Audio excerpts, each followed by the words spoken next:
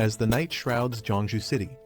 Suddenly, the city's tranquility is shattered by an explosion of purple lightning, striking the central tower.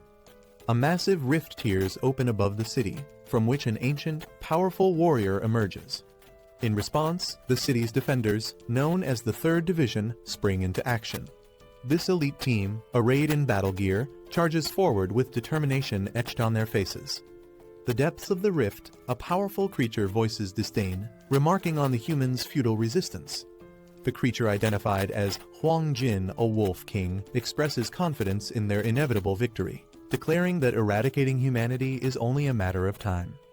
As the 3rd Division makes a desperate stand, with determination in their eyes, they counterattack, despite the overwhelming might of the enemy. Amidst the ongoing battle, a key member of the 3rd Division questions if they are dealing with a C-class portal, hinting at the unexpected strength of their enemies. The battle escalates as the Wolf King, unfazed by human resistance, declares it's too late for any realizations. One brave warrior takes a stand, insisting on handling the Wolf King personally. This allows her comrades to focus on the remaining threats. Mr. Wenyuan, a pivotal ally, arrives just in time.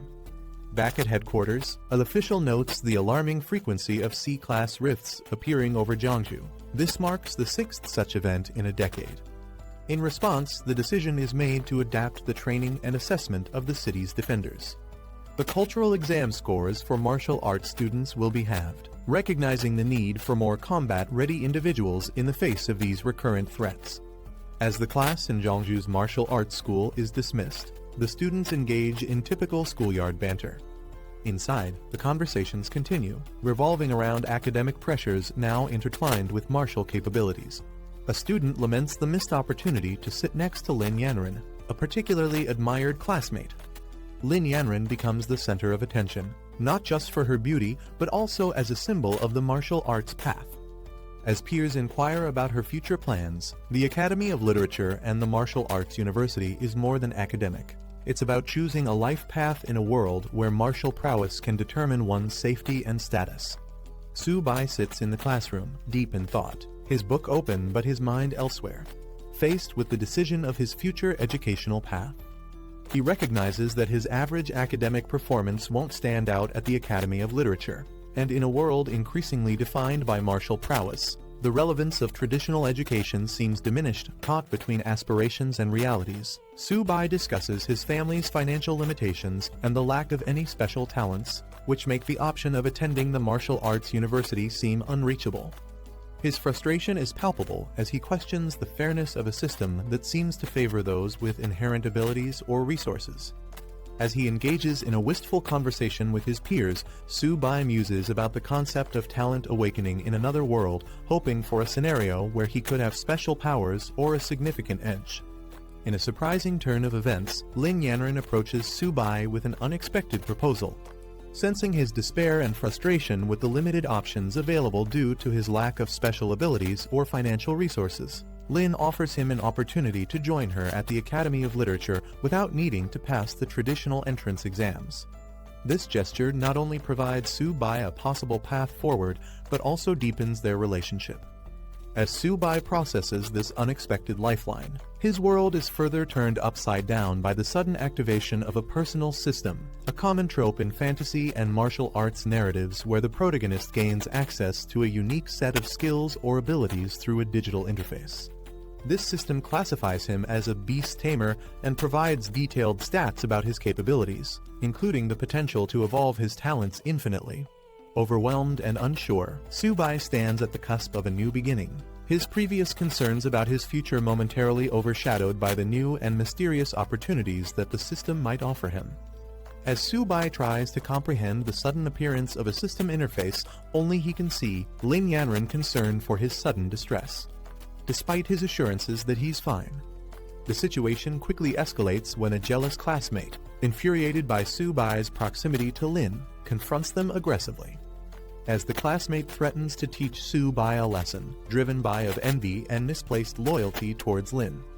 The escalating conflict in the classroom is swiftly interrupted by the arrival of a formidable teacher, who commands immediate silence. She brings with her exciting news for the students, effective immediately. Individuals who have awakened their abilities can enroll directly at Jeongju Martial Arts University without the need to pass the cultural exam. Additionally, the cutoff score for the literature exam has been halved for those with the potential to become martial artists, significantly easing the academic burden on students aiming to pursue a path in martial arts. This announcement offers a new horizon for Su Bai and his classmates, potentially altering their educational and professional futures. With the announcement of the new education policy, excitement ripples through the classroom. Students chatter about the lowered exam requirements and the new opportunities for those with awakened abilities. As the teacher offers immediate registration for awakened students, Lin Yanren and Su Bai share a significant glance. Lin speculates about the possibilities this new path could open for Su Bai, hinting at a future where he might not only attend the martial arts university but also rise to prominence within it. Su Bai walking confidently through the city streets, a mere high school student to a potential martial arts contender, setting the stage for his journey in a world where academic and martial prowess are intertwined with one's destiny. On September 18, 1906, a massive spatial rift opened in the sky above Jeongju, changing the course of history. From this rift, a host of terrifying monsters emerged, wreaking havoc across the city. The creatures were relentless, their attacks causing widespread destruction and chaos. As the situation grew increasingly dire, the armies of various countries mobilized, launching a concerted effort to combat these monstrous invaders. The battles were fierce and prolonged, with significant losses on all sides, but eventually, the combined military forces managed to repel the monsters. This event marked a pivotal moment for Jeongju, highlighting the city's vulnerability to supernatural threats and the global community's capacity to respond to such unprecedented crises. Despite repeated military efforts to contain the threat, the persistent rift continued to spawn monsters, prompting a drastic measure. Recognizing the relentless nature of the threat, a daring decision was made to send a suicide squad into the rift to gather intelligence and explore its origins. Inside, they discovered an expansive and boundless land, suggesting a complex network of worlds beyond their own. Faced with the enormity of this discovery, the world's militaries united to construct a formidable military base directly within the rift. This strategic move aimed to fortify humanity's defenses, allowing forces to engage the monsters at the source and potentially control or even close the rift. This base represents humanity's resilience and commitment to safeguarding their world from the continuous onslaught of extraterrestrial dangers. A new era for humanity officially began with the appearance of additional rifts in the sky. Following the first rift in 1906, a second and third rift appeared in quick succession by 1907, and soon more followed. Over the century, these rifts grew more frequent, each introducing a unique breed of monsters, leading scientists to name the interconnected dimensions behind the rifts the battlefield of 10,000 races. As these rifts proliferated, so did the battles and the species of monsters emerging from them. This ongoing war necessitated global cooperation, resulting in the construction of military bases within the rifts to combat the threats directly at their source. Interestingly, alongside the physical battles, a transformation occurred within humanity itself. The spiritual energy of Earth began to rise, awakening latent abilities in humans, giving rise to a new era of martial artists and superpowered individuals. As the intensity of the battles escalated, traditional weaponry began to fall short, replaced by the power of these newly awakened beings. This ongoing war between humans and the myriad of alien races from the rifts has continued to the present day, profoundly impacting every aspect of life on Earth, including educational reforms like those seen at Jeongju Martial Arts University, indicating the severity and widespread nature of this global crisis. Su Bai, having activated a system that grants him the ability to tame beasts, decides to harness this newfound power to safeguard his family in a world increasingly fraught with danger.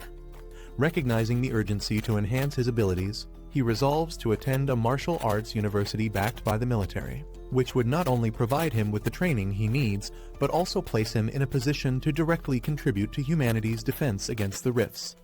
Fortunately, Su Bai's special ability to tame beasts qualifies him for admission without the need for traditional exams, a boon that aligns perfectly with the recent educational reforms. Armed with his savings of more than 2,000 coins, he approaches the university with determination, hopeful that his financial resources will be sufficient to cover any additional expenses. As he steps into the university, he remembers that his system is supposed to automatically detect and guide him towards suitable opportunities. Yet, upon entering, nothing happens, leaving him momentarily confused. He approaches the reception, seeking guidance on how to proceed, a tangible step towards realizing his dream of becoming a protector not just for his family, but for his city as well. Upon entering the university, Su-bai, declaring his newfound ability as a beast tamer, inquires about the types of beasts available for taming. He's directed to several options, each with varying prices and capabilities. The first beast he considers is a common black cat with a netherworld sliver bloodline, priced at 36,000 yen, which he finds prohibitively expensive given his savings. His attention then shifts to a 4-eared dog, which boasts a 6-eared demon wolf bloodline and comes at a slightly lower cost of 33,000 yen. Still exploring his options, he's shown more beasts, including one priced at 56,000 yen and another at 90,000 yen, escalating his dilemma as he balances the potential of each beast against the financial constraints he faces. Confronted with these high prices, Su-bai realizes that his savings might not stretch as far as he had hoped, putting him in a position to make strategic decisions about which beast might offer the best balance of cost and potential for his journey as a martial artist. Frustrated by the high prices at the university and feeling like the options available are ripping him off, Su-bai returns home. There, he expresses his discontent with how expensive each beast is just for their bloodline. Upon his return, Su-bai's mysterious system, which had been unresponsive until now, suddenly activates and proposes an unexpected taming opportunity, a small turtle. At first, Su-bai is taken aback and even amused that the system suggests taming a turtle, especially since it turns out to be the very turtle his father has been raising. This revelation brings a moment of comic relief and a touch of irony to his journey. Despite the initial surprise and seeming triviality of the beast, this twist might hint at hidden potentials or qualities in the turtle that are not immediately apparent. This situation sets the stage for Su-bai to explore, and perhaps uncover unique abilities that could significantly aid him in his quest to protect his family and thrive in a chaotic world. After his initial shock and amusement at the prospect of taming a seemingly unremarkable turtle, Su-bai reassesses the situation.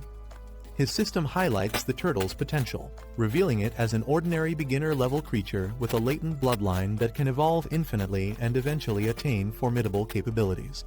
Intrigued by this revelation, Su-bai decides to embrace the challenge, tapping into his newfound ability to see beyond the surface and explore the unique advantages his first tamed beast might offer. Choosing to accept the turtle as his ally, Su-bai's attitude shifts from skepticism to curiosity and determination. He commits to enhancing the turtle's abilities, utilizing the system's guidance to unlock and maximize its potential. This decision not only marks the start of his journey as a beast tamer, but also symbolizes his growth in adapting to the challenges of his new abilities and the realities of a world where the supernatural becomes an everyday element of survival and combat. Su-bai's initial skepticism about his first tamed beast, a turtle, quickly transforms into delight as he discovers its potential. The turtle, affectionately named Zio-ba, turns out to possess the Xuanwu holy bloodline. Despite its humble appearance and size, Su-bai recognizes the turtle's significant potential and decides it's worth far more than he initially thought, refusing to consider replacing it for anything else. At home, Su-bai's enthusiasm about his new beast is met with protective suspicion from his sister, Su-zayomai, who asserts her attachment to Zio-ba, referring to it as Daddy's baby. As Su-bai and his sister interact with Zio-ba, the turtle unexpectedly demands food, revealing a more lively and engaging personality than Su-bai anticipated. Su-bai's situation escalates as Zio-ba, the seemingly unremarkable turtle, reveals a ravenous appetite that surprises everyone, including Su-bai and his sister Zayomai. When Su-bai notes the turtle's insatiable hunger, he speculates it might be a sign of impending evolution, hinting at the turtle's hidden potential linked to its holy bloodline. As Su-bai scrambles to find more food to satiate Zio-ba's hunger, the situation at home becomes chaotic. The turtle's appetite leads to an uproarious scene, leaving the house in disarray. Return home to what appears to be the aftermath of a robbery, only to find it's their son's new pet causing the commotion. Each family member's reaction, ranging from amusement to bewilderment, paints a vivid picture of life with a magically endowed pet. Su-bai quickly realized that the shadow of his ability had disappeared instantly, and the black tortoise bloodline was still dormant but consuming more energy. With that in mind, he decided to head towards a place. Arriving at a building with a distinctive dragon emblem, he entered.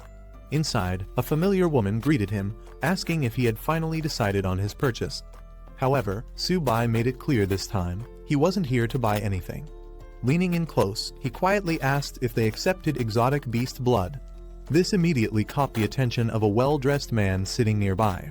Surprised, the man questioned whether Su-bai really had such a valuable resource. The man gave a nod of approval, allowing the woman to proceed as Su-bai stood ready. With a casual gesture, the man then invited Su-bai to sit and discuss further. Curious, he requested to examine the exotic beast blood first. Su-bai, confident in its quality, agreed without hesitation. Taking a small vial, the man carefully inspected it.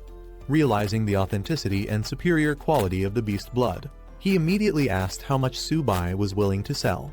Su-bai calculated the effort it took to extract the beast blood. Considering its worth, he expected at least 100 yuan. However, when the man casually offered 1,000 yuan, Su-bai was visibly shocked. His reaction made the man smirk, realizing Su-bai had a good understanding of the product's value. But before the deal could be sealed, the man suddenly laughed, revealing he was just joking. Given the exceptional quality of the beast blood, he corrected himself. The real price was 10,000 yuan. Hearing this, Su-bai was even more stunned. Just as he was about to react, the man continued, offering a final price of 15,000 yuan, making it clear he couldn't go any higher. Su-bai couldn't believe his blood was worth so much. He struggled to hide his excitement, but the thought of earning that much made it impossible to suppress his smile. Without hesitation, he agreed to the deal, though he casually remarked that if he weren't in urgent need of money, he wouldn't have sold it so easily. As he left, the man reminded him to return if he ever had more high-quality goods. Su-bai walked away, feeling satisfied. Checking his balance, he still couldn't believe it. Selling the exotic beast blood for 15,000 yuan meant he could sustain himself for a while now. As Su-bai walked, he received a call from his teacher, informing him that the academic results were out, and there was important news. He was instructed to come to school that afternoon to complete his application. However, before he could get more details, the signal cut out. Frustrated by the sudden loss of connection, he tried calling back, but had no luck. Just then, a warning screen appeared before him, detecting hostile intent nearby. It identified 3 enemies within range, all targeting him. Realizing he was being ambushed, Su-bai quickly turned around. One of the attackers was already approaching, gripping a large spiked club while grinning menacingly. Their leader confidently assumed he had something valuable after seeing the pet store owner's reaction. Without hesitation, he demanded Su-bai hand it over. Trying to reason with them, Su-bai explained that he only sold items, not bought them. Yet, luck was clearly not on his side. He quickly assessed the situation. Only one of them was a primary warrior, which meant he had a chance. Confidence sparked in his eyes. He wasn't afraid. However, the thug laughed at his expression, mocking his supposed cowardice and demanding the money. Su-bai appeared to surrender, curling up slightly, as if preparing to comply. He suddenly made his move, pretending to surrender, but instead hurling his turtle companion straight at the bald thug. Caught off guard, the thug quickly raised his weapon to strike, but the unexpected attack threw him off balance. His eyes widened in shock as he realized too late this was a trap. Panic took over as he let out a terrified scream. Su-bai took advantage of the opening, delivering a powerful counterattack that sent the bald thug flying. The force was so strong that it even made the thug imagine an egg cracking in his head. His 2 subordinates panicked and rushed to his aid, furious that Su-bai had dared to lay a hand on their boss. Without hesitation, they charged at him, weapons in hand. But Su-bai used his turtle companion's defense to shield himself. One of the attackers lunged, thinking he had Su-bai cornered. But Su-bai swiftly reacted, grabbing his fist mid-air, ready for the next move. He struck the incoming attacker, sending him flying backward. The second thug barely had time to react before he, too, was slammed into the ground. The bald leader, now regaining his footing, roared in fury. His face twisted with rage as he crawled forward, vowing to kill Su-bai. Su-bai quickly prepared to retreat. He called out to his turtle companion, signaling to pull back before things escalated further. With precise movements, he countered the bald thug's charge, flipping him over and sending him crashing hard into the ground. The thug howled in pain, his earlier confidence shattered. Subai stood tall, looking down at his fallen enemies. They had provoked him, and now they were paying the price. Just as he was about to leave, he noticed something strange. His turtle companion had somehow ended up next to the unconscious thug. Subai noticed his turtle companion holding something glowing in its mouth. Curious, he rushed over, questioning what it had found. Before he could react, the turtle tossed the object into the air. Subai caught it, realizing it was a Kai and blood potion, an incredibly valuable item worth tens of thousands. Shocked, he muttered that warriors typically absorb this potion over an entire month. Yet, his turtle had consumed it all in one go. He stared at the creature, now radiating energy, wondering if it could even handle such a massive boost. Subai's eyes widened as he felt a surge of power coursing through his body. His entire being radiated energy this time. The feeling of growing stronger was overwhelming. A system screen appeared before him, detailing his updated stats. His tamed beast's evolution had increased his attributes significantly, even granting him a new talent. Checking the turtle's stats, Subai was shocked its physique and defense had skyrocketed. The turtle had also grown in size, its shell now radiating with power. The Kai and blood potion had caused an immense transformation, leaving Subai stunned at how much both he and his beast had advanced. Subai recalled what he had learned in class. Normal high-level strength type exotic beasts usually only reached 30 in stats. Yet, his turtle was already exceeding that without even activating its full potential. Realizing the incredible potential his companion had, Subai decided it was time to leave. He patted the turtle, telling it they needed to get moving. Meanwhile, back at school, the academic results had been released, and it was time to submit applications. However, there was also a major announcement. Tomorrow, a special admissions teacher from Marshall University would arrive to conduct an ability test.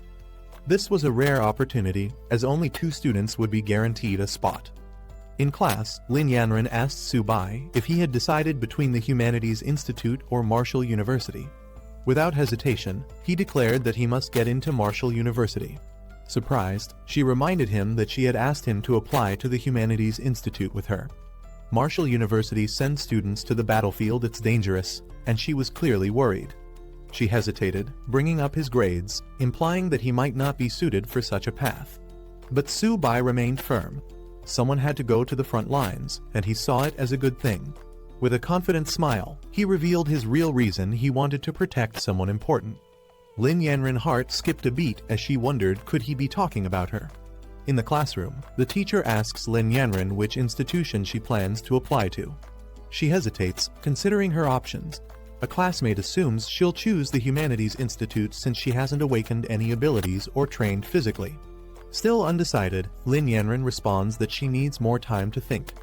Meanwhile, the teacher emphasizes the importance of this decision, instructing students to take their report cards home, discuss with their parents, and submit their applications by tomorrow.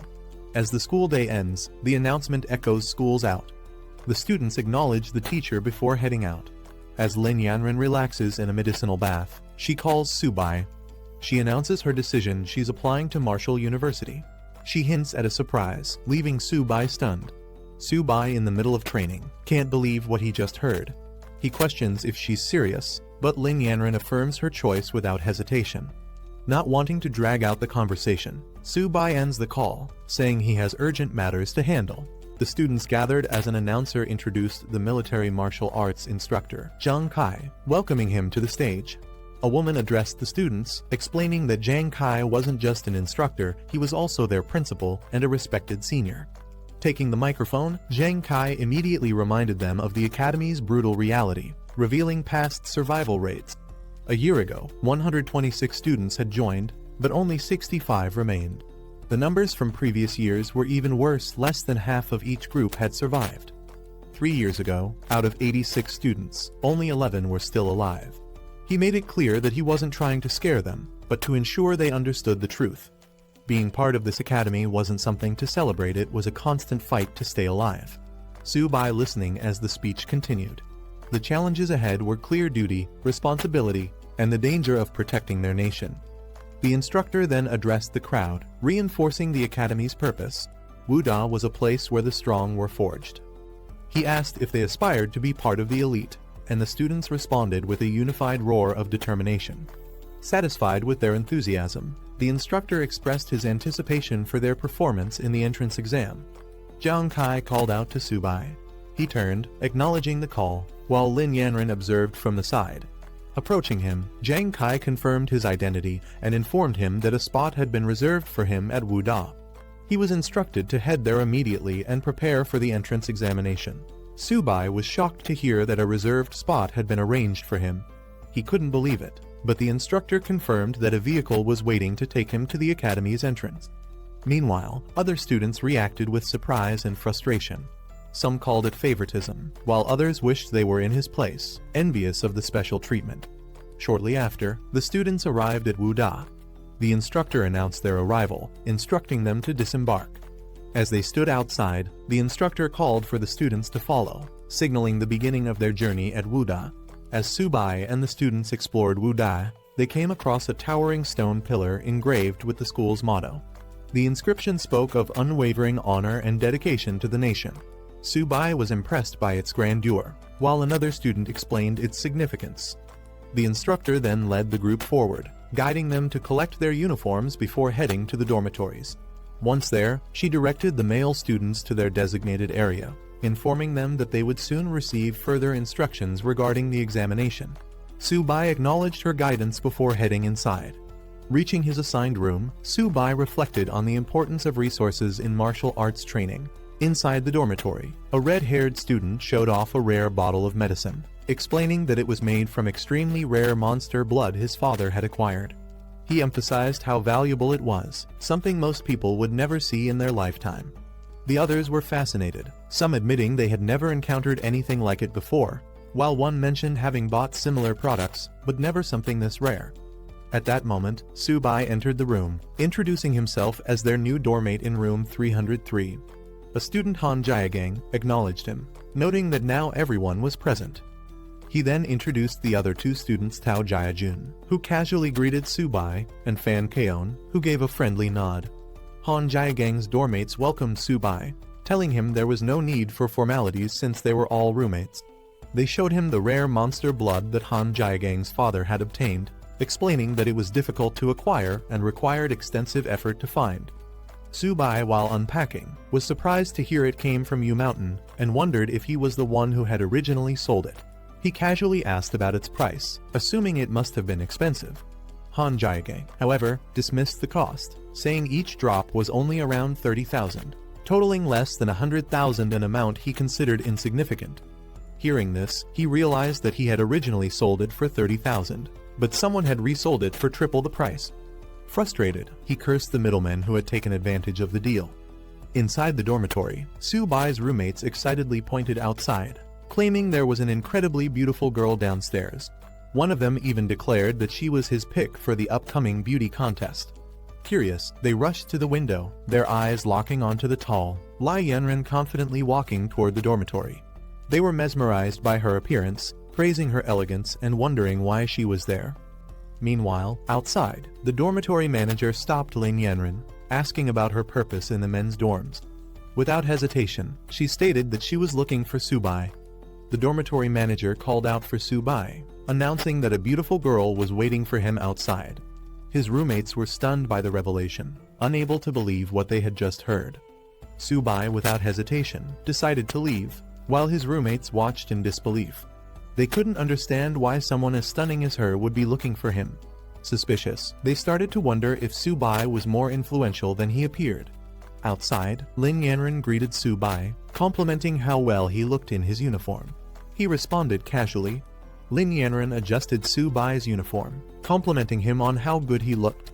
Subai was caught off guard by her sudden closeness, unsure how to respond. Meanwhile, his doormates watched from the window, completely stunned. Seeing Lin Yanren personally fixing Subai's clothes left them in disbelief. They were outraged, unable to accept that Subai was casually interacting with someone they considered a goddess. Lin Yanren then brought up the reserved spot at Wuda, asking if Subai was upset about it. He reassured her that he wasn't angry, though he had initially planned to earn his place through the entrance test. Lin Yanren thanked him sincerely, admitting she had been worried about his reaction. Subai simply smiled, placing a hand on her head, telling her there was no way he could be upset with her. Lin Yanran informed Su-bai that the entrance examination was approaching and offered him some pills to help. However, Su-bai declined, saying she had already helped him enough and should keep them for herself. Before leaving, Lin Yanran waved at Su-bai, telling him she'd see him tomorrow. Su-bai could only watch as she walked away. Meanwhile, inside the dormitory, the other students had been observing everything. Shocked that Su-bai had not only interacted closely with Lin Yanran, but had even touched her head, they were desperate to find out who he really was. Back in the dorm, Su-bai returned to a completely different atmosphere.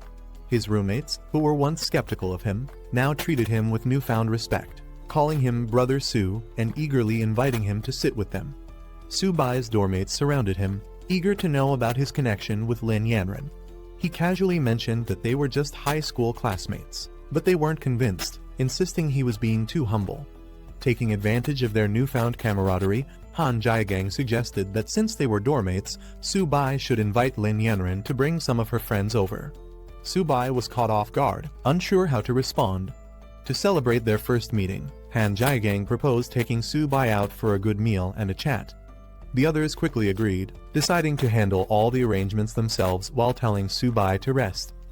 As they excitedly rushed out, Su-bai was left standing there, slightly overwhelmed by how quickly their attitude toward him had changed. After his dormmates left, Su-bai reflected on how interesting they were. He then took out Little Ba, letting it stretch out and breathe.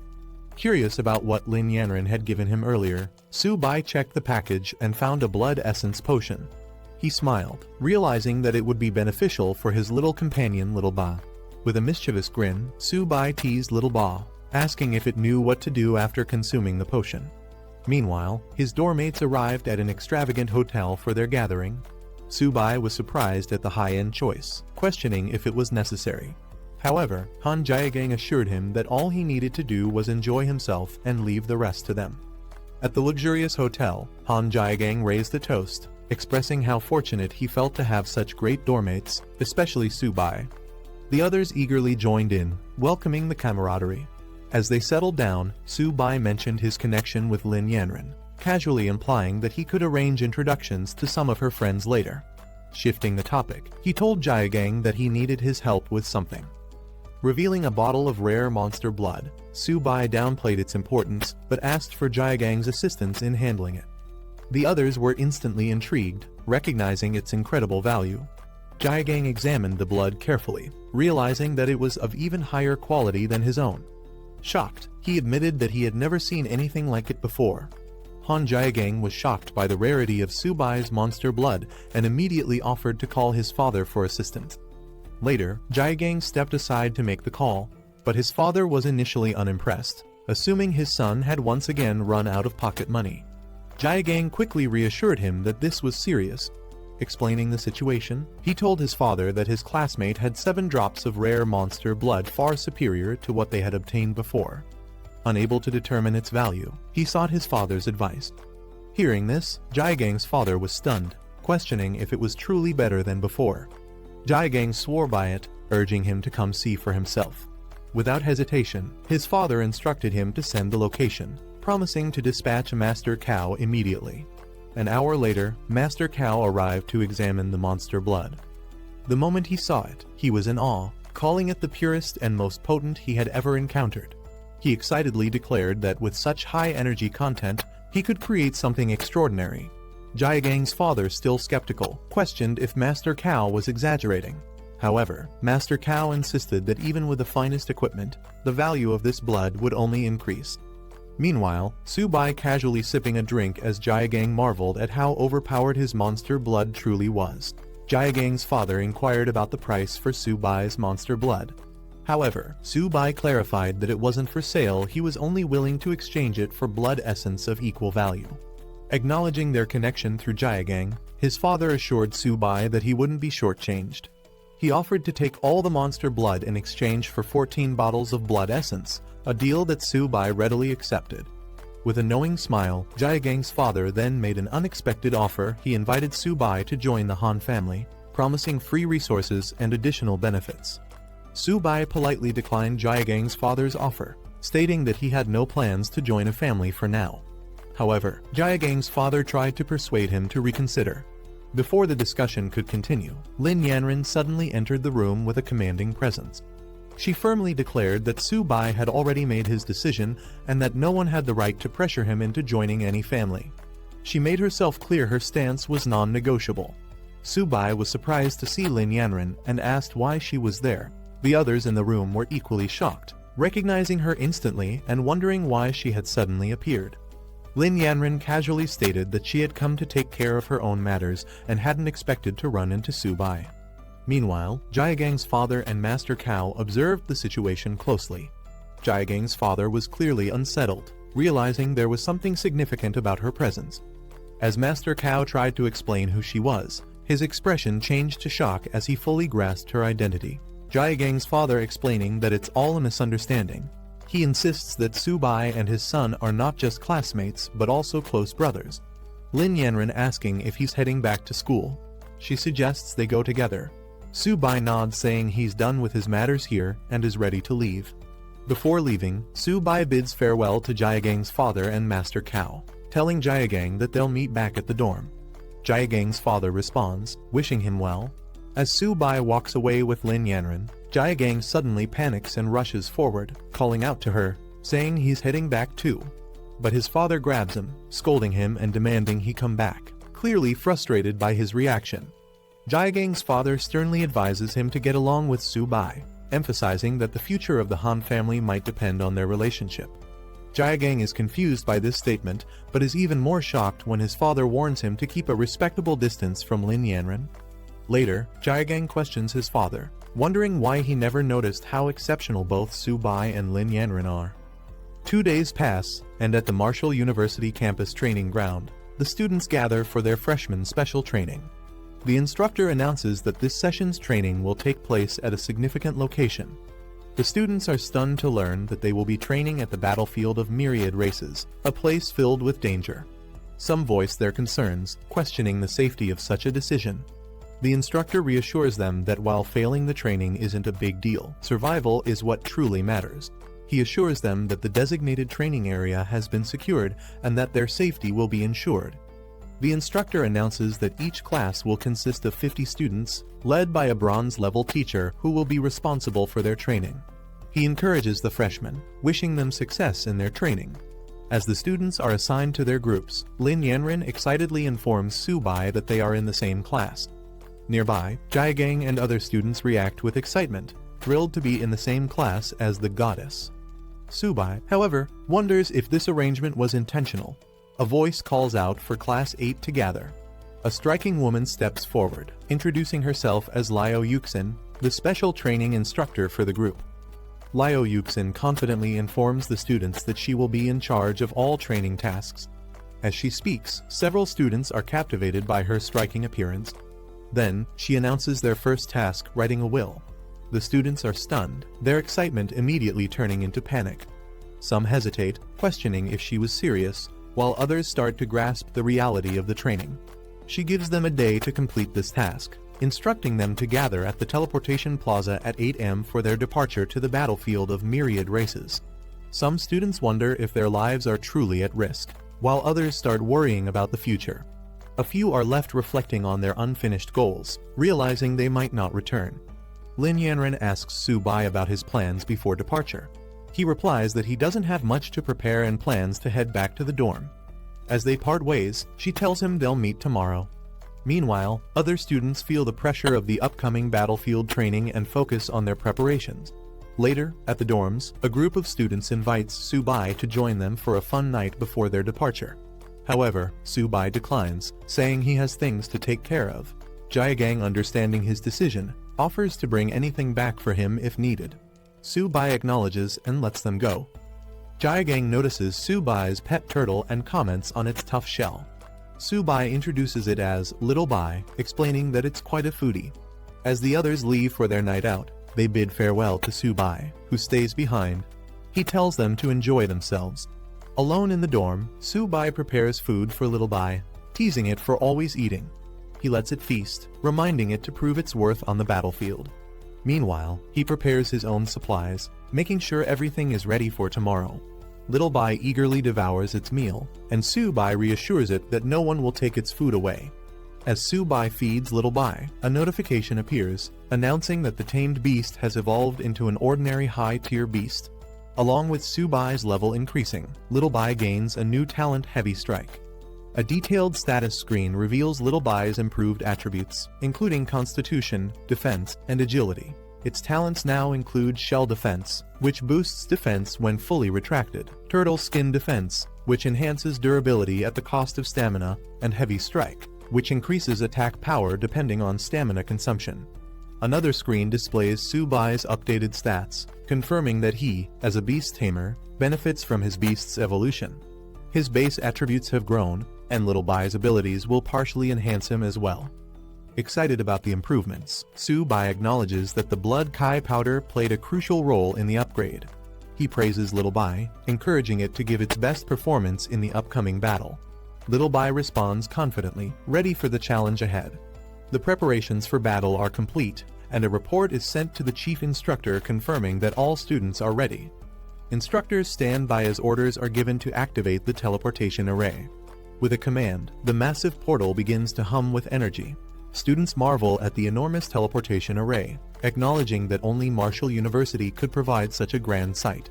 Before departure, Lin Yanran expresses concern for Su Bai, urging him to stay cautious on the battlefield. Su Bai reassures her with confidence, promising that they will complete their mission successfully. She nods, wishing him luck as they prepare to embark on their journey. As the teleportation process begins, Su Bai and the students step forward, preparing for the transfer. A bright glow surrounds them as the command is given. The students arrive at their destination, disoriented but amazed. Jiagang stumbles slightly, exclaiming in surprise, while others look around in awe. A student wonders if this is the military base within the battlefield of myriad races. They take in the vast structure, realizing they have truly arrived. Some are excited, marveling at the incredible technology, while others remain cautious about their new surroundings. Before the excitement can escalate, Liao Yuxin commands everyone to quiet down. She addresses a high-ranking officer, Deputy Commander Liatao, apologizing for the students' reactions, explaining that they are all new recruits who haven't seen much yet. The Deputy Commander of Military Base F-269 introduces himself, making it clear that rank doesn't matter here, everyone follows his orders. He demands acknowledgement, and the students, led by Liao Yuxin, respond in unison, affirming their understanding. As the commander addresses them, Jiagang questions why they should be impressed by a mere deputy commander. However, Su Bai observes the scar on his face, recognizing that he must be a seasoned officer. The commander then assigns their first task, cleaning the battlefield. However, it's not just about clearing debris. They must also eliminate any remaining shadow cats lurking in the area. He deems it a perfect test for new recruits stepping onto the battlefield for the first time. The deputy commander explains the reward system. Eliminating shadow cats earns merit points, which can be exchanged for valuable resources like blood kai powder and body refinement elixirs, helping students enhance their strength. Hearing this, the students become excited. Jiagang and others realize why so many risk their lives to enter the battlefield of myriad races. The opportunity to exchange merit points for potions makes the mission even more rewarding. Noticing their enthusiasm, the commander smirks, acknowledging their eagerness for action. Without wasting time, he gives the order to move out. The students respond energetically, ready to start. Su Bai, confident in his skills, looks forward to accumulating merit points. He also considers how much Little Bai will benefit from this hunt, anticipating a feast for his pet. The group arrives at a section of the base where wounded soldiers are being treated. Many are covered in injuries, fresh from battle, groaning in pain as they receive medical attention. Seeing this, the students are shocked. They question whether these injuries were caused by shadow cats, the lowest-ranked monsters. Doubt and fear spread among them. If even such weak creatures are this dangerous, how will they survive? One student panics, worrying about making it back alive. However, Liao Yuxin quickly shuts down the fear-driven murmurs, reminding them that the battlefield of myriad races is not a place for hesitation. Anyone who joined Marshall University should already be prepared for danger. Lin Yanran, feeling uneasy, tells Su Bai to stay close to her in battle, not wanting anything to happen to him. Su Bai acknowledges her concern, but he knows they must remain vigilant at all times if they want to make it through alive. A soldier reports to the deputy commander that they have been guarding the northern gate and have successfully eliminated 35 beasts that attacked the camp. Awaiting further orders, the commander decides it's time for the recruits to experience the true nature of the battlefield. With a firm command, he orders the camp gate to be opened. Liao Yuxin reminds them that this is a rare opportunity, as Deputy Commander Liatao himself is leading the team. They must prove themselves in battle. Liatao warns the recruits, having left their wills behind, they must now be prepared to walk alongside death every second from here on out. The commander addressed the gathered rookies, ensuring they were ready for the mission. With their confident response, he wasted no time giving the order to move out. Meanwhile, the strike force was instructed to follow and provide protection.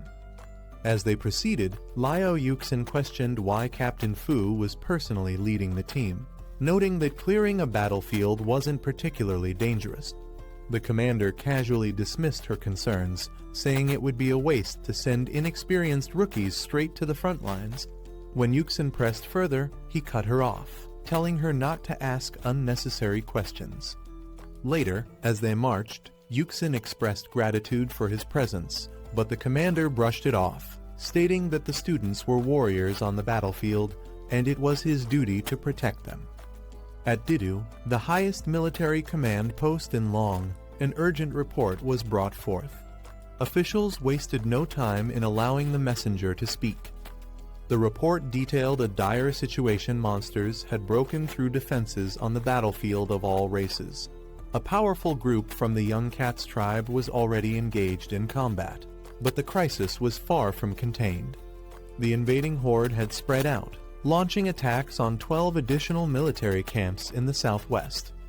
A high-ranking officer swiftly took charge, ordering an immediate assessment of the monsters' movements and warning other camps to prepare for battle. He emphasized the importance of protecting the new students from Wuda, as they represented the future of Long. The command was clear: these recruits must be safeguarded at all costs.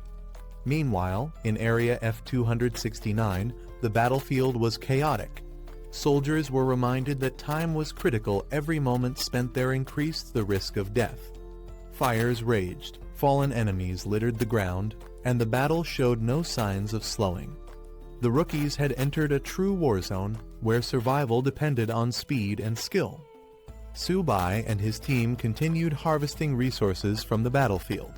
One of them pointed out that the hides, blood, flesh, and claws of the Yaoming cats could be used to craft weapons and medicines. Another remarked that with such valuable materials, it was no surprise that many people were willing to venture into such a dangerous place. Excitedly, someone announced they had found another monster core, celebrating their luck. Su Bai focused on gathering more resources, planned to collect additional cores to exchange for blood spirit essence. He figured this would allow his companion, Little 8, to level up once again. However, his interface suddenly flashed with an urgent alert. 164 Yaoming cats were rapidly approaching from 3 kilometers away in the southwest forest. The warning classified the situation as an extreme danger, rating the threat level at 5 stars and the danger to life at 4 stars. Su Bai was taken aback. The last time his system had issued a warning, it was for a minor threat, a low-level martial artist. But now, it was flagging a 5-star, life-threatening crisis. Alarmed, Liao Yuxin noticed his change in expression and immediately asked what was wrong.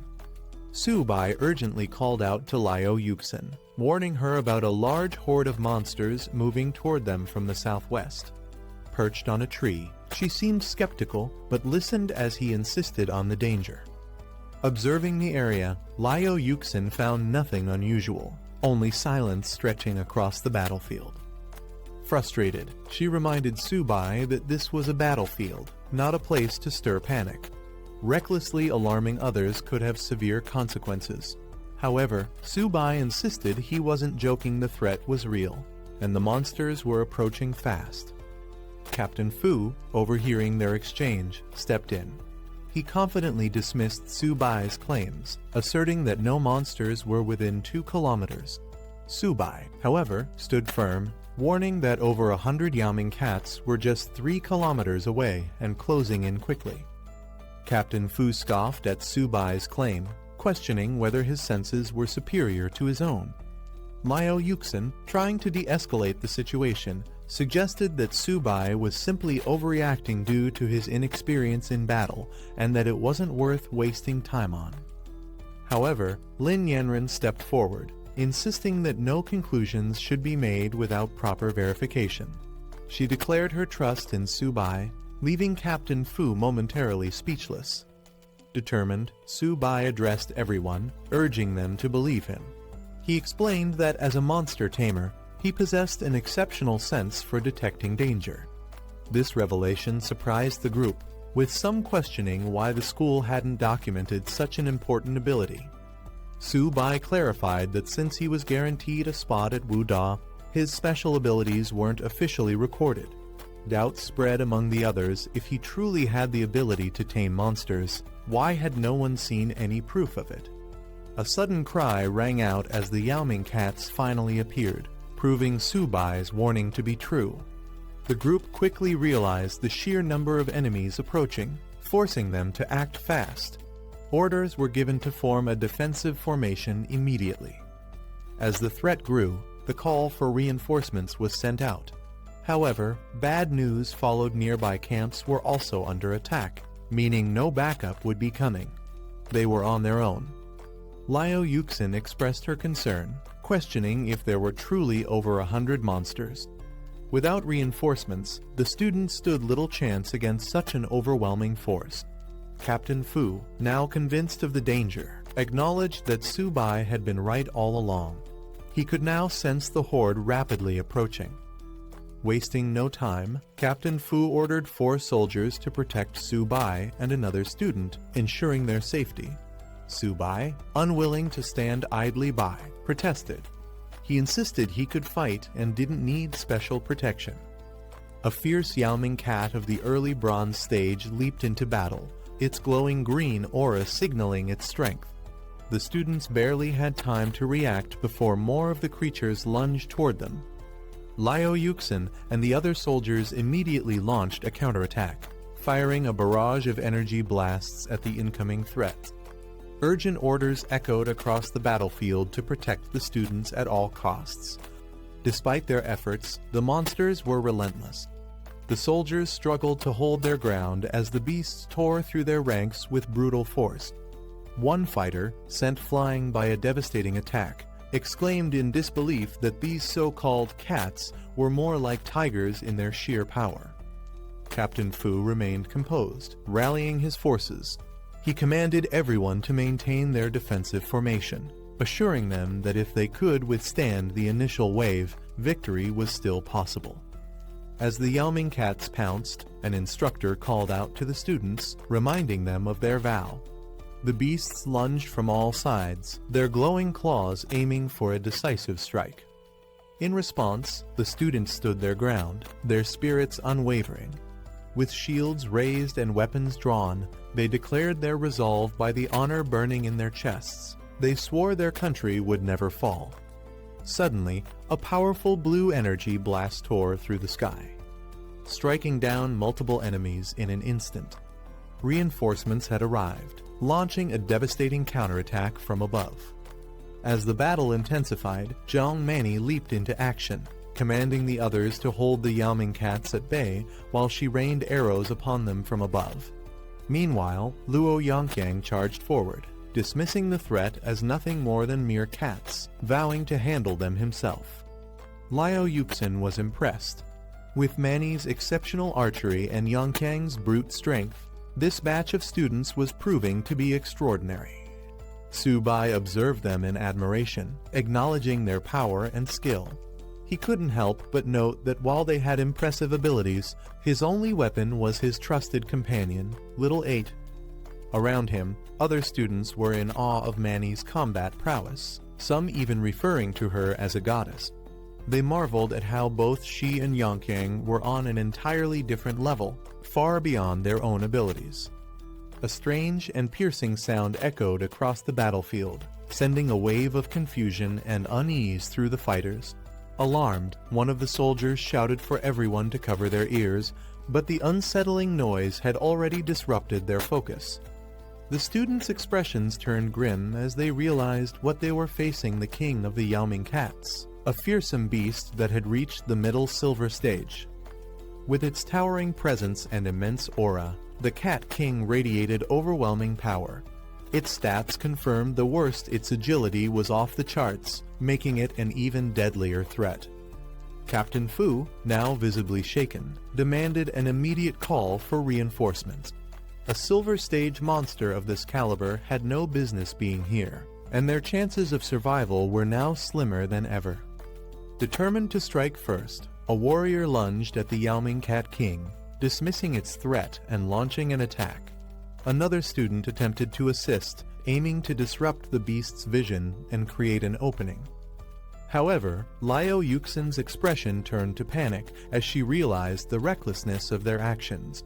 She shouted at them to retreat, warning that a silver stage monster was not something they could handle so carelessly. Before they could react, the Cat King countered with a devastating energy attack, sending its challengers flying through the air. The overwhelming force of the beast was undeniable, and the reality of its power became clear as one of the students crashed hard into the ground, unable to withstand the impact.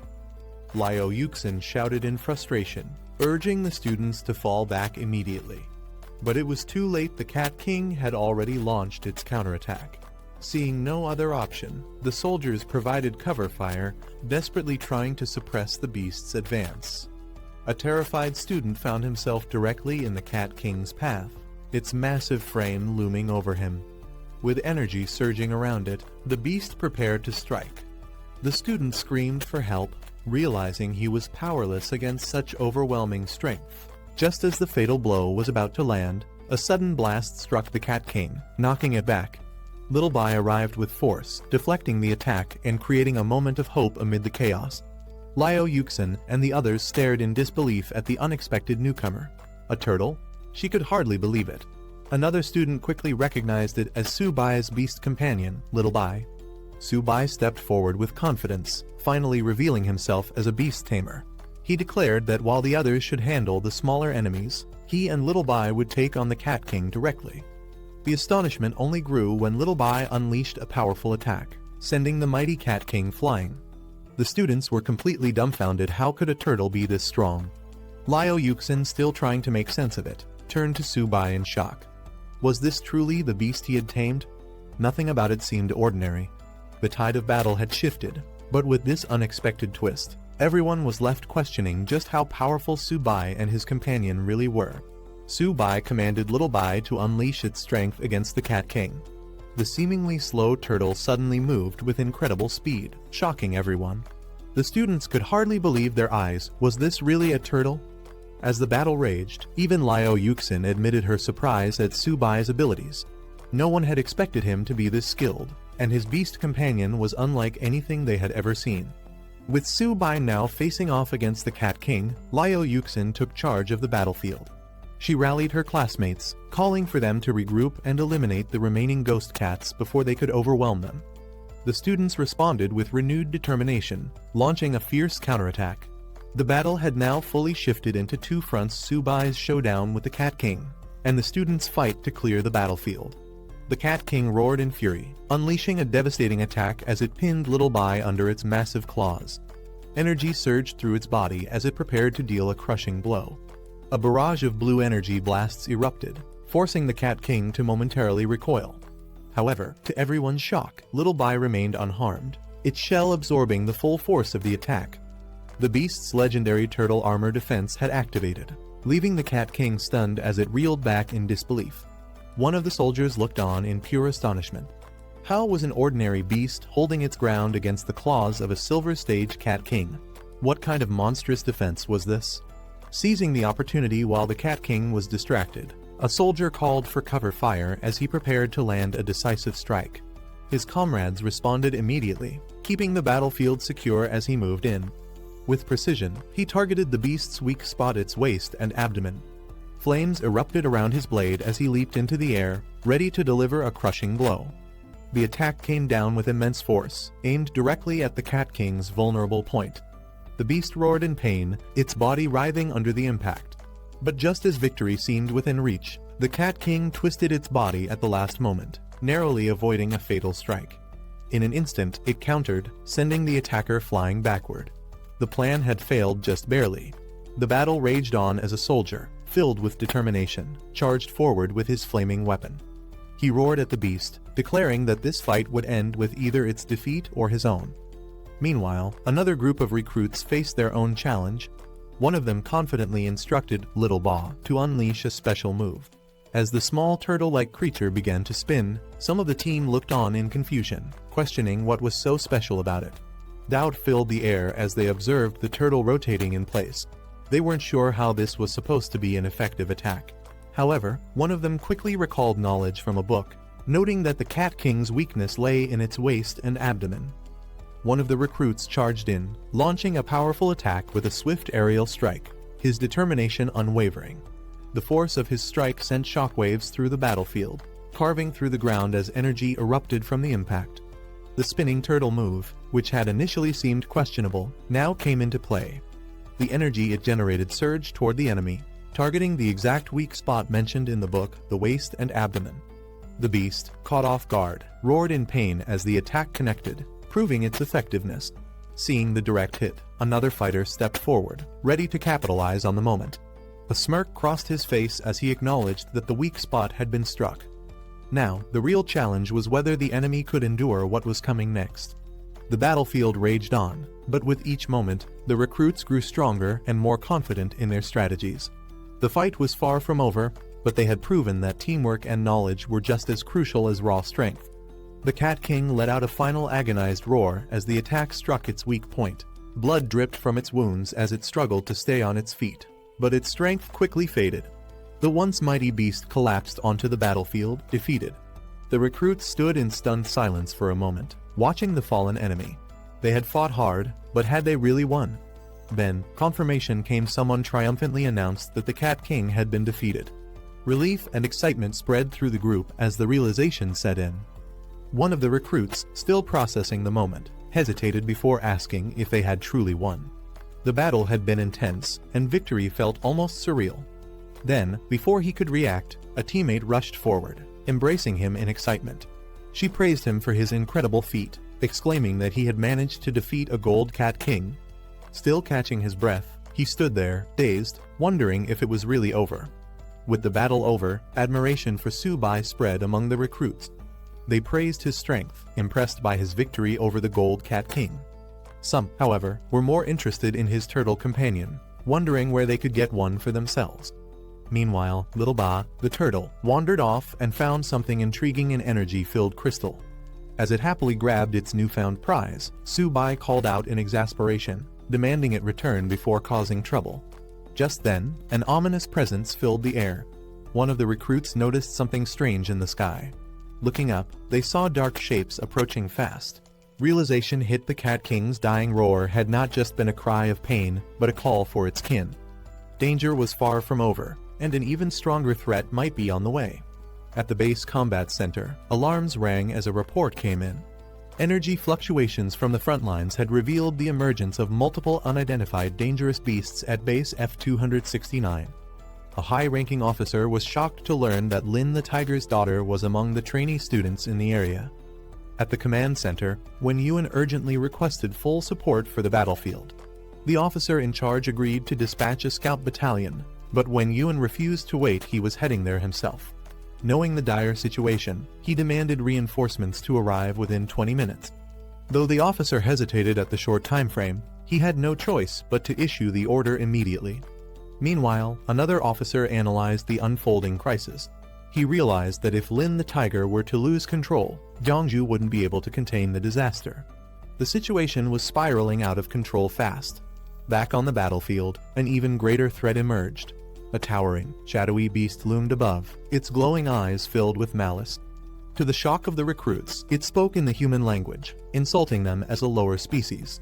The realization hit hard. Beasts capable of understanding and speaking like humans were supposed to be at the peak of the food chain, far beyond anything they should be encountering. Panic set in as they rushed to form a defensive formation, placing their wounded in the center. As the recruits caught their breath, a dark and menacing presence emerged. A massive shadowy beast loomed over the fallen Cat King, its sinister red eyes filled with rage. It growled in contempt, furious that mere humans had dared to slaughter its kin. Before anyone could react, the creature lunged at the Cat King's lifeless body, devouring it in an instant. The recruits stood frozen in horror. Something this powerful shouldn't even exist here. It was an impossibility, a nightmare come to life. A warning notification suddenly flashed in front of one of the recruits. The system detected an extreme threat. A gold-level beast had appeared. The message was clear. Immediate evacuation was the only chance of survival. Then, the true horror revealed itself. Standing before them was a mutated Shadow Cat King, a monstrous entity unlike anything they had faced before. The combat analysis was grim. It was bloodthirsty, with the ability to enter a frenzy state, doubling its attack power at the cost of its defense. Panic spread among the recruits as they faced the reality of their situation. A gold-level beast was something even their instructors had never encountered before. One of them broke down, terrified and desperate to leave, while another grimly pointed out that reinforcements hadn't arrived yet. With no other option, the deputy commander took charge. He ordered everyone to escort the wounded to safety, while he stayed behind to hold off the monstrous enemy. With a determined battle cry, he charged straight at the beast, ready to risk everything. However, his courage was met with brutal reality. The beast barely acknowledged his attack, swiping him aside effortlessly. The deputy commander was sent flying, the overwhelming power difference evident. The creature mocked him. Was he really foolish enough to challenge it alone? Seeing their leader in danger, one of the recruits quickly shouted for Little Ba to step in and protect him. The battle was far from over, but the gap in strength was becoming painfully clear. Little Ba launched itself into action, intercepting the gold-level beast's devastating attack. Flames and energy surged through the battlefield as the turtle bravely took on the monstrous foe, its shell acting as an impenetrable barrier. The beast staggered back in disbelief. Despite its overwhelming power, it couldn't break through the turtle's defenses. It was forced to acknowledge the creature's resilience. This turtle's shell was unbelievably tough. But even the strongest defense had its limits. Deep cracks formed across Little Ba's shell as it bore the brunt of the attack. One of the recruits rushed forward, eyes filled with concern, calling out to see if the brave turtle was still alright. Su Bai staggered, blood trickling from his lips. Lin Yanren, noticing his condition, immediately panicked. He was injured. But something was off. Su Bai wasn't in a direct fight, so how could he be wounded? Liao Yuxin, observing from a distance, couldn't believe it either. She speculated that this might be due to the beast tamer talent, Origin Confluence, a rare ability. The commander, however, found it hard to accept and decided to check on Su Bai himself. A system warning confirmed their suspicions. Su Bai's tamed beast was in critical condition, and because of Origin Confluence, he was sharing its pain and injuries. As they reached him, they found no external wounds, yet his body showed clear signs of strain. Yuxin marveled at the possibility that Su Bai had truly mastered this legendary beast-taming skill. Lin Yanren anxiously asked if he was alright, and despite his weakened state, Su Bai managed to assure them he was fine. Liao Yuxin quickly realized that Su Bai was suffering from the attacks meant for his tamed beast, the silver-level nether cat. Knowing he couldn't withstand the damage alone, she immediately called for support. Lin Yanren agreed they couldn't let him fight by himself. The other trainees rallied behind them, weapons drawn, ready to assist. Meanwhile, the enemy loomed in the shadows, glowing eyes burning with disdain. It scoffed at their efforts, viewing them as nothing more than insignificant pests. As the battle erupted, Liao Yuxin and the others charged forward, launching an assault on the beast. But just as she prepared to strike, something unexpected happened. Her expression changed as she sensed imminent danger. With wide eyes, she realized she had miscalculated. Lin Yanren rushed forward, pushing Su Bai out of harm's way as a dark force surged toward them. A massive explosion erupted, engulfing the battlefield in flames. As the smoke cleared, Lin Yanren held onto Su Bai, her eyes widening in disbelief. Su Bai, now steady, smirked with confidence. He revealed that the crystallization of the Silver Cat King had finally been fully absorbed. Su Bai's tamed beast, the little tortoise, had undergone a breakthrough, advancing to bronze tier with significantly enhanced attributes. Its new talents granted it a powerful defensive barrier, a spirit-infused form for combat, and even the ability to manipulate gravity. A brilliant golden light engulfed the battlefield as the tortoise evolved into a massive armored beast. Liu Yuxin and the commander could hardly believe their eyes. This wasn't an ordinary upgrade. Could it have reached an epic-level transformation? Meanwhile, Lin Yanren helped Su Bai to his feet, relieved to see that his injuries had healed. Su Bai assured her that he was fine now. Su Bai stood tall, commanding his tamed beast to eliminate the enemy. In response, the newly evolved tortoise unleashed its power, striking with devastating force. The monstrous foe was sent flying, crashing into the ground with immense impact. The commander, unable to believe what he had just witnessed, noted that despite only being bronze tier, Su Bai's beast radiated an overwhelming presence. As the dust settled, the once dominant beast lay defeated, thrown into the distance like it was nothing. The Cat King, enraged by its defeat, let out a terrifying roar as dark energy crackled around it. Consumed by fury, it declared its intent to annihilate everyone. Seeing its berserk transformation, the commander urgently warned the team to retreat. This fight had escalated beyond expectations. With a sinister laugh, the Cat King unleashed its shadow clones, summoning multiple monstrous figures that lunged toward the group. There was no time to escape. Combat was inevitable. Before the clones could reach their targets, Su Bai's tamed beast took action. The golden tortoise roared, its immense body shielding the team from the incoming attack. Su Bai didn't hesitate. He commanded his beast to put an end to the chaos. In an instant, a powerful gravitational force erupted from the tortoise, pulling everything toward it. One of the trainees struggled to defend himself as a shadow beast lunged at him, its claws aimed for a lethal strike. But before it could land, a massive force pulled the creature away. Su Bai's tamed beast unleashed its gravitational might, sending the enemies hurtling through the air. With an earth-shattering roar, the armored tortoise stood tall, radiating an unstoppable power. Su Bai's eyes burned with determination as he commanded his beast to go all out. Responding to its master's call, the golden tortoise let out a deafening roar, gathering an overwhelming surge of energy in its core. The air trembled as it unleashed a massive energy blast, a blinding beam of golden light shooting toward the heavens. The shockwave from the attack spread across the battlefield, forcing everyone to shield themselves. As the golden energy engulfed the battlefield, the enemy was completely overpowered. From a distance, a man watched from atop a tree, intrigued by the overwhelming scene before him. Down below, the surviving warriors scrambled to clear the battlefield, tending to the wounded and gathering what remained. After the battle settled, the man approached, relieved to see Lin Yanren unharmed. She assured him that she was fine, then curiously asked about his sudden arrival. Meanwhile, the deputy commander of the F-269 military base provided a report. During the battle, their forces worked alongside university students and mentors, eliminating over 800 nether cats, including bronze, silver, and even a gold-level beast. He explained that they were now assessing casualties and tending to the wounded.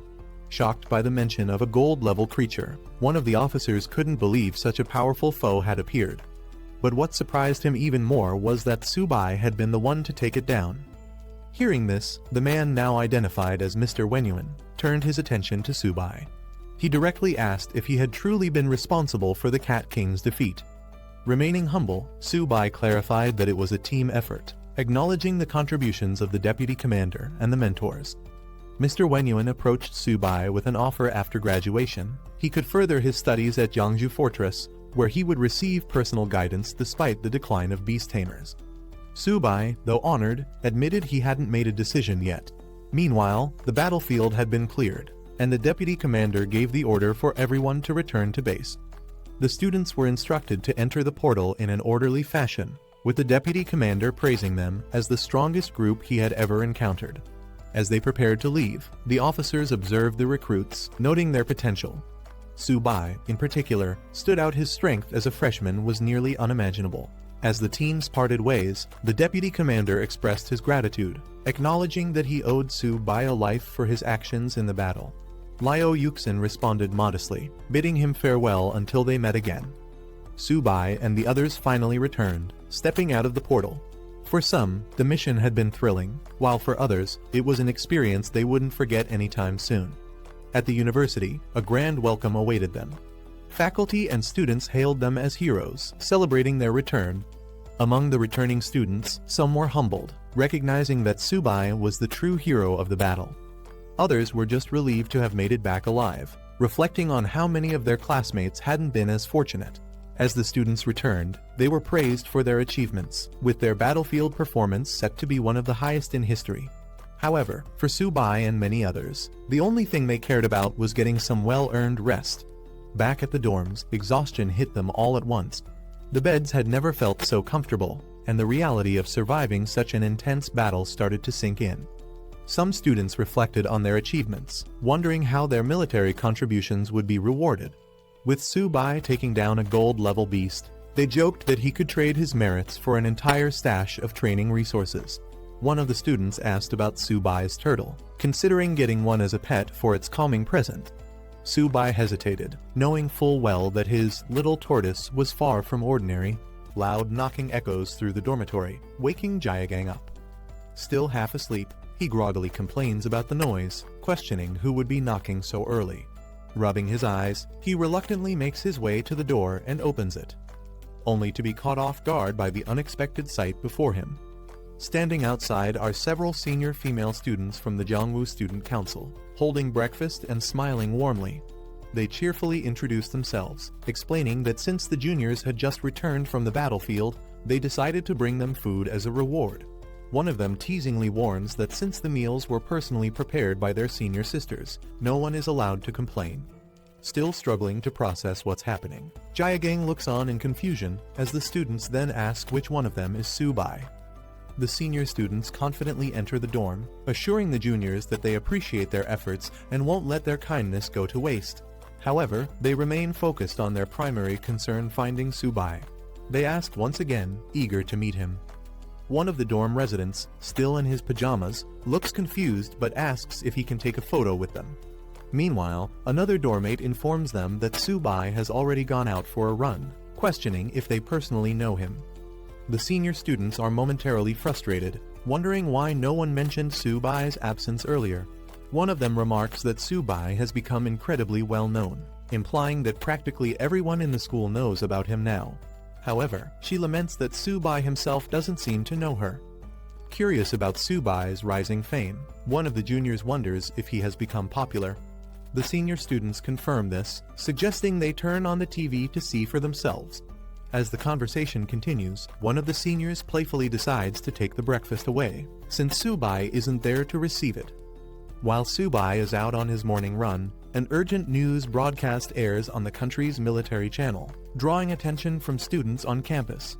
The news report announces a major event just the previous day. A large-scale attack occurred across multiple military bases, led by 10,000 races of ferocious beasts. The attacks devastated several provinces, leading to chaos and destruction. The report highlights that among these beasts, some exhibited golden-level combat power, making the battle even more intense. Many students from different regions lost their lives in the onslaught, unable to withstand the overwhelming force of the beasts. However, amidst the tragedy, there was also resistance. The broadcast then shifts focus to Jiangsu Martial University, where both instructors and students fought bravely against the invading creatures. Their efforts led to the defeat of several high-ranking beasts, including one golden-level ferocious beast, a silver-level beast, multiple bronze-level creatures, and countless ordinary monsters. The news serves as a reminder of the harsh reality of battle, but also a testament to the strength and resilience of those who stood their ground. The news broadcast takes an unexpected turn as it highlights Subai, a first-year student who astonishingly held back a golden-level ferocious beast single-handedly. Despite being under heavy attack, he achieved the remarkable feat of cross-tier killing, fighting alongside instructors and military experts. The report emphasizes that while many forces were overwhelmed, Jiangsu Martial University stood victorious, proving their strength in battle. Following this revelation, the military announces honors for the university's participants. All involved students and instructors will receive a second-class merit and be awarded the Great Wall Silver Medal.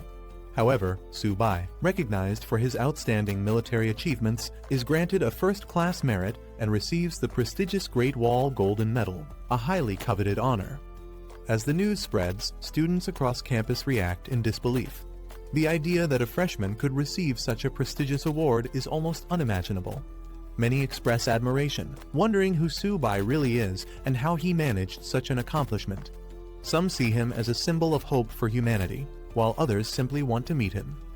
Amidst the growing attention, one enthusiastic girl boldly proclaims that she wants to date Su-bai, sending the crowd into an excited frenzy.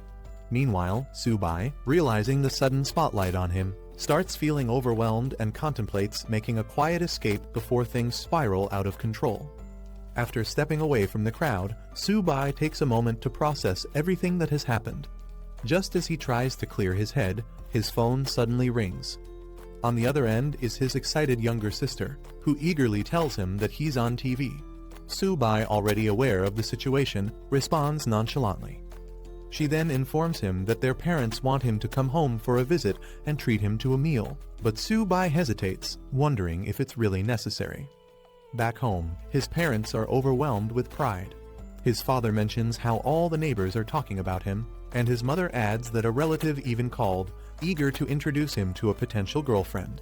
His sister, realizing the growing attention on their family, urges him to return soon before people start showing up at their house uninvited. After considering everything, Su-bai decides to take a short break and visit home since his tests have just ended. He acknowledges that his sudden fame will likely make his father so proud that he'll be grinning in his sleep. As Su-bai arrives home, he is immediately met with an overwhelming reception. The entire neighborhood seems to be gathered, excitedly announcing his return as if welcoming a legendary hero. Caught off guard, Su-bai is bewildered by the attention, questioning whether all of this excitement is really for him. Before he can process it, a crowd quickly surrounds him, showering him with praise. Familiar faces from his childhood emerge, eagerly reminding him of their past connections. The overwhelming enthusiasm makes Su-bai realize that his sudden fame has spread far beyond what he expected. As he finally steps into his home, his family rushes to greet him. His sister excitedly throws her arms open, thrilled that he has returned, while his parents beam with pride. The warm welcome, though intense, reminds Su-bai that no matter how much his world changes, his family will always be his anchor. As soon as Su-bai arrives, the overwhelming hospitality of his neighbors kicks in.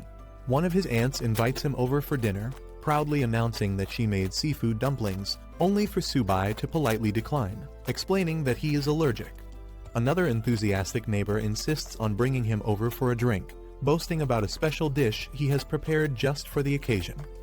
Realizing that the situation is getting out of hand, Su-bai's father steps in, thanking everyone for their kindness but explaining that the family has already prepared a meal at home. He assures them that once things settle down, Su-bai will make time to visit each of them. Su-bai agrees, knowing he can't refuse everyone outright, but hoping to escape the immediate flood of invitations. The situation takes a turn when one of the elders eagerly suggests introducing Su-bai to her granddaughter, hoping to set them up. Before Su-bai can even react, another person interjects, claiming that she isn't worthy and that they should introduce him to someone else instead. Overwhelmed and unsure of how to respond, Su-bai finds himself stuck in the middle of their matchmaking plans. Later, back home, Su-bai vents to his sister, regretting that he didn't sneak in under the cover of darkness to avoid all the attention. His sister laughs, teasing him that it wouldn't have mattered one of their aunts had already stationed herself near their house, waiting to introduce her granddaughter to him no matter what. Realizing he's completely trapped by his newfound fame, Su-bai sighs, wondering how long this chaotic homecoming will last. After the chaotic welcome from his neighbors, Su-bai finally makes it home, where his parents prepare a warm family meal. His mother informs him that his father is personally cooking today, and she asks his sister to assist in the kitchen while telling Su-bai to take a break. Dropping his bag onto the couch, Su-bai slumps down and stretches, savoring the rare moment of peace. He leans back, relieved to finally take a breather after everything that has happened. A glowing Sitem screen suddenly appears before him, flickering with mysterious data. Shocked, Su-bai instinctively reacts, raising his hand as he tries to comprehend what's happening. As Su-bai stares at the system window, a message appears, notifying him that a contractable creature has been detected, a little kitten. The system prompts him with a choice, tame or give up. Confused by the sudden activation of what seems to be a Beastmaster ability, he hesitates, trying to make sense of it. His sister notices his distracted state and asks what's wrong. Su-bai, still bewildered, turns to her and asks if their family has a cat. She casually confirms, directing his attention to their pet. Looking over, Su-bai spots a small white kitten happily eating from its bowl. He questions if this is the creature the system was referring to and jokingly wonders if they could have gotten a more high-end pet. His sister, clearly attached to the kitten, defends it, saying it's adorable. She explains that she found Bai a few days ago on the road and decided to bring him home. Still processing the strange system prompt, Su-bai watches the little kitten, wondering if there's more to this unexpected situation than meets the eye. Seeing how much his sister adores the kitten, Su-bai decides to go along with it, agreeing that it's cute. However, his curiosity lingers as he glances at the system screen, which has revealed surprising information. The kitten, seemingly an ordinary stray, actually possesses a lineage of the white tiger's sacred beast, and has the potential to grow infinitely strong, eventually capable of slaying gods. Shocked by this revelation, Su-bai struggles to believe that this small creature could be so powerful. The system further details its stats, showing its talents, including sharp claws that double both attack speed and power, and its evolution method eating. Confronted with the choice once again, Su-bai hesitates only briefly before deciding that taming it first would be the safest option.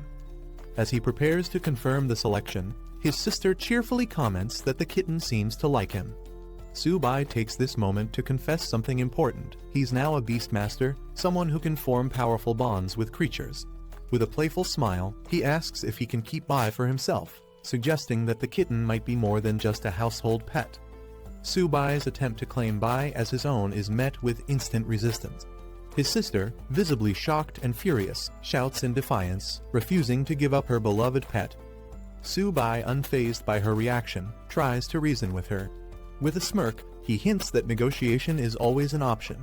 Sensing an opportunity, he casually suggests offering her a laptop in exchange for the kitten. Determined to convince her, Su-bai ups the ante, reminding her about a dress she had been eyeing. But before he can even finish his sentence, his sister dashes away, declaring that there will be no negotiations whatsoever. Amused, Su-bai chases after her, trying to bargain while she evades him at all costs. Their mother watches the ridiculous scene, completely bewildered by their antics, questioning what on earth is happening between the two siblings. After 2 days at home, Su-bai finally returns to campus, relieved yet slightly exhausted. As he walks through the school gates, students begin whispering, questioning if he's really Su-bai. Some recognize him as the one who received the golden medal, but others are more puzzled by the sight of a cat peeking out of his bag, wondering if he's secretly a cat lover. Inside the bag, Bai, the white kitten, shares the cramped space with a small, confident lizard, who reassures Bai that as long as they're with the big boss Su-bai, they'll be fine. However, Bai seems annoyed by the lack of space, grumbling about being crowded. As Su-bai walks across campus, more students take notice of him. Some seem unimpressed by his average appearance, yet they're shocked by how many girls visit his dorm looking for him. Realizing that his fame isn't dying down anytime soon, Su-bai internally debates wearing a mask to avoid unwanted attention. Before he can settle back into campus life, an urgent announcement echoes across the school, summoning him to the principal's office. Hearing his name repeated over the loudspeakers, Su-bai sighs his return to school is already off to an eventful start. As Su-bai makes his way to the principal's office, he wonders what exactly the principal could want from him. Upon arrival, the principal warmly welcomes him, praising him as a true man of Huaxia for his outstanding performance at the F-269 military base. As a reward for his achievements, the principal offers Su-bai a chance to request anything he wants from the school. Though Su-bai responds humbly, thanking the school and principal, he internally knows that getting anything valuable won't be easy. With the principal known for being notoriously stingy, even securing a little food money for Zio by his kitten could be a struggle. After a moment of thought, Su-bai pretends to be considerate, suggesting that he doesn't want the school to spend too much on his reward. Then, with a completely straight face, he requests 100 golden tier beast cores, an incredibly high-value resource. The principal is completely stunned by Su-bai's request for 100 golden tier beast cores, nearly choking in disbelief. He exclaims that even if Su-bai were to break his bones, there's no way the school could provide such an outrageous reward. Frustrated, he even jokingly offers to hand over his position as principal instead. Seeing the reaction he expected, Su-bai quickly lowers his demand, saying that 100 silver tier beast cores would also be acceptable. However, the principal immediately shuts down that idea, reminding Su-bai that his current military merit isn't even enough for a fraction of that. Still determined, Su-bai tries to bargain, suggesting that the school could exchange the golden medal he received for 50 silver tier beast cores instead. He emphasizes how much he has sacrificed for the school, trying to guilt-trip the principal into agreeing. The principal, however, shifts gears, giving Su-bai a serious speech about the responsibility of the strong to protect the weak. He insists that saving people should be Su-bai's mission, emphasizing the moral duty of his strength. Su-bai listens but remains silent, knowing full well this is just an excuse to avoid giving him his reward. Not wanting to waste more time on empty words, Su-bai cuts off the speech, firmly stating that they should skip the nonsense and just give him 50 silver tier beast cores. Realizing that Su-bai won't back down, the principal finally relents, acknowledging Su-bai's talent and agreeing that the military and school won't let a genius like him go to waste. The principal, after much hesitation, finally makes a decision he will give Su-bai 10 bronze tier beast cores. Su-bai is immediately outraged, exclaiming that such a low-tier reward is unacceptable. Not willing to back down, Su-bai pushes for at least 20. However, the principal flares up, countering with a firm offer of 15 cores, take it or leave it. Realizing he won't get anything more out of this negotiation, Su-bai accepts the deal, though internally he finds the whole situation ridiculous. He mentally notes that the principal is as stingy as expected, clearly unwilling to part with better rewards.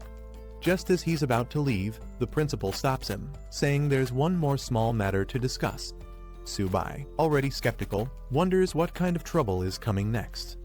The principal observes that young people are becoming harder to deceive, acknowledging his own reputation as a schemer.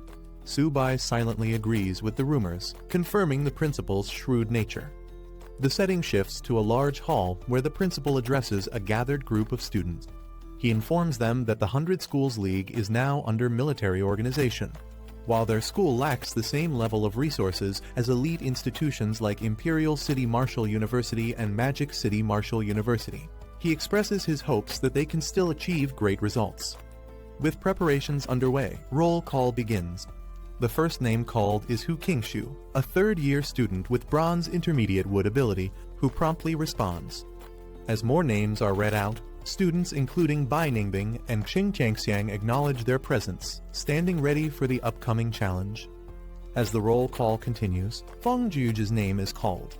Meanwhile, a conversation starts between two students about the unfairness of their school's situation.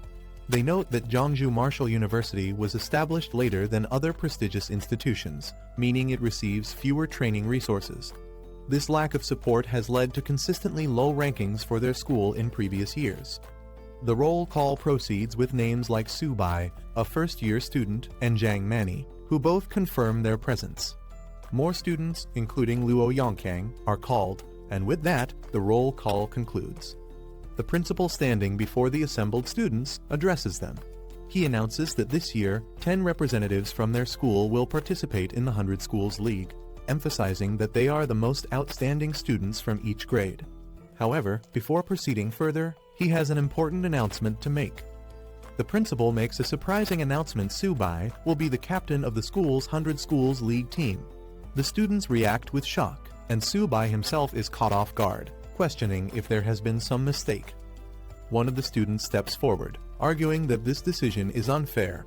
He points out that Senior Qingshu is the strongest among them in both power and experience, making him the more obvious choice for captain. Others agree, emphasizing that Su-bai is only a bronze beginner-level power user, a whole rank below Qingshu, and question why a freshman should be leading them. The principal, however, remains firm in his decision. He reminds everyone that Su-bai's strength has already been proven. He was able to slay a gold-tier vicious beast, a feat none of the other students have accomplished. Some students refuse to accept Su-bai as captain, questioning whether he really defeated a gold-tier vicious beast or if it was just luck. Doubting his strength, they directly challenge him, demanding a battle to prove his worth. Another student joins in, eager to test Su-bai himself. Feeling overwhelmed, Su-bai tries to explain that he had nothing to do with the decision and never expected to be chosen as captain. Internally, he realizes that the principal has made him a target for criticism and potential fights. Before the situation escalates, the principal intervenes, dismissing further disputes and instructing everyone to focus on preparing for the upcoming 100 Schools League, which is less than 20 days away. He encourages the students to train hard and show their best performance. Seeing an opportunity to escape, Su-bai quickly makes a run for it, pretending to have urgent matters to attend to. As he dashes off, the other students call after him, demanding answers. Meanwhile, he can't help but note how quickly the principal left the scene, avoiding any further arguments. After Su-bai hurriedly leaves, the skeptical students continue to mock him, refusing to believe he actually defeated a gold-tier vicious beast. One of them calls him a coward, convinced it must have been luck. Another, smirking, says there's no need to rush once they reach the 100 Schools League. They'll make sure Su-bai regrets being chosen as captain.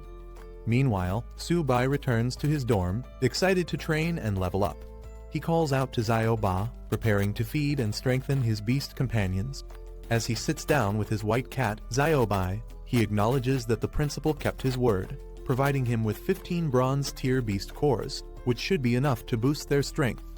He affectionately feeds Xiao-ba, calling it a little foodie, while assuring Xiao-bai that there's something for it as well. The two eagerly devour their food, looking forward to growing stronger. Su-bai continues feeding his two beast companions, Xiao-bai, the white cat, and Xiao-ba, the turtle. He notices that Xiao-bai's level is too low, so he starts by giving it a Kai blood elixir to boost its strength. Meanwhile, Xiao-ba keeps eating non-stop, astonishing Su-bai with its enormous appetite. As Xiao-ba devours more resources, Su-bai realizes that each bite costs a fortune, possibly worth hundreds of thousands or even millions. Frustrated, he questions just how much food the turtle needs to evolve. With only a few resources left, Su-bai warns Xiao-ba that if it still doesn't evolve, he'll give the remaining items to Xiao-bai instead. Just as he says this, Xiao-ba suddenly reacts, glowing with intense energy. Lightning crackles around it as its body begins to change, signaling that the long-awaited evolution is finally happening. As Xiao-ba continues to absorb energy, an intense golden light bursts from its body, signaling the start of its evolution. Su-bai watches in awe as the powerful transformation takes place. Meanwhile, outside the dormitory, the ground shakes violently, causing panic among the students.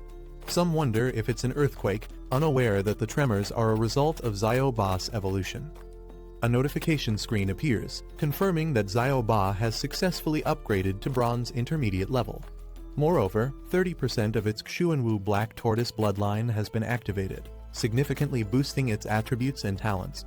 Its defense has skyrocketed to 862, and it has acquired powerful abilities, including the Xuanwu Barrier, Turtle Spirit Possession, and Xuanwu Gravity, making it a formidable beast. Su-bai is thrilled, realizing that although Xiao-ba didn't gain new talents, its existing abilities and stats have drastically improved, making it far stronger than before. After Xiao-ba's evolution, Su-bai is thrilled to see that Xiao-bai has also leveled up. The system notification confirms that Xiao-bai has upgraded to a high-level normal beast, awakening a powerful new talent, Ghostly Phantom Step. Additionally, it possesses the White Tiger Sacred Beast bloodline, meaning it has limitless potential for future growth. Xiao-bai's stats have also significantly improved, with its agility increasing explosively, making it much faster and deadlier in combat. Su-bai is ecstatic, realizing that both of his tamed beasts have successfully evolved, strengthening his team immensely. Meanwhile, Su-bai himself has also advanced to the bronze intermediate level, gaining attribute boosts from both Xiao-bai and Xiao-ba.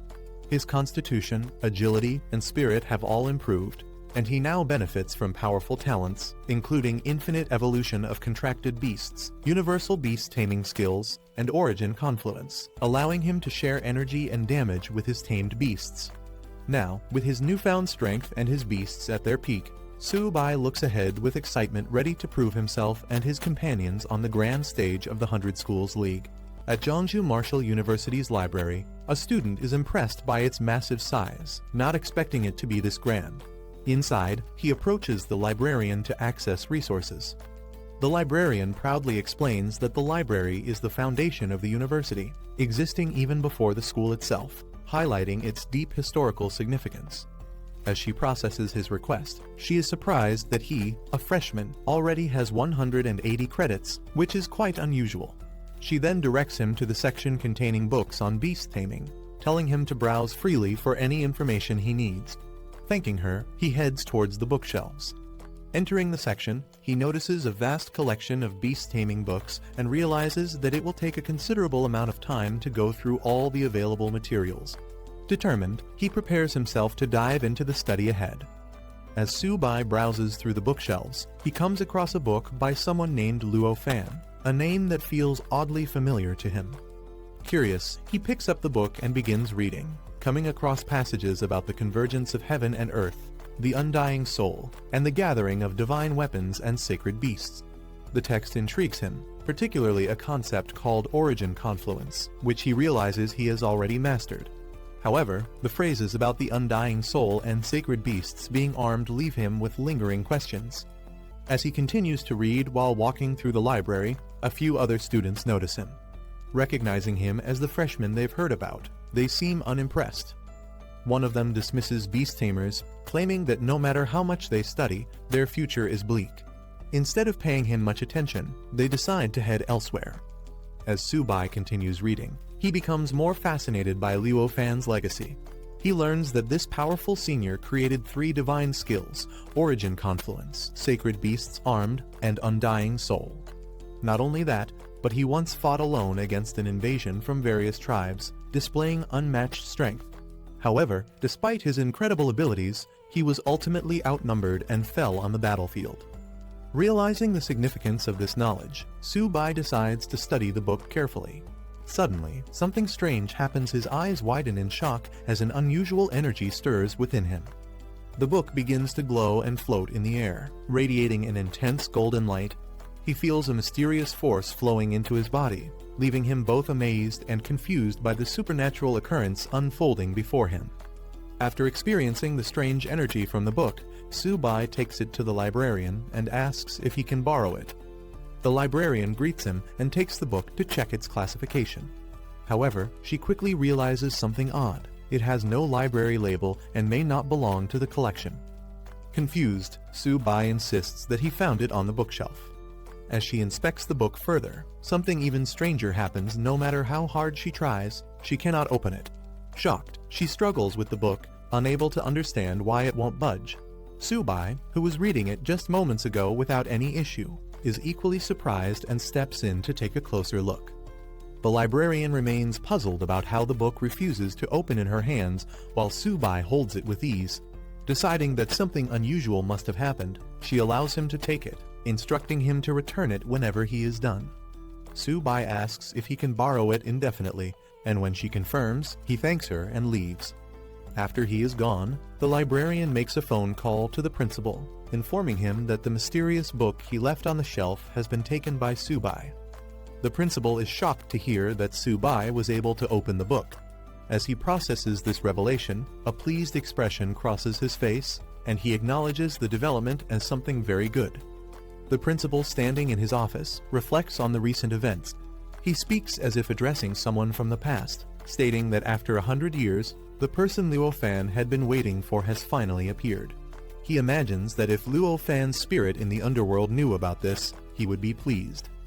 2 weeks later, Jeongju Martial University becomes the stage for an important event, the 100 Schools League. A large welcome sign is displayed as buses arrive from various universities. The competition is divided into 5 major battle zones: East, South, West, North, and Central, with each zone selecting 2 qualifying teams. A reporter covers the event, explaining that 8 martial universities from Jeongju Province will be competing at Jeongju Martial University. Meanwhile, a cheerful live streamer excitedly tells his audience that tickets for the tournament are scarce, promising to broadcast the entire event and even give out small gifts to viewers. The atmosphere is charged with anticipation as the competition is about to begin. Meanwhile, tensions rise as students from different martial universities arrive. A group clad in red uniforms from Longying Martial University is immediately met with hostility from Fuchuan University's team, dressed in blue and white. The 2 sides exchange sharp words, with one mocking Longying for showing up just to be beaten, while the other fires back, insisting that the outcome is far from decided. Their rivalry is evident as they prepare to prove themselves in the competition. Inside the grand tournament arena, spectators are left in awe as they witness the vast battlefield where the matches will take place. The stadium is packed, and anticipation runs high. Backstage, a team gathers and checks for their members. They realize that Subai, their team captain, has not yet arrived. Concerned but confident, one of them reassures the others, stating that Subai would never back out at the last minute. However, his absence leaves a lingering sense of unease as the matches draw closer. Just as his teammates begin to worry, Subai makes his entrance, confident and determined. He dismisses the idea of backing out at the last minute, stepping forward with newfound strength. His presence surprises everyone despite only a few days passing. His aura feels much stronger than before. Standing before Teacher Liao, Subai reassures her that he has everything under control. With the match about to begin, she informs him that they still need to finalize their lineup. But he confidently states that he has already made all the necessary preparations. As the tournament commences, the stadium's large screens display a grim report. A month ago, the myriad beast clans launched a large-scale assault, forcing the military to focus on the front lines. Meanwhile, smaller groups of beasts infiltrated rear military bases, causing devastation. The report reveals a shocking reality: Marshall University students in the affected regions suffered catastrophic losses, with fewer than 1 in 100 surviving. The atmosphere in the stadium turns somber as the gravity of the situation sinks in. A passionate announcer, filled with intensity, addresses the crowd, rallying them with a powerful call to action. He asks if they are ready to avenge those lost in the myriad beast clan attacks, igniting a surge of emotions among the audience. The crowd erupts with fury and determination, chanting their resolve to defeat the vicious beasts and ensure victory for humanity. Seeing this strong response, the announcer praises their fighting spirit, declaring that such determination is the essence of the 100 Schools League. With this declaration, he officially opens the Jiangsu Provincial League, signaling the beginning of the tournament. He then explains the rules. The tournament will follow a team battle format, with each team consisting of up to 5 participants per match. The last standing team member determines the winner, while defeated opponents are eliminated from further participation. With that, the next step is to randomly draw matchups, setting the stage for the first battles of the competition. The tournament matchups are displayed on the large screen, revealing the first round of battles. Longying Marshall University will face Zinmin Marshall University, followed by Jiangsu Marshall University against Qingyan Marshall University. Other matches include Fuchuan vs Zichang and Eni vs Jiangsu. The announcer calls for the first participants to enter the battlefield. Meanwhile, Teacher Liao and the others discuss their upcoming match. They acknowledge that Longying is already engaged in battle and realize they still haven't finalized their team lineup. At that moment, the principal arrives, directly asking Subai if he has arranged the lineup. Subai, with his usual confidence, responds casually he will go first, leaving the rest of the team to decide among themselves. His relaxed attitude surprises his teammates, causing mixed reactions. One of them, in disbelief, questions if this is really his strategy for the match. As the team discusses their strategy, some express concerns about Subai's decision to go first without considering Qingyan Marshall University's lineup. One of them worries about the humiliation their school might face if Subai were to lose. However, Subai confidently reassures them that he won't disappoint them. The principal, observing Subai's rapid progress, is impressed by how much he has improved in just a few days. However, he also pulls Subai aside and jokingly warns him not to go too far, advising him to leave some chances for the seniors. He hints that if Subai offends too many strong opponents, it could make his future at the university difficult. Meanwhile, the first match between Longying Marshall University and Zinmin Marshall University reaches its conclusion. A decisive attack sends a competitor flying out of the arena, and the victory is declared in Zinmin's favor. With Zinmin Marshall University swiftly defeating Longying, the competition proves to be fiercer than expected. Teacher Liao acknowledges their strength but quickly shifts focus. It's now Subai's turn to take the stage. Without hesitation, Subai confidently strides forward, telling everyone to watch closely. His composed demeanor draws mixed reactions. Some are eager to witness his capabilities, while others remain skeptical about his strength. From the stands, Subai's supporters cheer loudly, urging him to win the championship. Among them is a red-haired girl in a white coat, passionately rooting for him alongside Jaegang, who appears just as excited for the upcoming battle. Stepping onto the grand stage, Su-bai faces his opponent in the massive arena. With the match set to begin, the anticipation reaches its peak. It's time to prove himself in the 100 Schools League. Lai Lingfeng, the squad captain of Qingyan Martial University, stepped onto the stage, exuding confidence as he prepared to display his strength. He was eager to demonstrate what true power looked like. Meanwhile, Su-bai calmly called out his tamed beast Xiaoba, which immediately caught Lingfeng's attention. He seemed unimpressed, questioning if that little creature was really Su-bai's companion for the competition. Lingfeng couldn't hold back his laughter, mocking Su-bai for bringing what looked like a household pet into the tournament. As Su-bai casually drank his soda, he nonchalantly mentioned that he was in a rush that morning and hadn't even eaten yet. The audience erupted in disbelief. Spectators openly ridiculed Su-bai, wondering why he would bring such a weak-looking creature into a serious competition. Some even criticized Jiangsu Martial University, claiming the school had lost all credibility by allowing someone like Su-bai to participate. As Su-bai casually ate peanuts and drank cola on stage, the spectators, including Liu Yuxin and others, were in disbelief. They couldn't understand why he seemed so relaxed when facing a mid-bronze rank opponent. Some even questioned if he was underestimating his opponent too much. Meanwhile, Su-bai turned to Xiaoba, reminding it that after consuming so many beast cores, it shouldn't embarrass him now. As the battle commenced, Xiaoba unleashed an unexpected surge of power, shocking Lai Lingfeng. He couldn't believe the energy radiating from the small creature. In an instant, Xiaoba's body began to transform, its legs glowing and growing larger.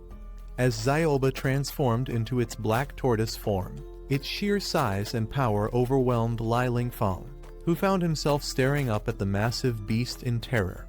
The crowd erupted in shock at the sight of the enormous turtle. Spectators couldn't believe how massive it had grown, with some comparing its eye size to a basketball. The discussion quickly shifted from disbelief to admiration as people noticed its metallic, armor-like skin and powerful claws. Some even began to understand why Su-bai had the strength to take down a gold-ranked beast. The astonishment continued as others in the audience realized the sheer power Xiaoba now possessed. It looked strong enough to crush opponents with a single slap. Those who knew Su-bai were left wondering when his beast had become so formidable, while others simply acknowledged that Su-bai had grown far stronger than they had expected. Su-bai sipping his soda as he casually gave Xiaoba the order to finish the fight quickly.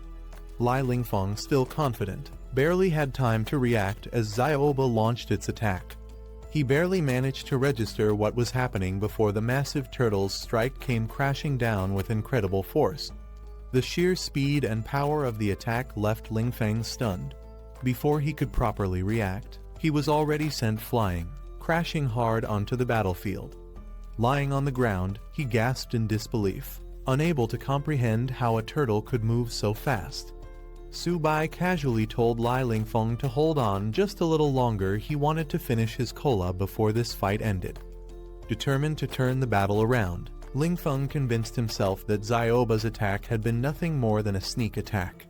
He steeled himself, deciding to unleash his full power. If Su-bai thought he was tough, then Lingfeng would show him who was truly stronger. With that, his body underwent a transformation, his entire form turning into solid rock. Lai Lingfeng charged forward with his rock-infused fists, determined to take Xiaoba head-on. However, before he could even land a hit, the massive turtle retaliated with a single, devastating slap. In an instant, Lingfeng was sent flying off the battlefield, crashing hard, his defeat undeniable. The spectators were left in stunned silence as the match ended in a blink of an eye. Among the observers, disbelief spread rapidly.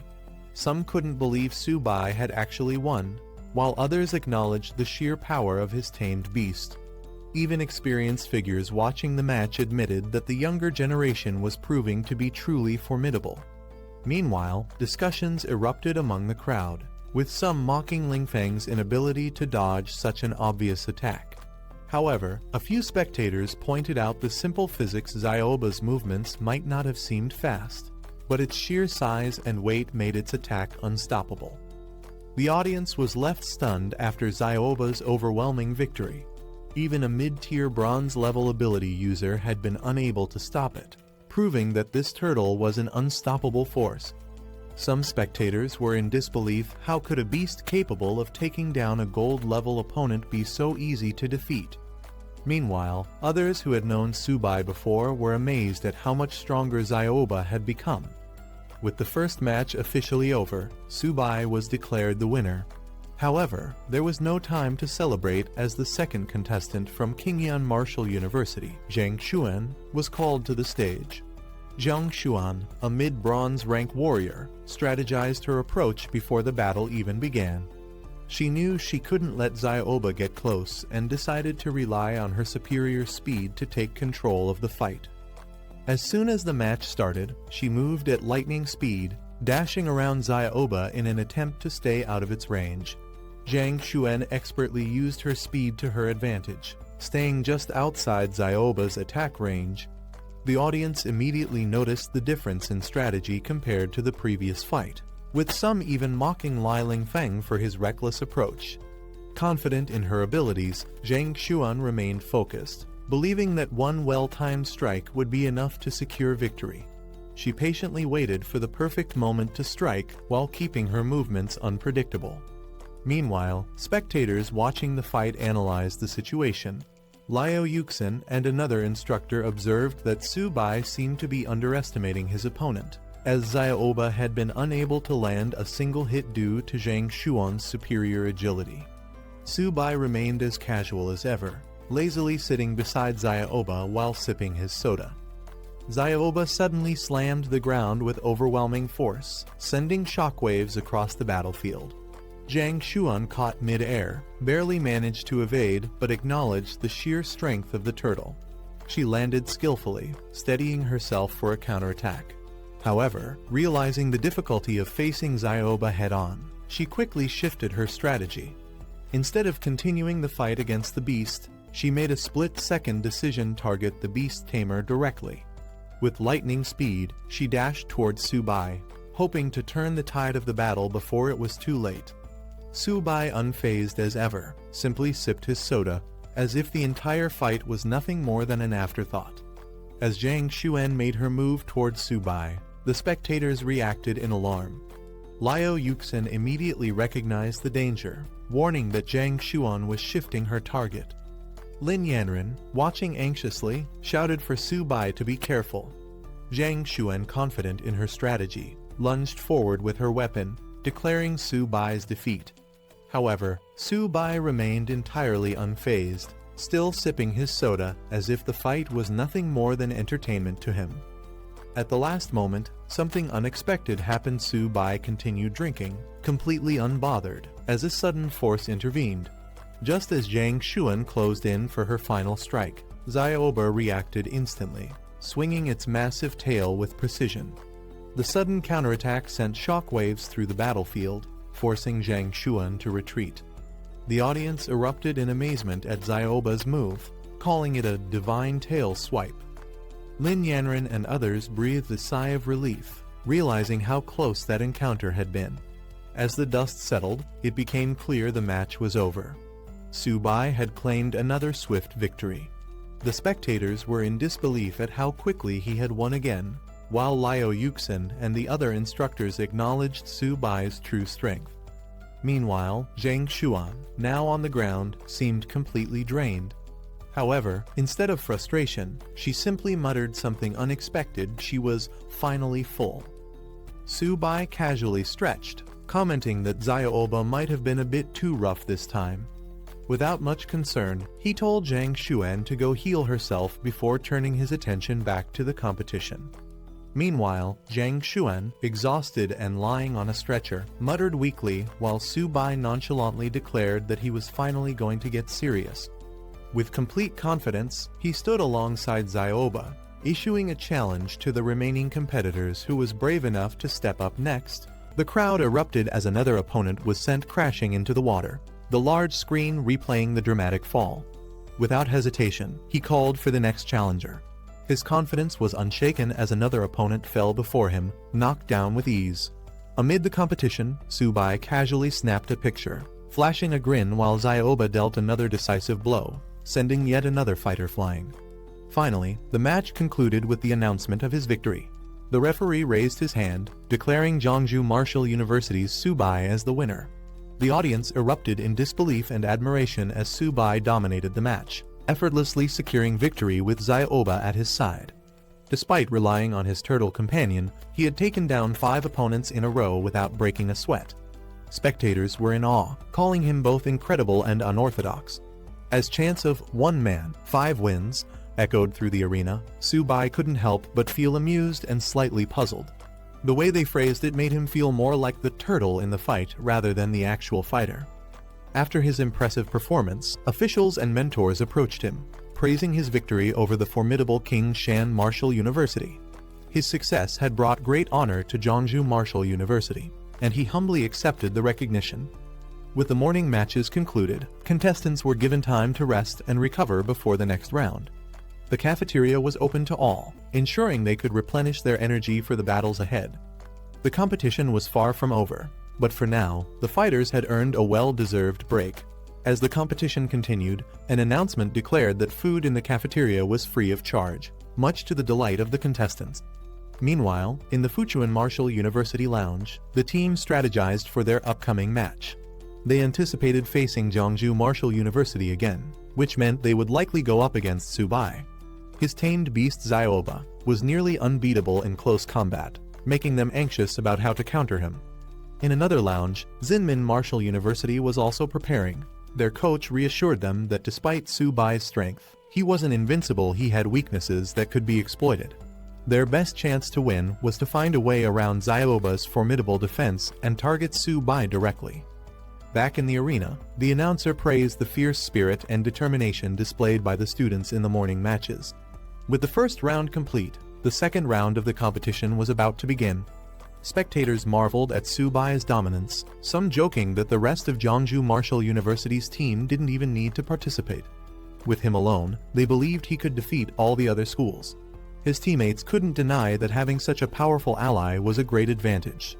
However, not everyone shared the same enthusiasm. A cautious observer reminded others that they were still in the provincial stage. Once Jeongju Martial University faced stronger opponents from outside the province, their overwhelming success might not continue. While the team had struggled for recognition in the past, Subai's presence now made their other members seem even more insignificant. As the excitement built up, the second round matchups were announced. Jeongju Martial University was set to face Zinmin Martial University, while other schools were also paired for their respective battles. In the first match of the round, Subai was chosen to fight against Lai Feng from Zinmin Martial University. As he stepped onto the stage, his opponent remained calm. Zinmin had anticipated this matchup and had already prepared a strategy specifically to counter Subai and his beast companion, Zioba. Subai leaned casually against Zioba, completely at ease as he watched his opponent. With a smug grin, he reassured Lai Feng not to be too nervous and promised the match would be over quickly. However, as soon as the battle began, Lai Feng refused to let Subai's arrogance go unchecked. He activated his ability, Clear Wind Step, allowing him to move at incredible speed. As a high-level bronze rank fighter and captain of Zinmin Martial University, he was determined to prove that Subai wasn't invincible. Using his swift movements, Lai Feng closed in, aiming to break through Zioba's formidable defense. Zioba, unfazed, braced itself as the attack approached. Whether Lai Feng's strategy would be enough to bypass its defense remained to be seen. Lai Feng moved swiftly, dodging Zioba's massive attack with ease, using his speed to create afterimages across the battlefield.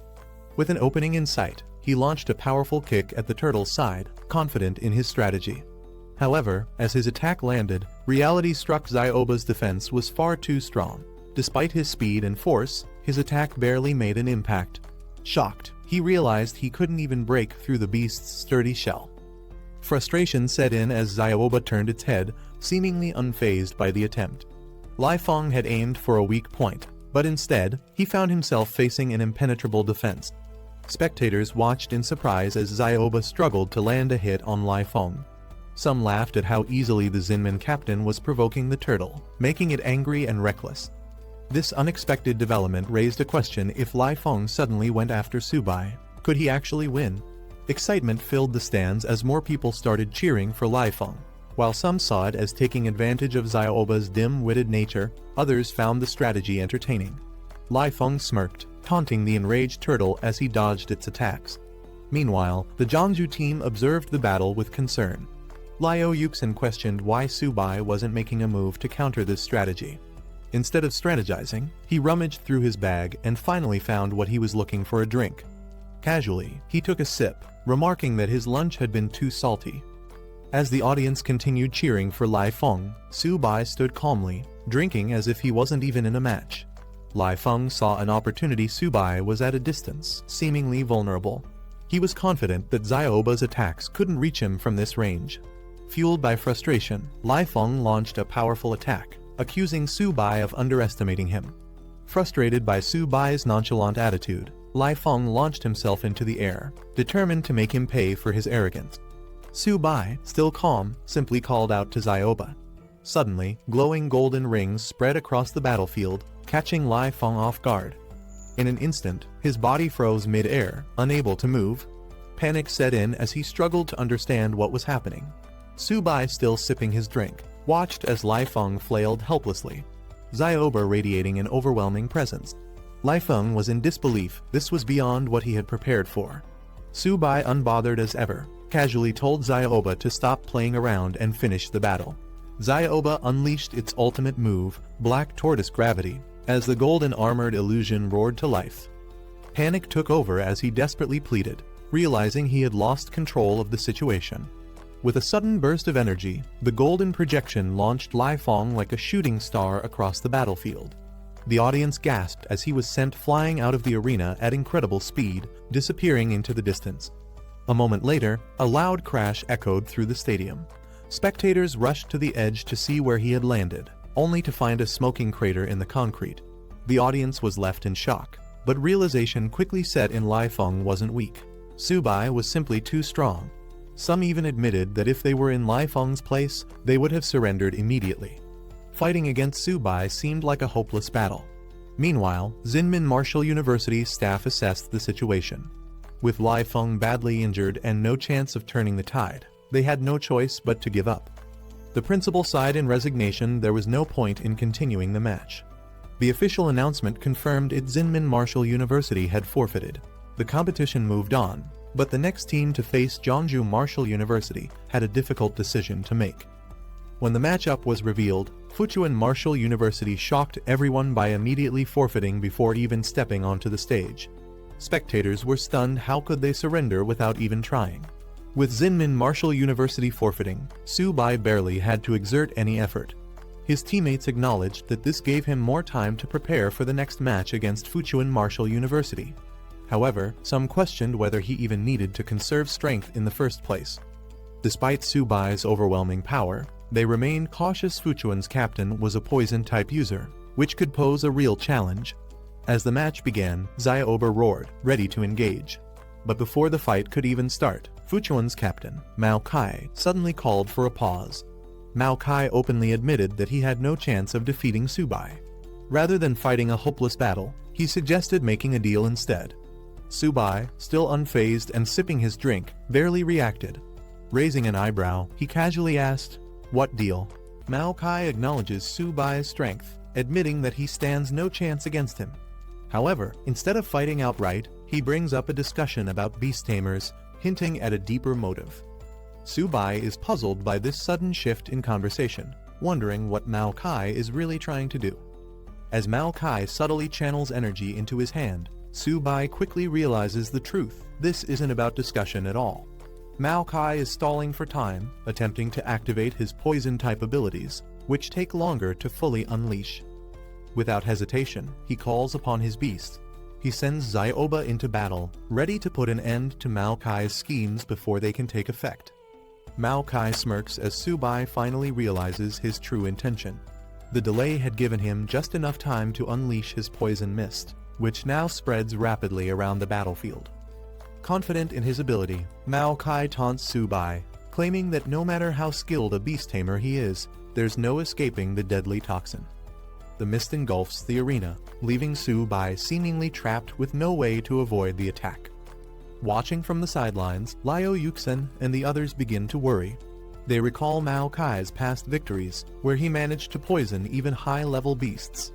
Mao Kai moves confidently through the dense poison mist, unfazed by its effects. With a smug grin, he mocks Su-bai, knowing that his opponent is blinded and vulnerable while he remains unaffected. He believes the battle is already decided, convinced that Su-bai was too careless from the start.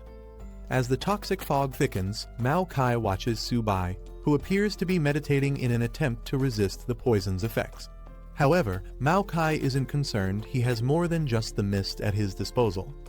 With a sudden burst of energy, Mao Kai lunges, aiming to finish the fight.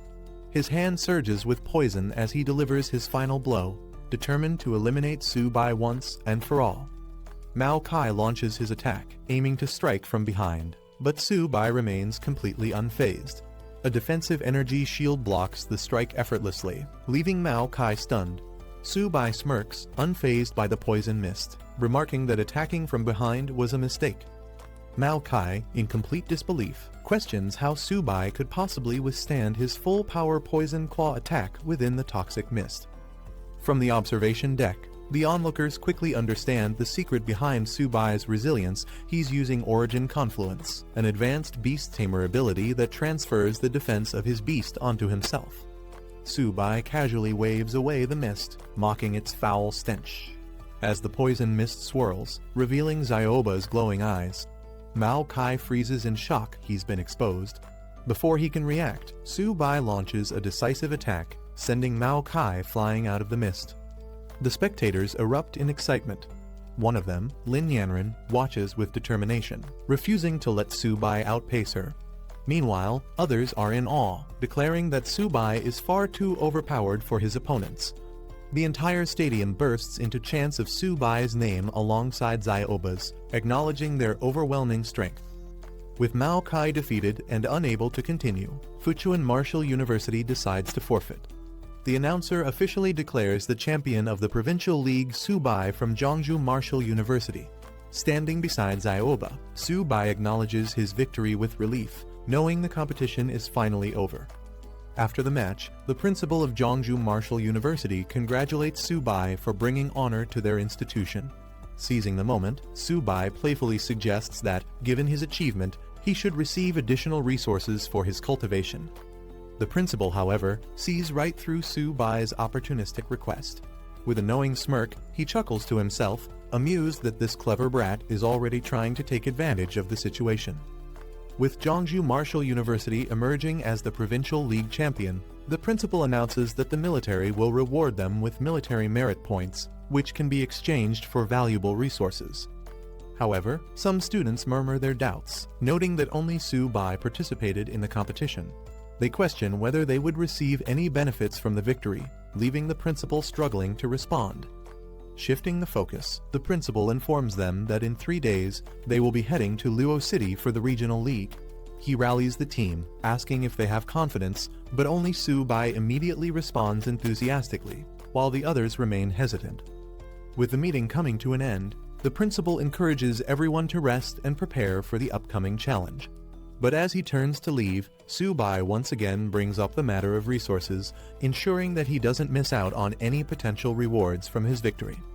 Before leaving, the principal specifically calls out Su-bai, expressing his high expectations for his performance in the upcoming regional league.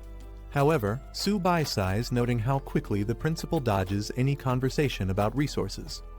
With the provincial league officially concluded, the top martial universities are recognized, but the most talked about competitor is undoubtedly Su-bai from Zhongzhou Martial University. His dominant performance, where he single-handedly defeated 5 opponents in each battle, has made him the highlight of the event. As Su-bai's achievements are broadcasted, people across the city take notice. His name spreads rapidly, inspiring martial arts students and earning admiration from onlookers who eagerly express their desire to meet him. Meanwhile, away from the attention, Su-bai finally finds a quiet place, the training room. In the training room, Su-bai reassures Ziobai, his small feline companion, that its chance to shine will come soon. He then reveals that he exchanged his military merit points for 4 silver high-tier beast cores, instructing Xiaobai to use them wisely. Knowing their value, he urges the little beast to eat sparingly. However, Xiaobai wastes no time, its eyes gleaming with excitement. Suddenly, a powerful burst of energy erupts around them, engulfing Xiaobai in a brilliant glow. As the energy surge settles, Xiaobai undergoes an incredible transformation, evolving into a sharp gold-white tiger and unlocking its sacred beast-white tiger bloodline. Subai is stunned. It only took 1 silver high-tier beast core for such a massive breakthrough.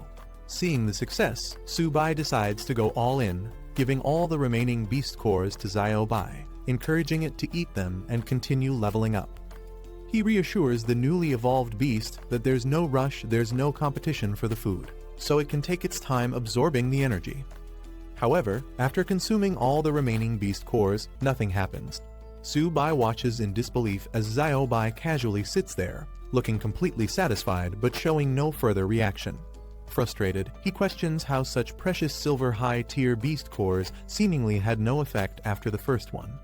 Suddenly, a massive surge of energy erupts, engulfing Xiaobai in a radiant golden vortex. Subai watches in shock as an unprecedented transformation unfolds before his eyes. As the light fades, Xiaobai has evolved into a massive, majestic sharp gold-white tiger. Subai is stunned by its incredible new form, realizing this transformation is far beyond what he expected. Excited, he can't help but admire how much cooler this evolution is compared to Xiaoba. A new status screen appears, revealing Xiaobai's enhanced attributes and powerful talents. Now at bronze mid-tier, it has significantly increased stats and 3 powerful abilities. Sharp Gold 100 Claws delivers 100 rapid attacks, each strike growing stronger. Sharp Gold Spirit coats the body in energy, amplifying damage and tearing effects. Sharp Gold Ghost Shadow increases speed by 300%, making it nearly untouchable in battle. Subai examines Xiaobai's updated stats, thrilled by its heaven-defying attributes. He acknowledges that spending his 4 silver high-tier beast cores was absolutely worth it. Pleased with his beast's transformation, he praises Xiaobai, emphasizing that its strength will be crucial in the upcoming regional league. Meanwhile, in the imperial capital, a luxurious estate is shown, revealing a mysterious figure watching footage of Subai's battles. Intrigued by his skills, they comment on his many secrets, recognizing his unusual power. Deciding to dig deeper, the figure orders an investigation into Subai. They speculate that his turtle might be even more powerful than a legendary beast once owned by Luo Fan. With this command, an investigation into Subai's true abilities begins. 3 days later, the competition was set to begin at Luo Martial University. As the participants arrived, they couldn't help but notice the sheer size of the venue, which was significantly larger than their own. Inside the stadium, Luo Martial University supporters loudly chanted for their team, declaring their intent to claim the championship. Some of the visiting participants saw this as an attempt at intimidation, though others were more focused on the competition itself. Amid the commotion, Subai noticed a vacant area in the stadium and questioned the principal about it. The principal explained that only 9 martial universities were participating in the tournament, with 1 university voluntarily forfeiting. This meant that 1 team would receive a bye in the random draw, automatically advancing to the next round. Everything depended on luck. Hearing this, Subai silently hoped that his team wouldn't get the bye. He was eager to fight and earn military contributions through victories.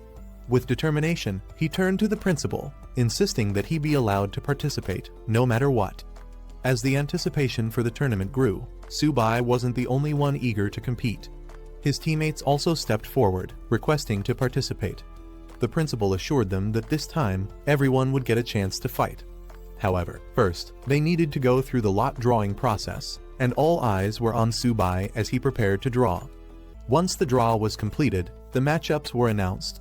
The first battle would be between Luo Martial University and Fuchuan Martial University. As the announcer continued, it was revealed that 1 university would automatically advance due to the odd number of participants. When the second matchup was about to be revealed, Subai was shocked his university, Jeonju Martial University, had drawn the bye. His teammates and the principal celebrated, calling him their lucky charm for skipping the first round. They even joked that he should try his luck with a lottery ticket. However, while others were happy, Su-bai was disappointed. He had been looking forward to competing but ended up sitting out the first round. Frustrated, he couldn't help but think that, despite what others said, he was actually quite unlucky. The first round matches kicked off, with contestants giving it their all. Liuoli Martial University's representative dominated their match, relentlessly pressuring their opponent from Fuchuan Martial University, who struggled to keep up. 2 hours later, the quarterfinals concluded, and the tournament moved on to the second round draw. As anticipation built up, the results were announced. To everyone's surprise, Jeongju Martial University received a bye once again, skipping another round. The crowd erupted in disbelief. Some spectators began to question the fairness of the draw, wondering if something suspicious was going on. Others were frustrated, pointing out that Jeongju Martial University hadn't fought even once and was still advancing.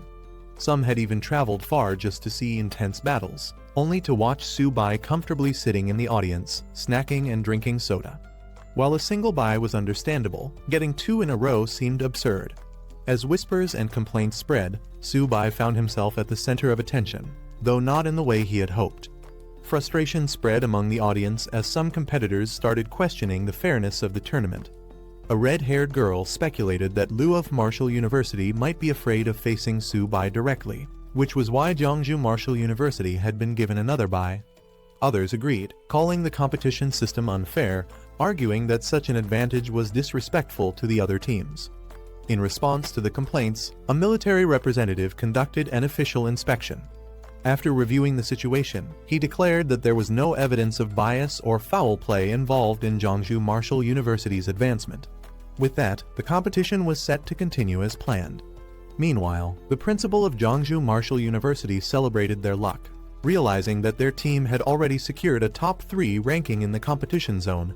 One more victory, and they would advance to the final stage of the 5 major competition zones. However, while the principal and others were pleased, Su-bai was beyond frustrated. Another bye meant yet another missed opportunity to fight. An hour later, the tournament reached a critical moment. The audience roared in excitement as the final match of this competition zone was about to begin. The next battle was finally announced. Jeongju Martial University would face Lan's Martial University. Finally, Jeongju Martial University's turn had come, and the team was eager to step onto the battlefield. Su-bai, desperate to fight, immediately volunteered to go first. However, the principal urged everyone to stay calm, reminding them that despite their luck so far, they couldn't afford to be careless. He then assigned the match order. Luo Yanghao and Bai Ningbing would go first, followed by Wang Qingqing and Hu Qingshui. Su-bai was placed last, reserved for the decisive battle if needed. As the first match began, Luo Yanghao faced a mid-level bronze opponent despite only being at a low bronze level himself. He fought valiantly, putting up a strong resistance, but ultimately lost by a narrow margin. With the first round over and the pressure increasing, Jeongju Martial University had to bounce back in the upcoming fights. Meanwhile, Su-bai, who was once again waiting for his turn, started to wonder if he would even get the chance to fight at all. Bai Ningbing entered the stage next, unleashing a wild and reckless fighting style. Ignoring defense entirely, she launched a relentless assault, forcing her opponent to retreat under the sheer pressure of her attacks. Her overwhelming offense secured Jeongju Martial University's victory in the match. Following her, Wang Qingqing demonstrated her own impressive skills. Utilizing a whip technique that seamlessly balanced offense and defense, she quickly overpowered her opponent, sending them flying out of the ring. With another decisive victory, Jeongju Martial University continued its winning streak. Watching from the sidelines, the principal and Liu Yuxin cheered, amazed at the rapid improvement of their students. Meanwhile, Su-bai remained frustrated, wondering when he would finally get his turn to fight. His military contributions were slipping away while his teammates kept securing victories without him. Next up was Hu Qingshui, stepping onto the battlefield with confidence. Facing his opponents, he didn't even see the need for a fair match, calmly suggesting that both of them should come at him at once to save time. Hu Qingshui's confidence irritated his opponents, who warned him not to be too arrogant or he'd face an embarrassing defeat. However, the competition rules allowed a single fighter to take on multiple opponents, and the match was set for a 1-on-2 battle. Watching from the sidelines, Su-bai grew even more frustrated. If Hu Qingshui won this match on his own, Su-bai wouldn't get a chance to fight at all. With a calm yet slightly apologetic expression, He acknowledged his opponents before unleashing his abilities. Hu Qingshu revealed his true strength, summoning a massive, ancient tree with his wood-type supernatural ability. The glowing blue energy radiating from it left his opponents stunned. Realizing the danger, one of the opponents warned his teammate to be cautious. They quickly noticed that the swirling leaves weren't ordinary, they seemed to hold a hidden threat. Despite their wariness, they tried to hold on, believing that Hu Qingshu's psychic power wouldn't last forever. From the sidelines, Subai and the principal observed the battle closely. Subai was particularly impressed, noting that Hu Qingshu's strength had grown significantly. Summoning such an ancient maple tree was no small feat, proving just how terrifying his psychic power was. Meanwhile, the principal acknowledged that Qingshu was truly living up to the reputation of his prestigious family. The audience was buzzing with excitement as Zhongzhou Martial University continued to reveal its hidden talents. Many were impressed by Hu Qingshu's overwhelming strength, with some finding it hard to believe just how powerful he actually was. However, others still held Subai in higher regard, pointing out that his tamed beast had already defeated a golden-ranked opponent. Meanwhile, Hu Qingshu's opponents were struggling to keep up. Despite their hopes that his psychic power would weaken over time, they saw no signs of it diminishing. The relentless storm of leaves and energy kept them on edge, forcing them into a defensive stance. Hu Qingshu controlled the swirling leaves with precision. Gathering his power, he made his next move, unleashing a breakthrough attack that sent his energy surging forward, aiming to finish the battle in one decisive strike.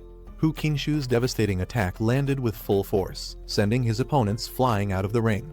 The referee wasted no time announcing Zhongzhou Martial University as the winner of the round, further cementing their dominance in the competition. With their victory, Zhongzhou Martial University, alongside Luohe Martial University, officially secured their spot in the national finals.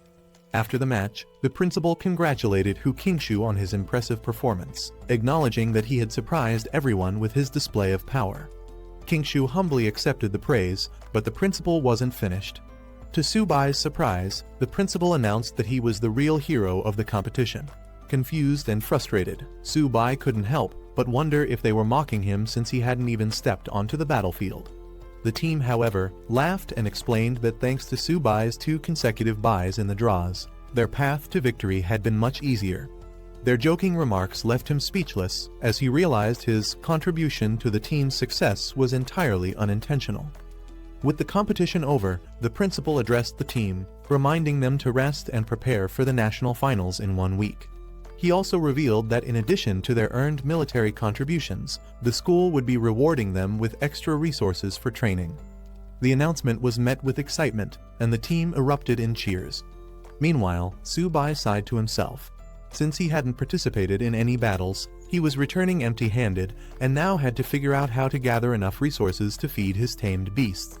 At the Lin family mansion, Yanren was in the middle of intense combat training against robotic opponents. Her movements were swift and relentless, as if she had no intention of stopping. From a distance, Uncle Wenyuan called out to her, reminding her it was time to eat. However, Yanren refused to take a break, insisting that she wanted to continue training for another hour. Watching her from the sidelines, Wenyuan sighed. Ever since Subai had participated in the 100 Schools League, Yanren had become obsessed with training. She watched all of Subai's matches and practiced tirelessly, disregarding the importance of rest. Amid her training, Yanren mentioned that she had nearly run out of the pills Wenyuan had given her. She asked if he could request more from her father, eager to increase her strength as quickly as possible. Her drive was undeniable, but whether she was pushing herself too hard remained a concern. 7 days later, Subai arrived in Magic City, standing before the grand entrance of the prestigious Magic City Martial Arts University. The enormous golden gate immediately caught the attention of newcomers, who marveled at its luxurious appearance, sparkling under the sunlight. Some wondered if it was made of solid gold, unable to contain their amazement at such an extravagant display. Among the crowd, people speculated about the cost, estimating that the gate alone must have been worth billions. One individual dismissed it as an unnecessary extravagance, but another corrected him, revealing that the materials alone had cost 1.8 billion. The principal, walking alongside Subai, explained the significance of the gate. It wasn't just about wealth, it was a testament to power. Built in a single day by 20 gold level and 5 platinum level experts, it stood as a symbol of strength. He pointed out the university's motto, emphasizing that only the strong could protect the nation. Su-bai listened, taking in both the grandeur of the university and the deeper meaning behind its opulence. As the students from Jeongju Martial Arts University arrived, they were greeted by a representative of Magic City Martial Arts University. The man welcomed them warmly, introducing himself as Zhang Ming, the vice president of the student council. Principal Zhu, leading the visiting group, acknowledged the greeting and prepared to follow the guide. As they walked, some students couldn't help but comment on the reception. They found it underwhelming that their principal had made the effort to come in person, yet only a student council vice president was sent to welcome them. Some speculated that if it had been representatives from Imperial City Martial Arts University, the principal himself would have greeted them instead. As they continued their tour, Su-bai noticed an unusual building and inquired about it. Their guide explained that it was the Gravity Adjustment Training Ground, an advanced facility used for specialized training. The principal couldn't help but express his envy at the state-of-the-art facilities. He lamented that if his academy had a gravity adjustment training ground, they could train hundreds of silver-level students annually, drastically improving their capabilities. Soon, they arrived at their accommodation, a grand hotel where they would be staying and dining. Their guide explained that the first floor featured a 24-hour buffet, an exciting perk for the visitors. The real surprise came when it was revealed that the buffet wasn't just any ordinary meal. It was made entirely from the meat of ferocious beasts, cooked by top-tier chefs. The meals were designed to enhance a martial artist's blood energy, providing unlimited nourishment. The principal, skeptical at first, asked if the food was truly unlimited. Their guide reassured him, stating that Magic City Martial Arts University would never let their guests go hungry. He encouraged everyone to eat to their heart's content, further showcasing the university's abundant resources and hospitality. Excited by the idea of an unlimited feast, Su-bai eagerly rushed ahead, ready to indulge. His enthusiasm didn't go unnoticed, and some couldn't help but joke about how much he was looking forward to the meal. Others, however, began to worry if he ate that much. Would there be anything left for them? One student remarked that they had no idea just how much Su-bai could consume, hinting that his appetite was far beyond normal. The concerns grew as some feared they might go hungry if they didn't hurry inside. Meanwhile, the principal and the guide observed the energetic younger generation with amusement.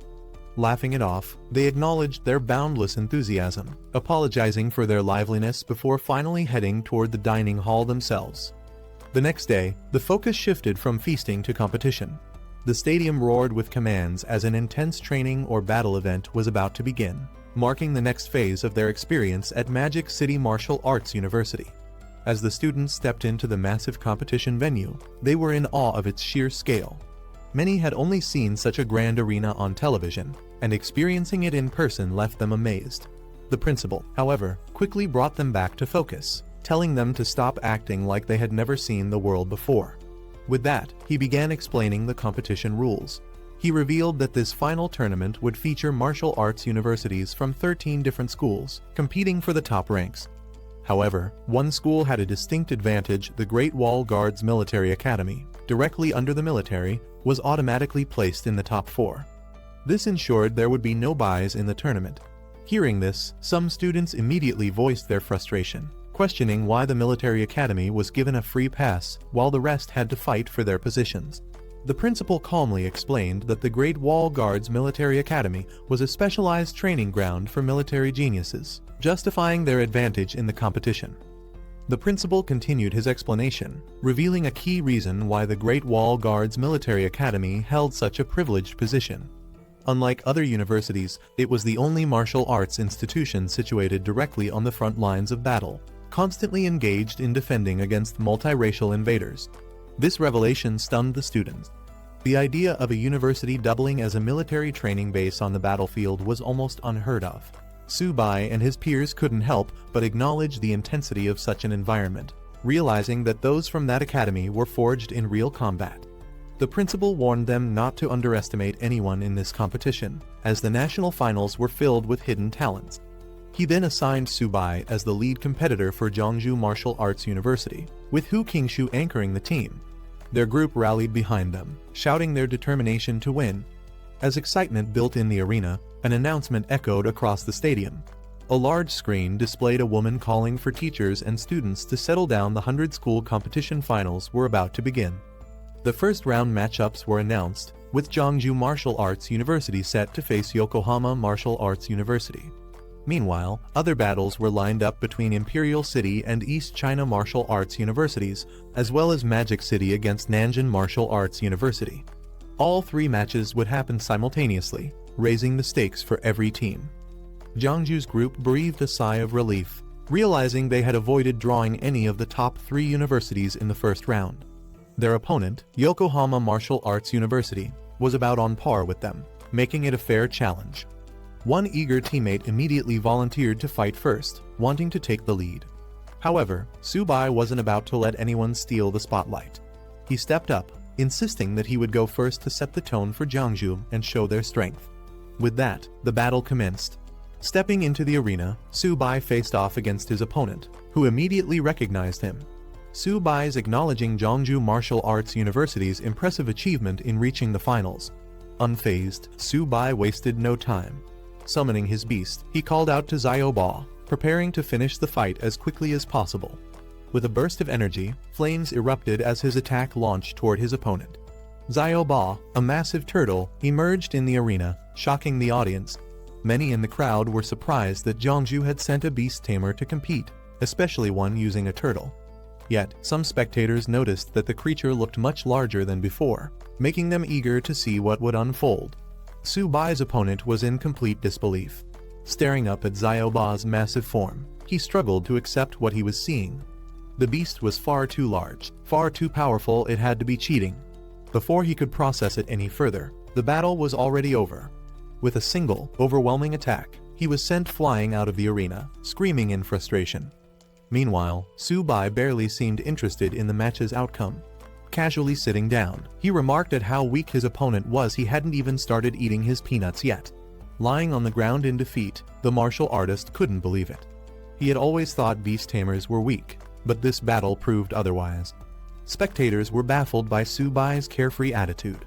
Bringing a small stool to the national finals seemed outright disrespectful, making some question if he was even taking the competition seriously.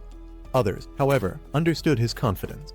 Those familiar with Subai's previous battles explained that his turtle, Xiaoba, wasn't just any beast, it possessed overwhelming defense and strength, easily reaching silver level. Meanwhile, a new challenger stepped forward, angered by Jeongju Martial Arts University's casual approach. She saw Subai's nonchalance as an insult and was determined to make him pay. However, Subai remained unfazed, casually enjoying his snack and even taking a moment to appreciate the comic he was reading. As his opponent charged in full force, Subai continued to relax in his seat, showing no concern for the fight ahead.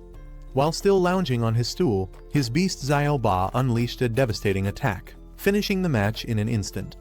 The announcement confirmed that Jeongju Martial Arts University had won. Spectators couldn't believe what they had just witnessed. Not only had Subai barely moved during the fight, but he had been snacking on peanuts the entire time. His behavior was so casual that it bordered on humiliating for his opponents. Meanwhile, the principal of Jeongju Martial Arts University couldn't help but chuckle at the situation. While Subai's overwhelming victory was a great achievement, it also meant he would have to deal with the aftermath. How was he supposed to face Yokohama's principal after this? However, not everyone was celebrating just yet. A reminder came from the sidelines: Subai might have dominated so far, but tougher opponents were waiting. Attention shifted toward a new figure emerging from the crowd. The team captain from Imperial City Martial Arts University had arrived, and the real challenge was just beginning. As the competition heated up, a towering fighter lunged forward, aiming to crush his red-haired challenger with brute force. In an instant, an explosion rocked the arena. The fight ended in a blink as flames engulfed the stage, leaving spectators stunned. When the smoke cleared, the red-haired warrior stood victorious, holding his burning weapons with a casual apology. He had hit a little too hard. The announcement confirmed that Imperial City Martial Arts University had won decisively. Observing from the sidelines, the Jeongju principal took note of the fighter's terrifying strength. He quickly realized that this was no ordinary competitor. This was a fire attribute martial artist at the peak of the silver level. The match ended, and Jeongju Martial Arts University was declared the winner. As the announcement echoed through the stadium, one of the spectators immediately requested to handle Subai personally, eager for a rematch. standing beside his principal, Wang Minkun confidently vowed to give Jiangsu Martial Arts University a taste of fighting against overwhelming odds. His principal, not wanting him to take unnecessary risks, advised him to use his speed rather than confronting Su Bai's defenses head-on. Minkun, however, showed no concern, assuring his principal that he had it under control. As the next match was set, Su Bai faced off against Wang Minkun. The latter, still bitter about Su Bai's previous victory, was determined to turn the tables this time. He believed Jiangsu's luck had run out and that their victory would not be repeated. Meanwhile, Su Bai, unbothered, sat back and assessed his opponent. Noting that Minkun was a silver rank wind attribute user, Wang Minkun unleashed his power, calling upon the force of the wind. With swirling gusts forming around him, he boasted about showing the true strength of his rank. A powerful wind vortex erupted from him, rushing towards Xiao Ba and Su Bai with overwhelming force. As the attack intensified, Su Bai realized the gravity of the situation. The force of the wind was so strong that even Earth's gravity struggled to restrain Minkun. Wang Minkun overwhelmed the battlefield with his wind attacks, moving too fast for Su Bai to react. Confident in his speed, he taunted his opponent, certain that the match would end before Su Bai could even make a move. With a smirk, Minkun leaped into the air, preparing to strike the final blow. Calling Su Bai a mere bronze-ranked fighter, he unleashed a powerful wind slash. Meanwhile, Su Bai remained seated, casually sipping his drink, annoyed that the wind was interfering with his snack time. Determined to end things quickly, Minkun intensified his attacks, launching a barrage of wind slashes at Su Bai. As the dust settled, he turned away, assuming victory.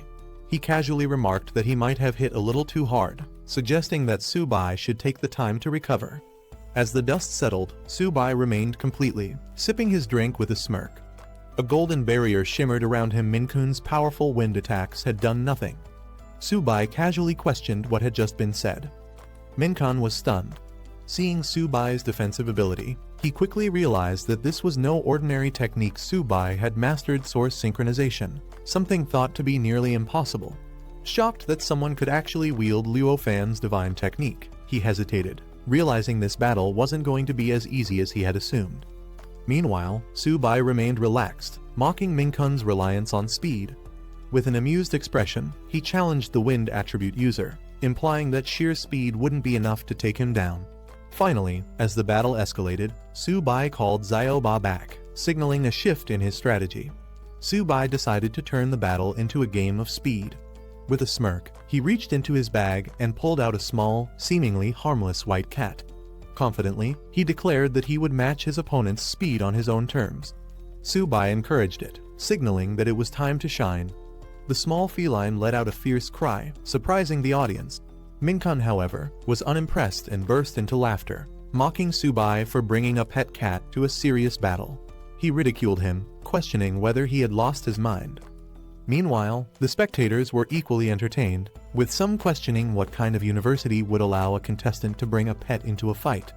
While many laughed at the absurdity, others were charmed by Xiao Bai's appearance, with one girl in particular gushing over how adorable the little cat was, even expressing a desire to have one herself.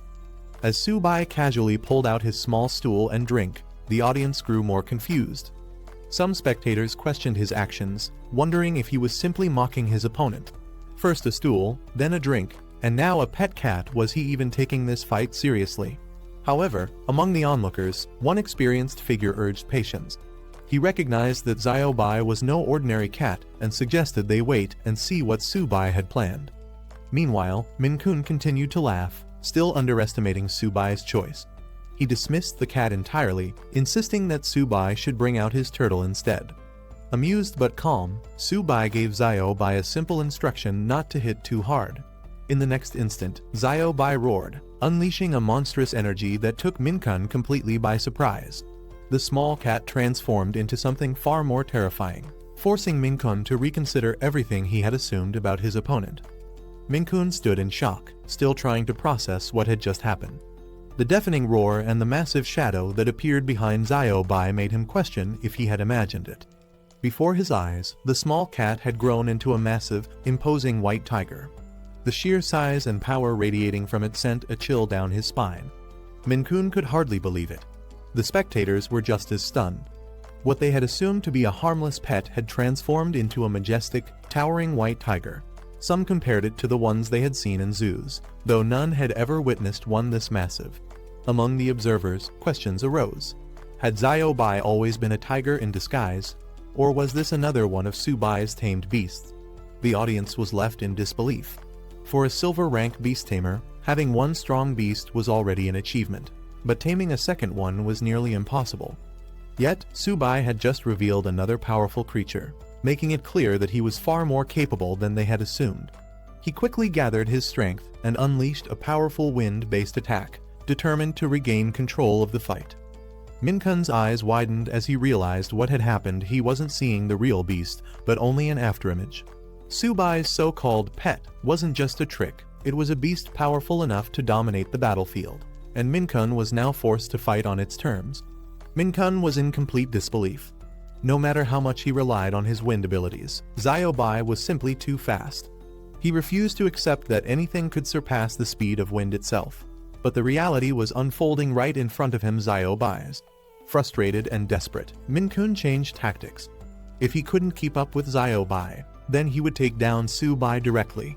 Ignoring his opponent's beast, he fixated on the one controlling it. With all his strength, he launched himself at Subai, determined to end the fight in one decisive move. However, just as he was about to strike, Xiaobai intercepted him with overwhelming force. The massive beast loomed over him, its power undeniable. Minkun was now completely outmatched, and he knew it. Minkun was in complete shock. He couldn't accept what was happening. How could Subai's beast be this powerful? Before he could react, Xiaobai struck with devastating force, sending him flying across the battlefield. The impact was brutal, and he crashed hard, unable to regain control. As silence fell over the stadium, the final announcement echoed through the air. Jeongju Martial Arts University was victorious. Subai had won, leaving his opponent defeated and sprawled across the ground, unable to continue. The match was over. The crowd erupted in disbelief. Subai, a mid-tier bronze rank, had just defeated a prestigious silver rank captain. Among the spectators, people murmured about Subai's white tiger. Some felt it was even fiercer than his turtle, wondering how he could have tamed such a powerful beast. The intensity of Xiaobai's presence was undeniable. The stadium soon shifted from shock to admiration as chants of Subai's name filled the air. The audience cheered, rallying behind the unexpected champion, fully acknowledging his incredible strength. Meanwhile, the judges were just as perplexed. None of them had ever heard of Subai before. Yet his performance was beyond anything they had seen, even compared to students from elite universities or the military academy. The judges were astonished by Subai's performance. Jeongju Martial Arts University had produced an absolute powerhouse, someone they never expected. They recognized that with Subai leading the way, the university's reputation was about to skyrocket. Meanwhile, in the Imperial City Martial Arts University rest area, some students dismissed the match.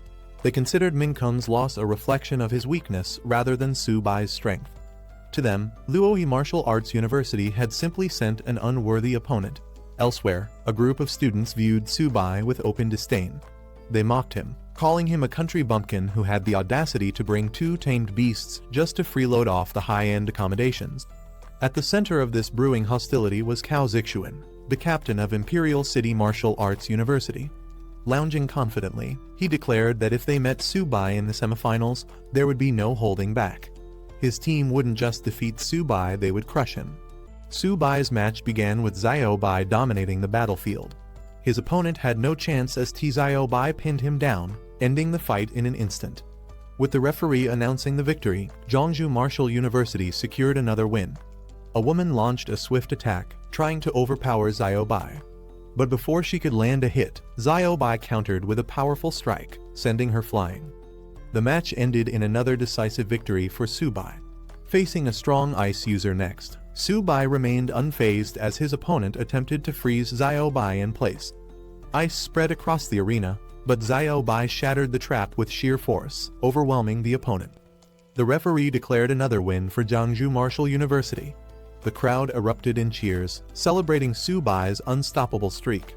With this victory, Jeongju Martial University advanced to the top 4, proving their strength in the tournament.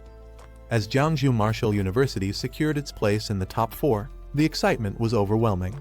The principal, filled with emotion, looked to the sky, declaring that fate had finally favored their university. For years, they had struggled, and now their efforts had paid off. Su-bai's teammates celebrated the victory, cheering for him. They acknowledged his strength and declared that their university would no longer be underestimated. With Su-bai leading the way, their reputation was rising fast. The principal, overwhelmed with pride, approached Su-bai personally. He praised him as the university's greatest contributor in centuries, unable to contain his gratitude. Su-bai remained humble, stating that he was simply fulfilling his duty. Su-bai and the team gathered in a resting area. The principal reaffirmed that making it to the top 4 marked a historic moment for Jeongju Martial University. Their names would go down in history, and every student's contributions would be recognized and rewarded. Su-bai was surprised when the principal spoke about their mission being completed. With the top 4 still remaining, he couldn't understand why they would stop now. His suspicions grew as he realized the administration might be content with just making it this far, unwilling to compete for the championship. The principal tried to reason with Su-bai, reminding him that their goal had already been surpassed. However, the implication was clear: challenging the top 3 universities was not in their plans. But Su-bai wasn't satisfied with stopping here. Others were shocked at the mere thought of taking on the strongest universities, but Su-bai was unfazed. When questioned about his intentions, he simply asked why not. He pointed out the sheer wealth and dominance of top-tier institutions, referencing Madu Martial University's extravagant spending. If Jeongju aimed to compete at that level, they had a long way to go. However, that didn't mean they should back down. Su-bai made his stance clear: he wasn't satisfied with just being in the top 4. He believed they should aim for first place, and even rebuild their university's reputation from the ground up. The students couldn't let down those who supported Jeongju Martial University. They had to push forward. Hearing this, the others were convinced. Giving up now wasn't an option. One of his teammates, despite finding Su-bai's personality irritating, acknowledged his ability. As a result, Su-bai was entrusted with leading the team into the top 4 matches. The principal commended their spirit and determination. He urged them to rest and prepare for the real challenge ahead, facing the strongest universities. As the students walked away, the principal remained behind, deep in thought. He recognized their passion but couldn't help but find their goal reckless. Taking on the top 3 schools was an immense challenge. But despite his doubts, he couldn't deny their ambition. At the Dragon Nation's Supreme Military Command, the upcoming finals of the 100 Universities League were being closely monitored. With only 2 days left until the conclusion, the military was also making its own preparations. Inside the command center, high-ranking officials discussed their plans. The counterattack against the myriad races was fully prepared, with troops stationed at the front lines, ready to launch at a moment's notice. The leader acknowledged their readiness with approval. The discussion turned serious as they confirmed that once the league ended, the war would officially begin. Every student, regardless of their ranking, would be sent to the battlefield. The officials, filled with determination, vowed to avenge the countless students and mentors who had lost their lives. The enemies of the Dragon Nation would not be forgiven. Those responsible for their losses would face punishment, no matter where they tried to hide. The next morning, in the Madu Hotel, where participants and spectators gathered before the top 4 matches. Inside his room, Su-bai focused on his cultivation, golden energy radiating around him as he meditated. Meanwhile, Xiaobai and a turtle-like beast eagerly devoured their meals, their appetites as intense as ever. Suddenly, an explosion of energy erupted from another room. A fierce competitor activated his holy beast armament, his power surging as he prepared for the battles ahead. Su-bai, caught off guard by the sudden burst of energy, lost focus and nearly fell forward, startled. Even Xiaobai and the turtle reacted in shock. Su-bai was caught off guard when an unfamiliar sensation surged through his body. Looking down, he realized his meal had exploded in front of him, leaving him stunned. A notification appeared before him, confirming that he had unlocked a new Beast Tamer skill transposition. This ability allowed him to instantly swap positions with his tamed beast within a certain range, bypassing all restrictions. Still processing the information, Su-bai tested the skill and found himself swapping places with Xiaobai in an instant. The unexpected effect left him speechless. Was this really a useful skill, or just another unpredictable power? After a brief moment of disbelief, he decided not to overthink it. Any new ability could turn out to be an advantage on the battlefield. With that thought, he grabbed his bag and called out to his beasts it was time to move forward. With newfound determination, Su-bai confidently announced his goal, challenging the 3 top-tier schools. Carrying Xiao-bai and the turtle beast on his shoulders, he was ready to prove Jiangsu Martial University's strength on the grandest stage. Meanwhile, the competition's host addressed the audience. The 100 Universities League had finally entered its most intense phase, the top 4 battles. The first team to enter was the Great Wall Guardian Military Academy, a powerhouse known for its deep military heritage. The history of the Great Wall Guardian Military Academy was unveiled. Originally a military base, it was established in 1907 and played a crucial role in battles against the myriad races. For over 94 years, it had endured countless enemy attacks, standing as a symbol of resilience and strength. As the Academy's representatives entered the arena, their presence was commanding. Clad in dark uniforms, they carried their Academy's banner with pride. These warriors had been forged through real battles, fighting myriad race elites and proving their worth. Now, they were here to dominate the competition. The Great Wall Guardian Military Academy stood by its unshakable motto: as long as the myriad races exist, the Great Wall will never fall. A legacy built on war and resilience, the Academy was home to warriors forged in real battles. At the helm of this formidable institution was Nai King, the strongest human and the only king-level expert, serving as its honorary principal. His presence alone was enough to deter any myriad race from setting foot near their territory.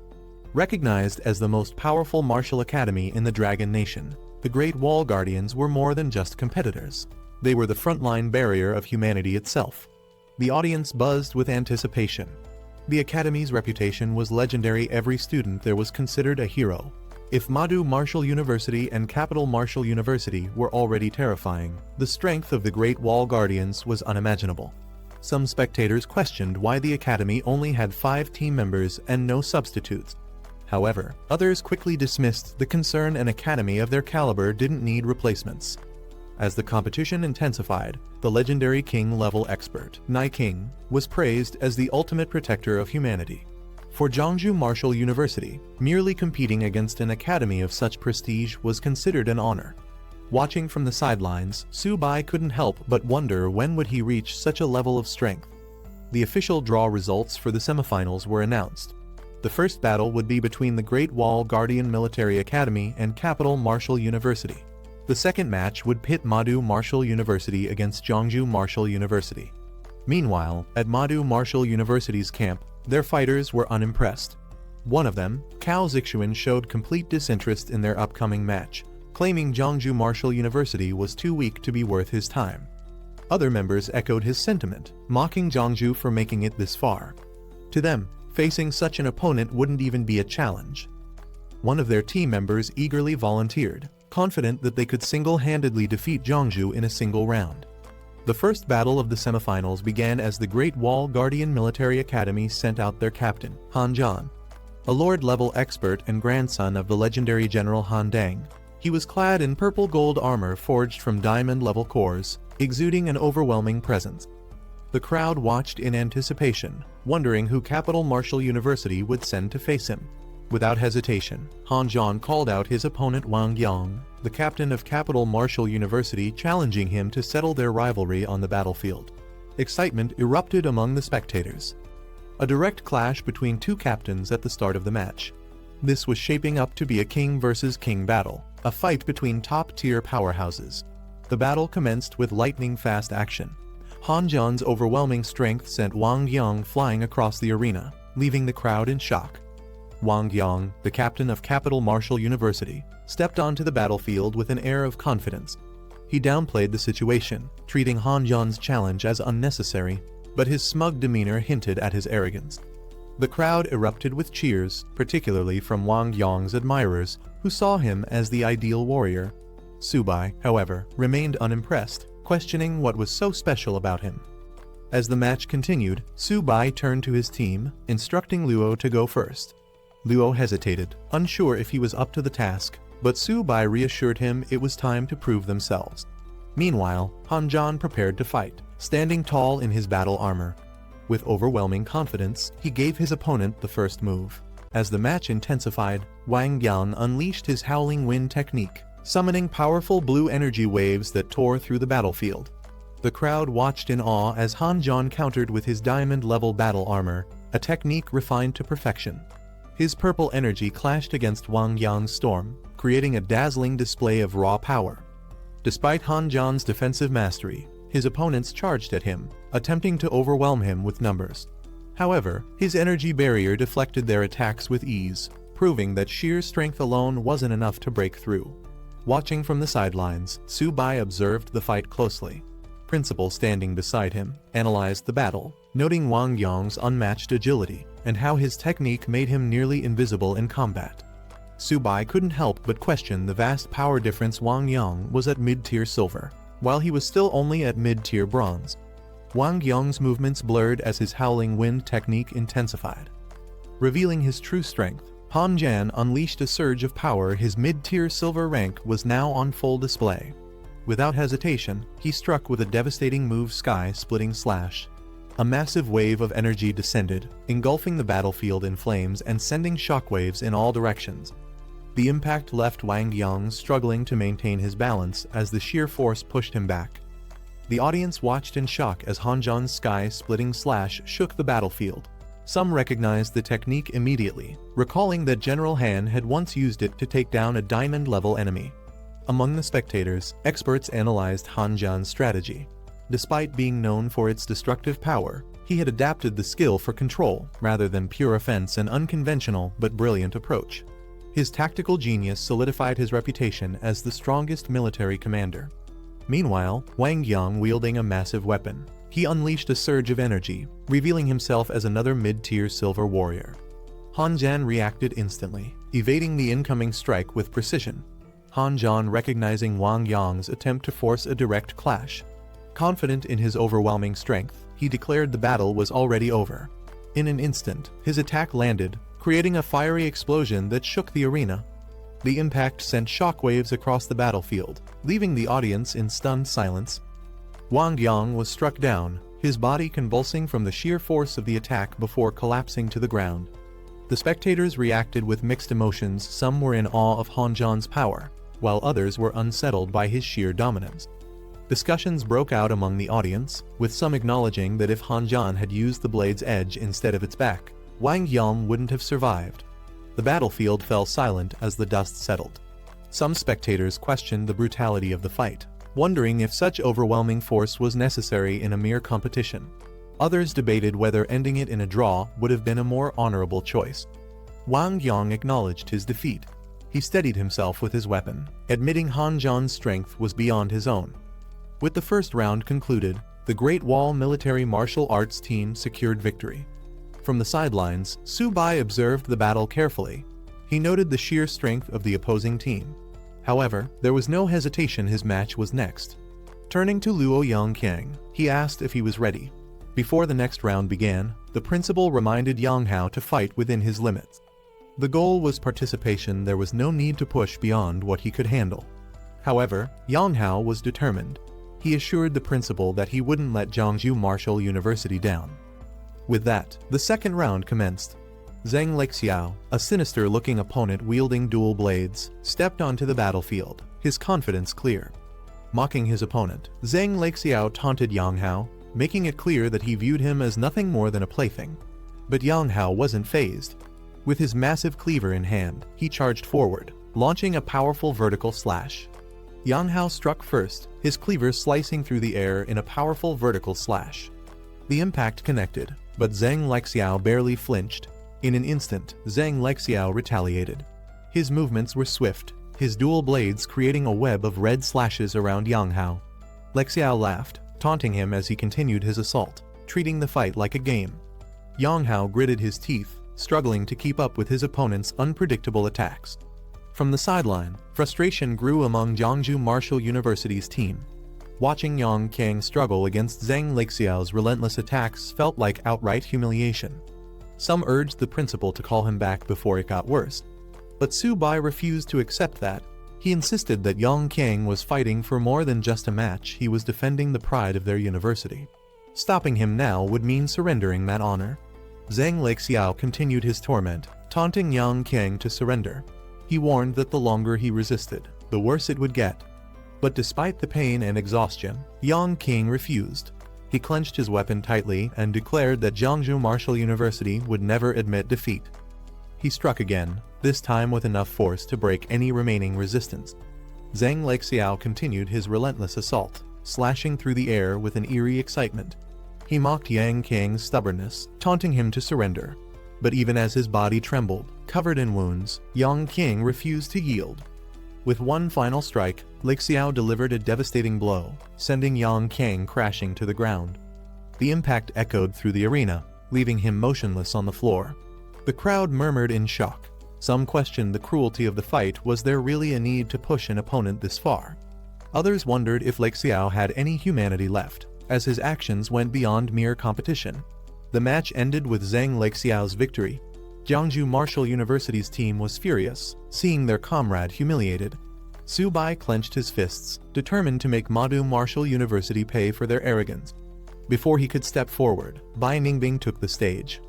Confident and composed, he promised not to let Zhang Lexiao continue his unchecked arrogance. The principal warned him not to be reckless, but Bai Ningbing had already made up his mind. As Bai stepped into the ring, Zhang Lexiao greeted him with a smirk, unimpressed. He mocked his new opponent, finding him far less entertaining than the last. But Bai Ningbing wasn't interested in banter. He immediately shattered his own sheath, signaling he had no intention of playing games. The second round began. Without hesitation, Bai Ningbing launched forward using Void Step. His blade aimed to end the fight in an instant. Bai Ningbing wasted no time, launching himself at Zhang Lexiao with his White Spirit Blade technique. His movements were swift and precise, aiming for a decisive strike. Lexiao smirked, amused at his opponent's ruthlessness, but he wasn't about to let himself be taken down so easily. With a burst of red energy, he countered, deflecting Bai's assault while maintaining his eerie grin. The spectators watched in awe.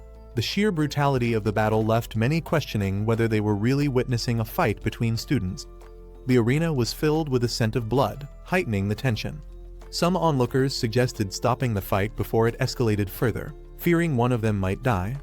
But neither Bai Ningbing nor Zhang Lexiao had any intention of backing down. The battle was only getting started. Zhang Lexiao weaved his twin blades through the air, forming a deadly net of crimson slashes. But Bai didn't hesitate. With burning determination, he charged straight through the attack, his White Spirit Blade technique tearing through the red streaks. Lexiao dodged at the last moment. Bai's attack had real force behind it. Still, he laughed, unfazed by the threat.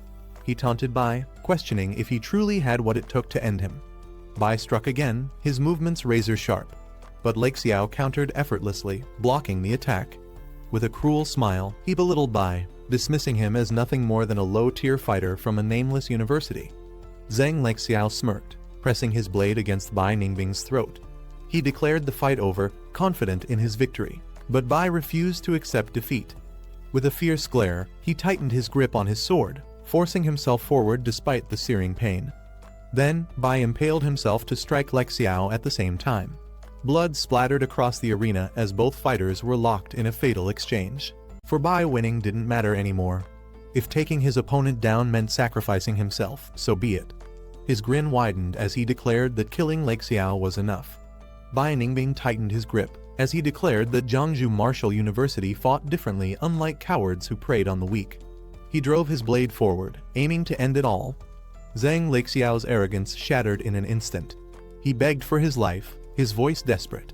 He called out to his principal, pleading to be saved.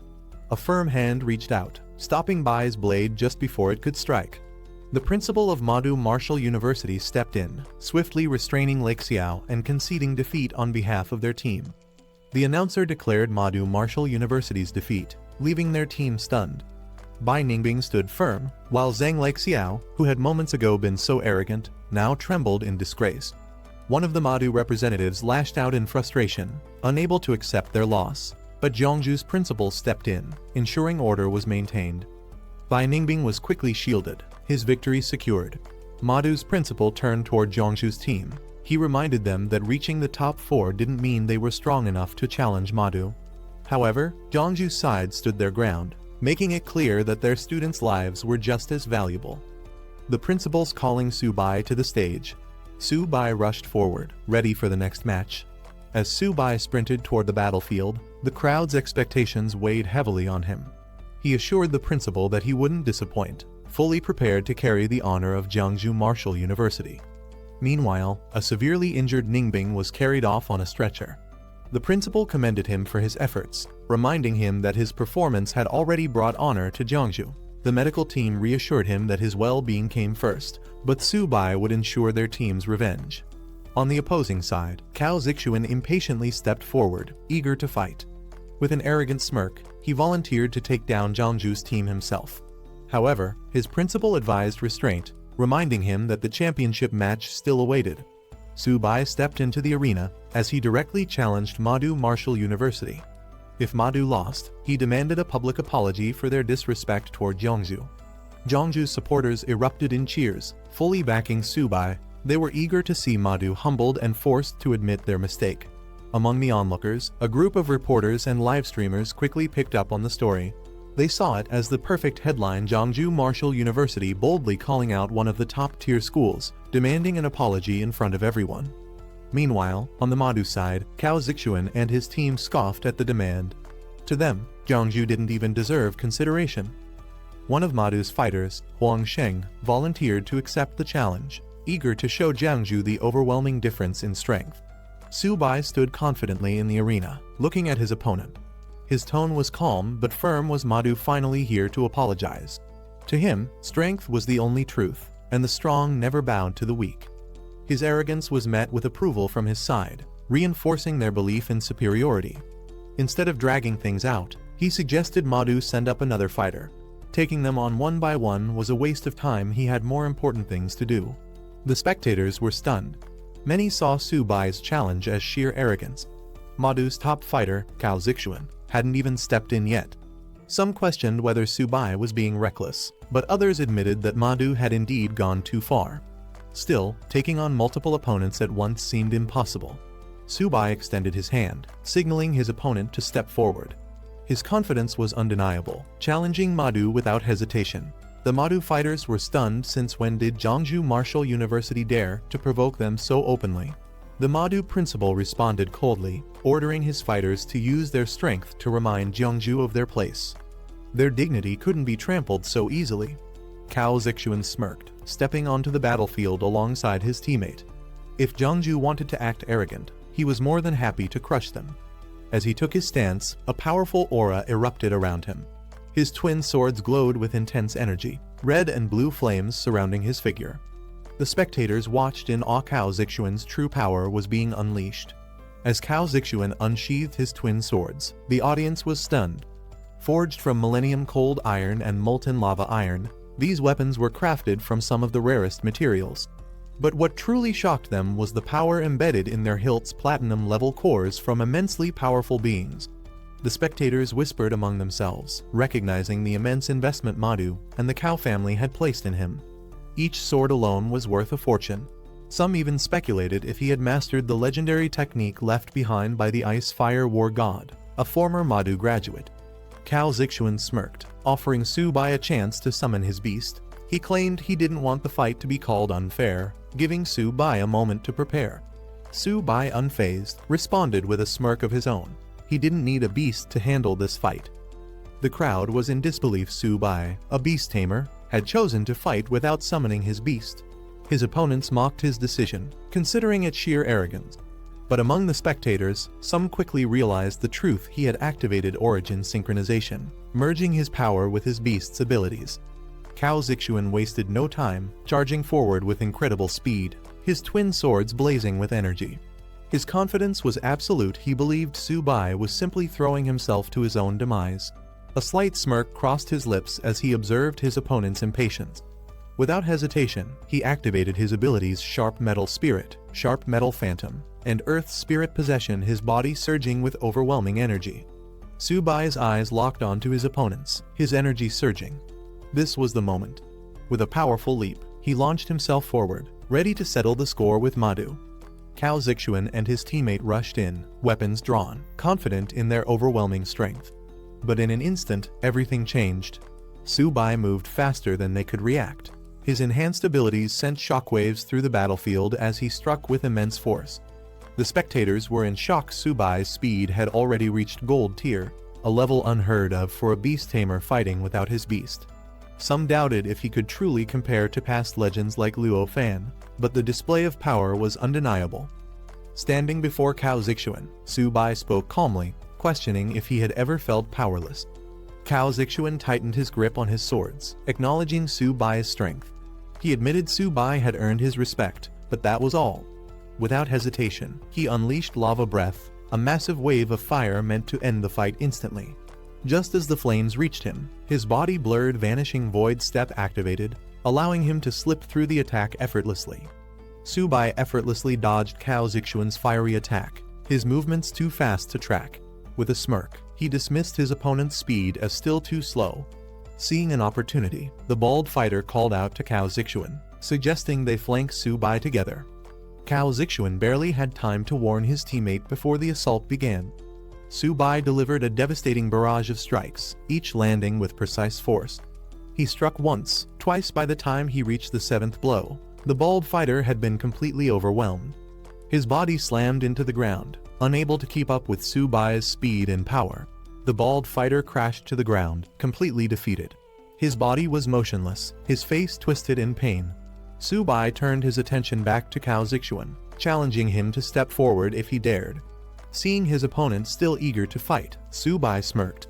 This was perfect. He wasn't done playing yet. Cao Zixuan stood firm, gripping his twin elemental swords as flames and frost swirled around him.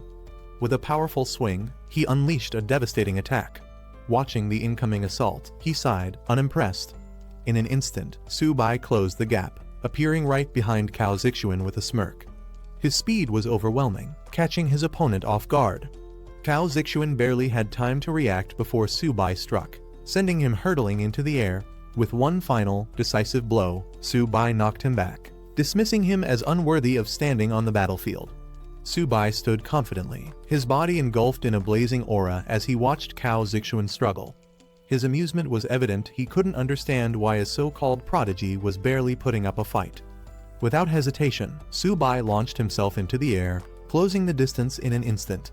His movements were ruthless, forcing Cao Zixuan to defend himself, but each strike made it clear that he was being completely overwhelmed. With a powerful downward smash, Subai sent Cao Zixuan flying. The impact was devastating. As the dust settled, Subai scoffed, finding the match far too easy. Subai stood over Cao Zixuan, his foot pressing him down with ease.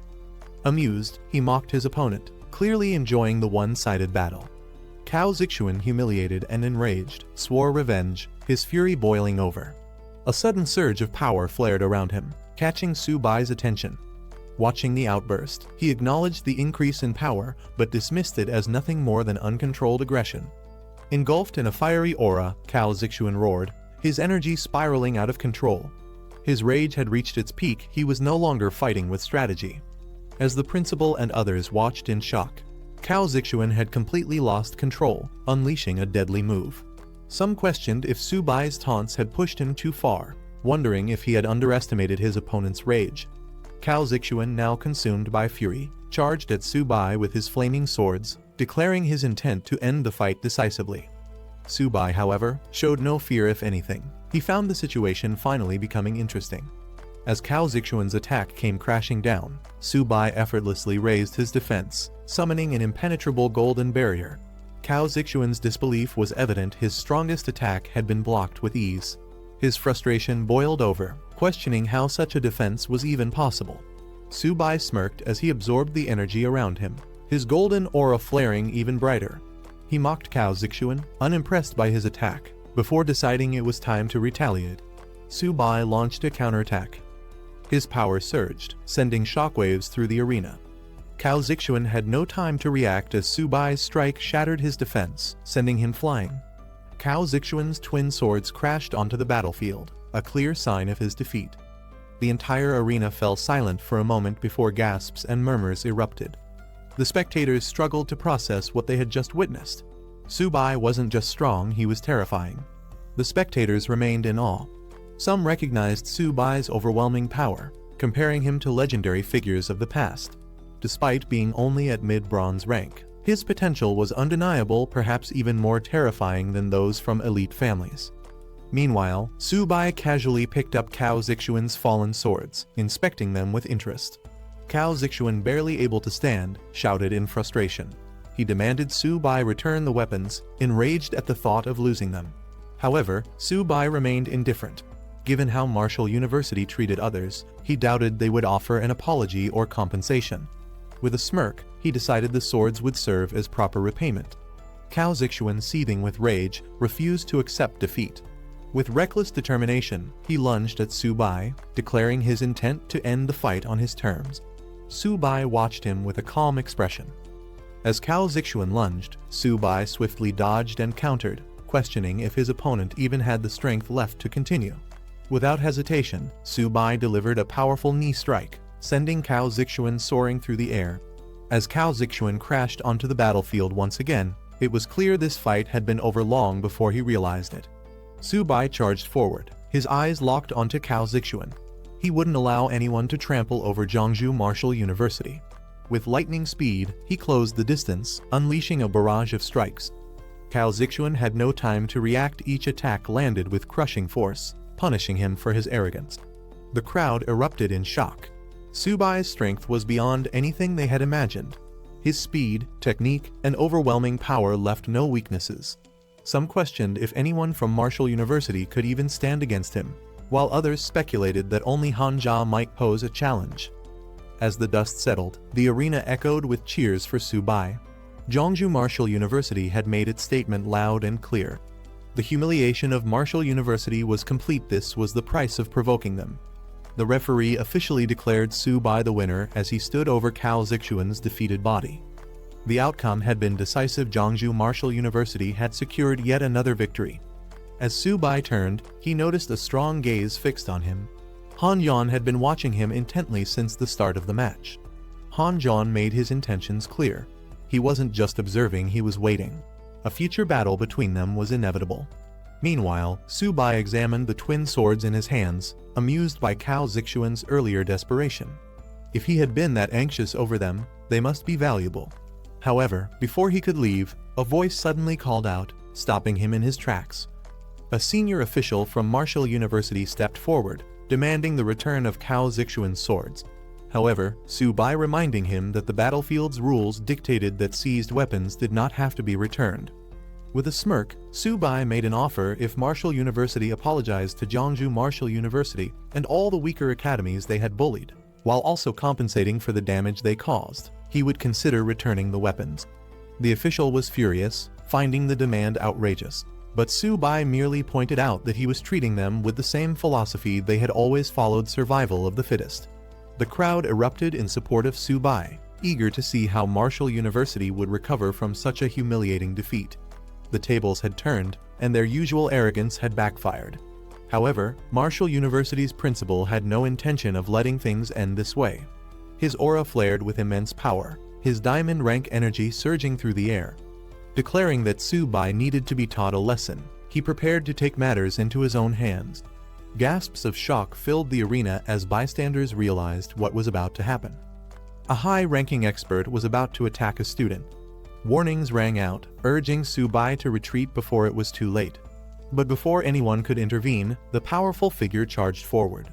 The Martial University principal unleashed his full power, his diamond rank energy exploding outward with terrifying force. Su Bai braced himself, feeling the overwhelming pressure of a warrior far beyond his level. As the attack bore down on him, another force intervened. A powerful clash of energies erupted as a high-ranking figure stepped in to shield Su Bai, preventing the principal's assault from landing. Anger flared among the spectators. Accusations flew. How could a diamond rank expert justify attacking a student? The tension escalated as multiple influential figures took sides, some demanding that Martial University back down, while others defended their authority. Before the situation could spiral further, a devastating force struck, shaking the battlefield. The sky crackled with energy as an even greater power prepared to intervene, threatening to change the course of the confrontation entirely. As the battlefield trembled from the overwhelming clash of power, Zhao Yi, a Lord-level expert ranked 6th, arrived, his presence alone enough to shatter the oppressive energy. The Martial University principal's face darkened. He recognized this man immediately. Elder Zhao, once absent for years, now stood before him, furious at the chaos Martial University had become. Elder Zhao didn't hold back his disappointment. Seeing a high-ranking expert resort to attacking a student was disgraceful. He questioned how Martial University had fallen to such a level in his absence. Turning to Su Bai, Elder Zhao acknowledged his strength. He had observed the match and was impressed. In a rare move, he publicly apologized on behalf of Martial University, shocking everyone. Elder Zhao's voice echoed across the arena as he addressed Martial University's failures. He condemned their neglect of responsibility and the misuse of power, declaring their loss to Jiangsu Martial University undeniable. As a result, Su Bai would keep the twin swords as rightful spoils of victory. With a final judgment, Elder Zhao stripped the Martial University principal of his position, deeming him too reckless and impatient. Instead, he was reassigned as an instructor, a punishment that left him speechless. Meanwhile, the tournament officials announced a brief pause to repair the battlefield before the grand finals. The crowd cheered for Jiangsu Martial University, recognizing them as the strongest contenders of the tournament. Many whispered about Su Bai, calling him the biggest dark horse of the competition. As the excitement settled, Su Bai's mentors and allies praised him for his victory, acknowledging the honor he had brought to Jiangsu Martial University. Despite his composed demeanor, Su Bai jokingly admitted that even he had been a little nervous. As Jiangsu Martial University advanced to the finals, discussions turned to their next opponent, Great Wall Military Martial University. Their strongest fighter, Han Jan, was known to be an unfathomable force. Despite the challenges ahead, reaching the finals was already an incredible achievement. Su Bai, however, was far from satisfied. With a playful grin, he reminded the principal of his contributions, subtly hinting at a well-deserved reward. Amused, the principal handed over 2 high-tier silver beast cores, acknowledging Su Bai's ability to take full advantage of the situation. With only an hour before the final match, excitement filled the arena. The 100 Schools tournament reached its climax as spectators roared in anticipation. Fans of both sides cheered, some chanting Han Jan's name, others placing their hopes on Jiangsu Martial University. As the grand finals began, Han Jan stood tall, declaring he had been waiting for this moment. He proposed a decisive battle, 1 round to determine the true winner. Su Bai accepted without hesitation. This was exactly what he wanted. Before making his move, Su Bai activated his system to analyze Han Jan's attributes. As expected, his opponent's stats were far from ordinary. His constitution and agility were at an unknown limit, proving the danger ahead. Without wasting a second, Han Jan charged forward, his spear crackling with energy. He taunted Su Bai, demanding he fight properly rather than standing idle. Su Bai smirked, activating his abilities. If Han Jan was in such a rush to see his power, he'd gladly show him. Han Jan moved at blinding speed, his afterimages surrounding the battlefield. He taunted Su Bai, challenging him to show his full strength. Su Bai reacted instantly, weaving through the attacks, narrowly avoiding each strike. Watching closely, Su Bai realized Han Jan had been holding back in previous fights.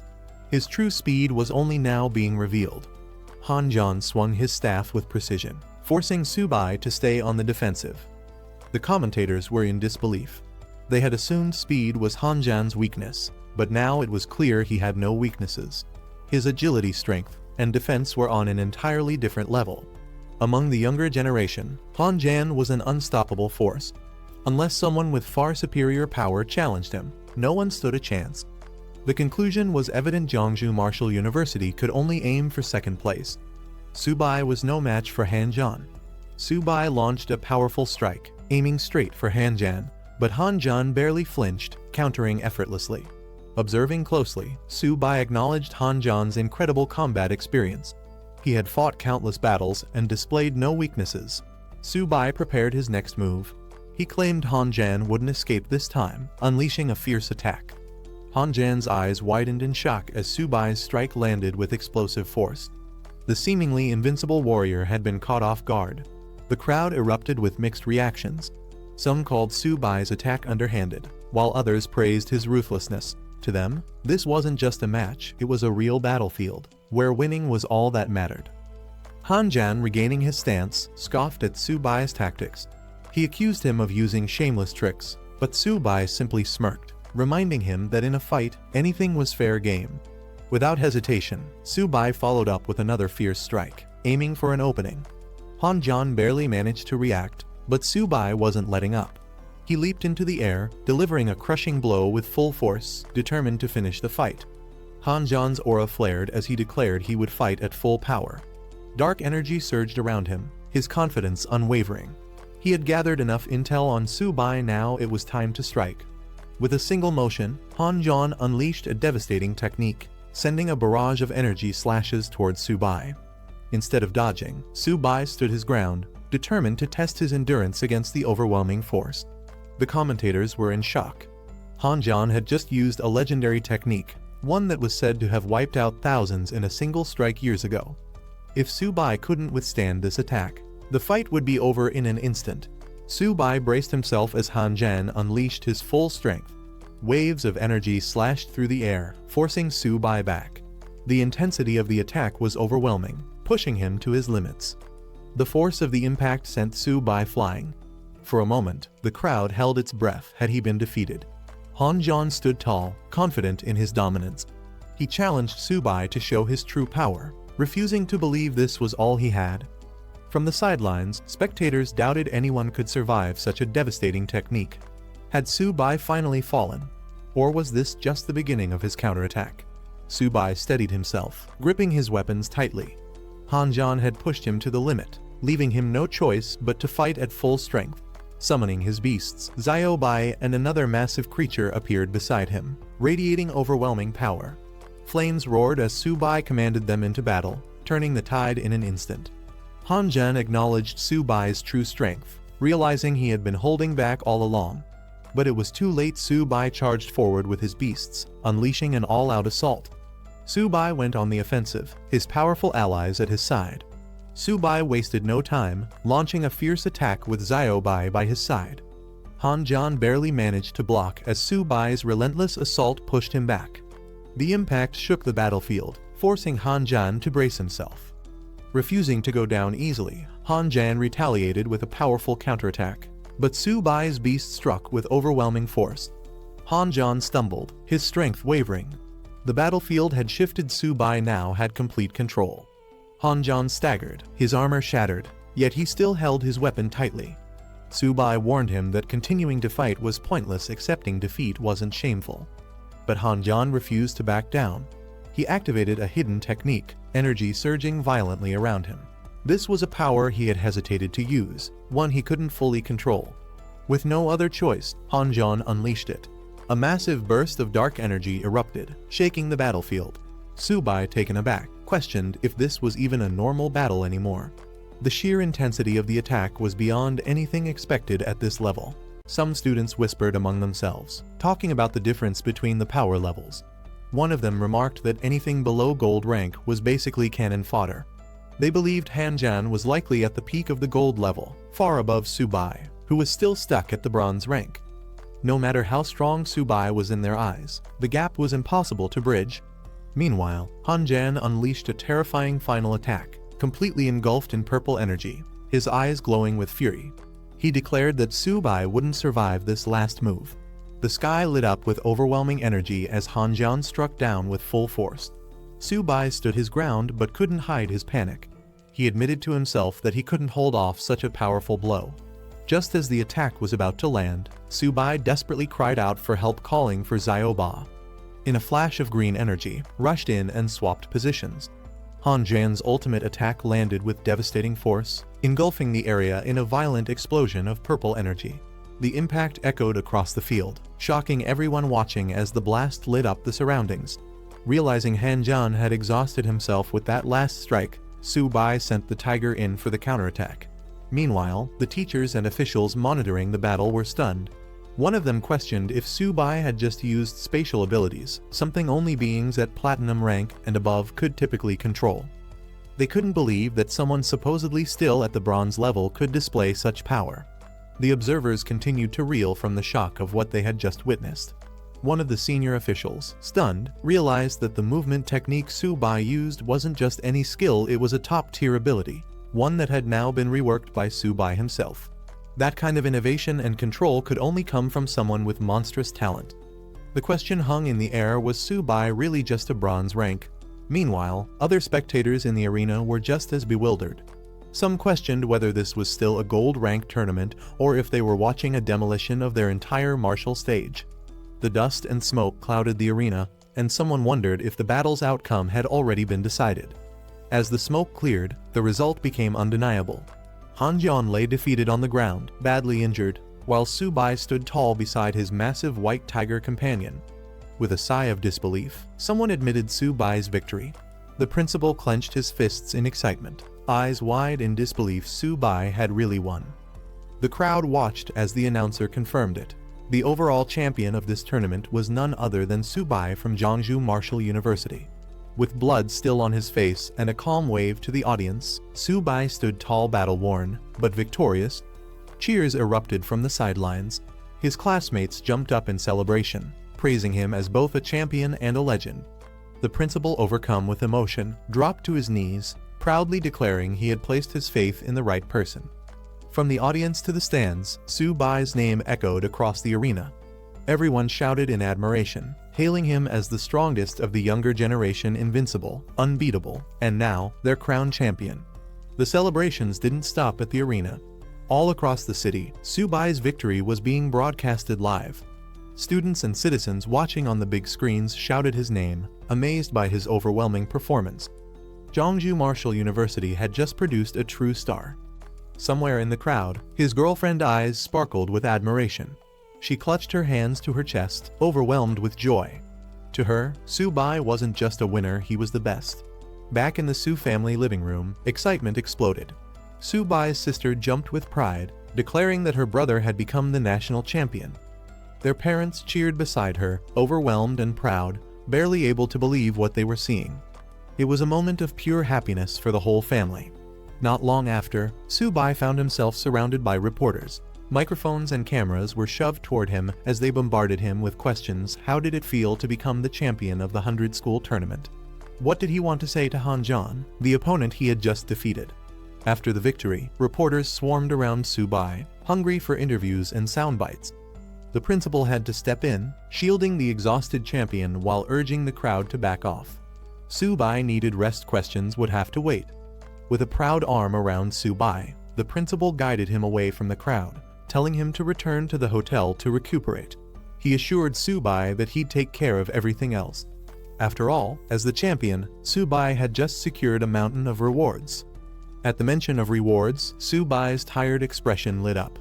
Curious, he asked just how much he'd earned. The principal threw out some numbers, tens of millions.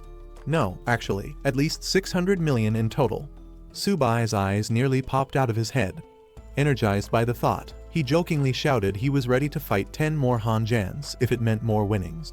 Later, news of the tournament finale spread far and wide. On the streets, giant screens displayed Su-bai's face. The Martial University Hotel, hosting the event, became a hotspot for celebration.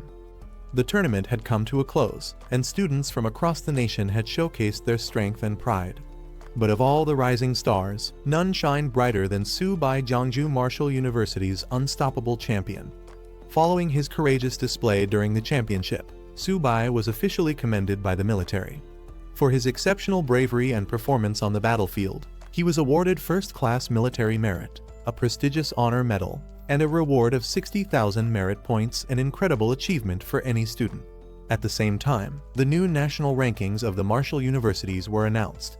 Jiangsu Martial University, Su-bai's school, soared to the top, receiving an annual military investment of 50 billion, putting it shoulder to shoulder with the most elite academies in the country. The buzz around Su-bai was unstoppable. News reports praised Jiangsu Martial University for its rising prominence and predicted it would soon become the premier training base for beast-taming ability users. The streets were filled with citizens watching the giant screens, and even songs were being written about Su-bai, turning him into a legend. In the crowd, people continued to talk about how Su-bai had single-handedly battled and defeated the strongest contenders from top martial universities. Some whispered about how close he'd come to collapse from his injuries, amazed he had held on. After everything that had happened, Su-bai finally woke up, stretching with a groan as he sat up in bed. His first thought, how had he ended up sleeping for so long? It was Manny, holding a tray with food. She smiled and told him that the principal had instructed everyone to let him rest undisturbed. Now that he was awake, it was time to return to Jeongju together. The school's car was already waiting downstairs. Su-bai got up, ready to pack. But before they left, he said there was something he had to do first. Manny looked at him curiously. With a grin, Su-bai pointed upward and declared that he wanted to take Xiaoba and Xiaobai to the buffet at the Demon Marshal cafeteria for one last feast. After everything they'd been through, they deserved it. Manny couldn't help but laugh, realizing that after the chaos, Demon Marshal was about to suffer another round of devastation, this time at the hands of Su-bai's appetite. Back at Jeongju Martial University, a massive welcome ceremony awaited Su-bai and the returning heroes. The campus was decorated with banners, and the crowd gathered in full force. Jokes flew about how Su-bai loved Demon Marshal's Grand Gate, but Jeongju had now outdone it with an even more impressive display, thanks to their 50 billion investment. Cheers erupted as voices shouted, "Welcome back, heroes!" The atmosphere was electric, the pride of victory echoing through every chant. The speaker took the stage, announcing to all students that Jeongju Martial had won the championship, truly a sky-splitting moment in the school's history. Soon, the principal invited Su-bai to speak. As the standout captain of the tournament, he stepped forward, the spotlight now his. Su-bai addressed the crowd. What he wanted most to share, he said, was that no so-called legend or invincible opponent was unbreakable. No matter how strong the enemy, as long as they refused to give up, they would always have a chance to win. With the spotlight on him, Su-bai was asked if he had any suggestions for improving the school, now that it had gained such a massive funding boost after winning the championship. Su-bai thought for a moment before speaking seriously. He pointed out that what truly separated top-tier schools from the rest wasn't just prestige, it was the quality of cultivation resources. He suggested hiring professional alchemists to help produce training potions for the students. That, he said, would fill the gap in resources and help everyone grow stronger. The crowd responded with applause, and Su-bai wrapped up his speech by encouraging everyone to work together to bring glory to Jeongju Martial University. His words earned praise from the staff, who hailed him as a true role model and the pride of their academy. Later, in a private meeting, the principal handed Su-bai a reward, reminiscing about when Su-bai first earned his Golden Merit Badge. He'd known back then that Su-bai was destined for greatness. Su-bai accepted the praise humbly, saying it was all his duty, but cheekily reminded the principal not to forget the promised 500 million reward. After giving his victorious speech, Su-bai sat down with the principal to discuss a little unfinished business. Su-bai brought up the reward he was owed, cheekily reminding the principal that the school had earned a whopping 50 billion thanks to him. Surely, he joked, 500 million wasn't too much to ask. The principal nearly choked, exclaiming that it was supposed to be 5 million, not 500 million. But Su-bai argued back he had shed blood for the school and made them a fortune. Wasn't that worth a bit more? Flustered, the principal said he'd transfer him 10,000 military merit points and suggested he redeem cultivation resources directly from the stationed officers. Su-bai, still unsatisfied, protested loudly, accusing the principal of betrayal and injustice. Standing in front of the closed door, he pouted and muttered, "Old man, you win this time?" Though the principal didn't give in to Su-bai's full demand, Su-bai accepted the 1 billion with a smirk, muttering that revenge could wait after all. Even a smaller sum would be enough to upgrade Xiaoba and Xiaobai for now. Meanwhile, Su-bai's popularity continued to explode. A group of female students showed up at his dorm trying to catch a glimpse of him, only to be told he wasn't there. Little did they know, Su-bai was already relaxing somewhere else, far from the chaos. Xiaobai and Xiaoba, his loyal companions, were treated to a hearty meal, gobbling down food happily while a hand from above reminded them not to choke. Su-bai lounged above them on his bunk, arms behind his head, finally at ease. He praised them for their great performance during the tournament and told them to rest up well because there would definitely be more challenges ahead. Just as Su-bai was about to fully relax, a sudden flash of golden light filled the room. His eyes widened, body glowing faintly as he sat up on his bunk. Su-bai's Earth-type spirit beast finally evolved, breaking through to the early silver rank. The breakthrough activated its bloodline and even granted it a new elemental talent related to Earth. He looked at the upgrade results and felt like the money he spent was finally worth it. Encouraged, he pushed the turtle to keep eating so it could continue leveling up. Not long after, another flash lit up the room. It was his white tiger, which had also leveled up. Stats and talents updated. It now stood proudly beside the turtle. Su-bai laughed proudly. He joked that even Han-jan had to grind until his 30s to hit early silver, while he managed it thanks to these two food-loving beasts. Now, with both pets leveling up smoothly, he was confident his own rank would skyrocket next. Out of nowhere, a man in a pink shirt dashed into Su-bai's hallway like his life depended on it, calling him a god. Caught off guard, Su-bai sat there confused with his two spirit beasts, wondering what got into this guy. The visitor named Jiagang could barely contain himself. He grabbed Su-bai's hand and dramatically announced that he had awakened as a beast tamer too, just like Su-bai. Trying to calm him down, Su-bai told him to take it slow, but Jiagang wasn't done. He proudly pulled out his own spirit beast, a turtle, just like Su-bai's little 8. Su-bai was stunned. He didn't expect Jiagang to get the exact same kind of beast. Turns out, Jiagang's father was so thrilled about his son awakening that he spent a fortune to catch a bronze rank beast for him. Su-bai, still crouched in disbelief, couldn't help but question, what's a low-rank beast like that really going to achieve anyway? Jiagang proudly declared he would raise only turtles specifically, ones like Su-bai's little 8. In his mind, any proper beast tamer should raise a wangba, and he even tried to rope Su-bai into agreeing with that idea. Su-bai awkwardly tried to explain that not all wangbas are that special, but before he could finish, something unexpected happened. A system notification popped up. Su-bai had just awakened a brand new talent, Dominion. It allowed him to use sacred beast blood to trigger deeper awakening in other beast tamers, granting their beasts a rare bloodline and transforming them into descendants of sacred beasts. According to the system, with enough synchronization and desire, he could actually help others unlock beast master potential too, and even control life and death of awakened beasts. He looked at Jiagang's turtle, then at his own little 8 and Whitey, and couldn't help but wonder, were his pets about to start taking disciples of their own? Jiagang noticed Su-bai's strange reaction and asked why he looked even more hyped than him. Su-bai quickly recovered and agreed raising a wangba was the true path of a good beast tamer. He even echoed Jiagang's earlier claim, saying if you're not raising one, you're doing it wrong. He was definitely acting a bit too enthusiastic. Meanwhile, over at Zhongju Martial University, new students gathered for their beast tamer training. The place was now considered one of the top institutions, attracting aspiring tamers from all over.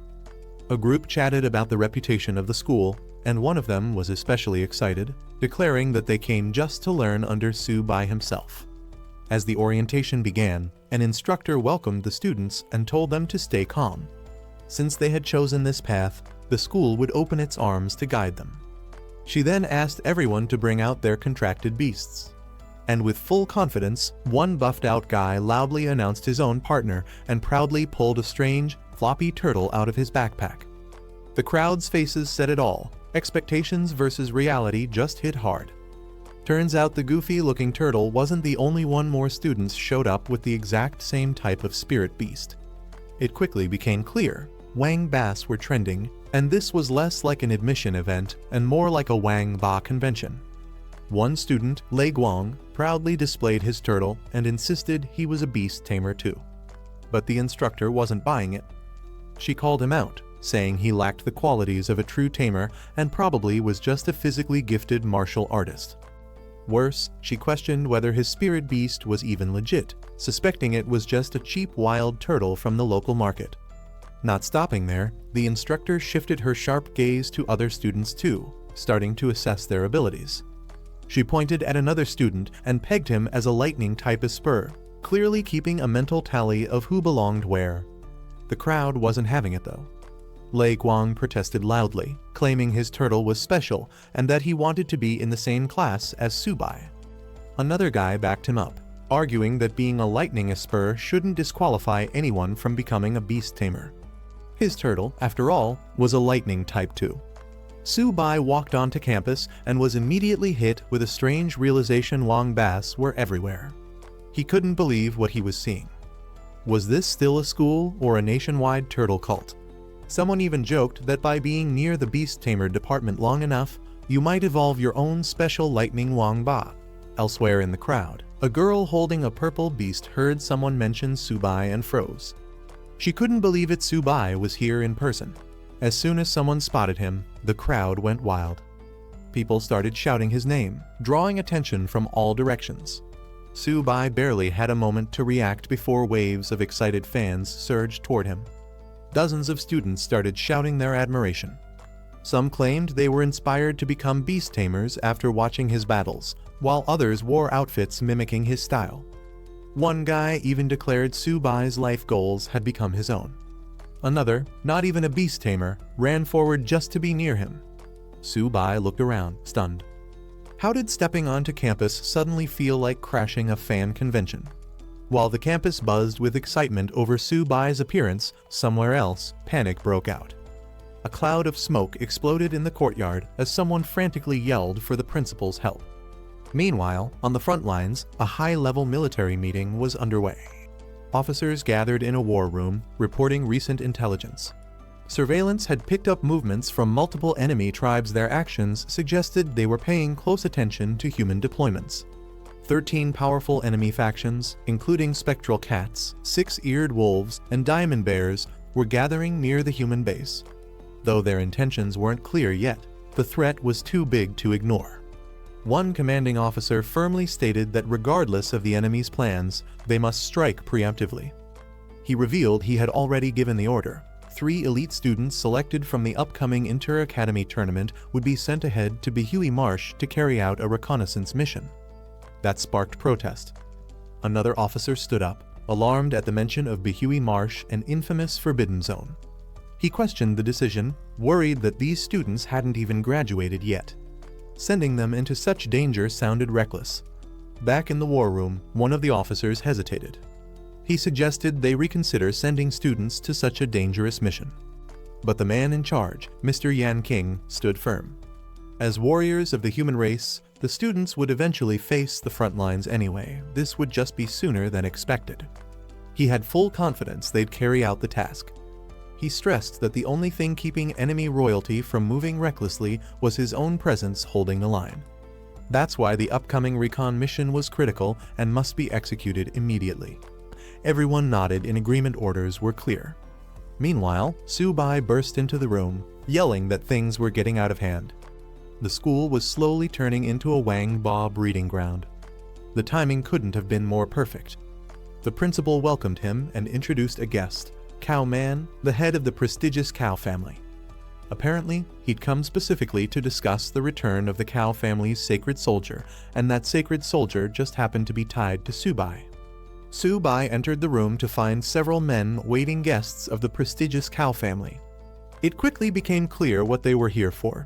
They wanted the return of the legendary twin blades tied to the Cow clan's legacy.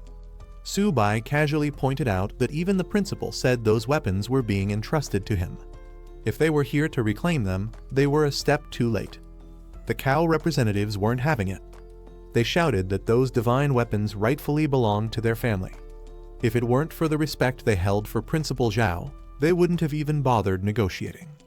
Trying to mask their arrogance with formality, they claimed they had come in good faith to retrieve the weapons, but Subai's attitude wasn't helping. Before tensions could explode further, a loud slam echoed through the room. The principal slammed his hand on the desk. Everyone immediately fell silent. The principal made it clear, Zhongwu Academy was not the Cow family's playground. Whether Subai wanted to return the twin divine blades was his personal choice. It was his right to keep them if he wanted. Trying a different angle, one of the Cow family men shifted tone and asked Subai to name his conditions. But Subai just smirked, saying the weapons had been serving him quite well lately, making no sign of letting them go. A woman from the group then stepped in, playing the logic card. She reminded Subai that once on the battlefield against the myriad tribes, strength was everything. Instead of holding on to 2 useless blades, wouldn't it be smarter to trade them for cultivation resources he actually needed? Subai paused, nodding slightly, acknowledging that her reasoning had a point. But the sly look in his eyes said it all. This wasn't over yet. With a sly smile, Subai finally named his price 10 billion. The Cow family reps were floored. 10 billion for 2 weapons. That was outrageous, even by divine gear standards. They argued the weapons weren't worth that much even if completely reforged. Subai, playing it cool, admitted the blades didn't hold much value in his own hands either, but for the Cow family, they were vital heirlooms. He pressed the point further. If these blades were given back to the Cow heir, they wouldn't just be weapons, they'd be his life-saving tools in future battles. Wasn't that worth 10 billion? Not to mention the time and cost it would take to recreate them from scratch.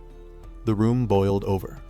One rep snapped, saying Subai was blatantly extorting them. Another groaned that Subai's shameless face was finally being revealed. His business tactics were worse than robbery. Just when it seemed like the negotiation might fall apart, the calmest man in the room, the Cow family patriarch, spoke up and agreed to the deal. 10 billion it was. Deal closed. Subai played it smooth, praising the patriarch's decisiveness and maturity.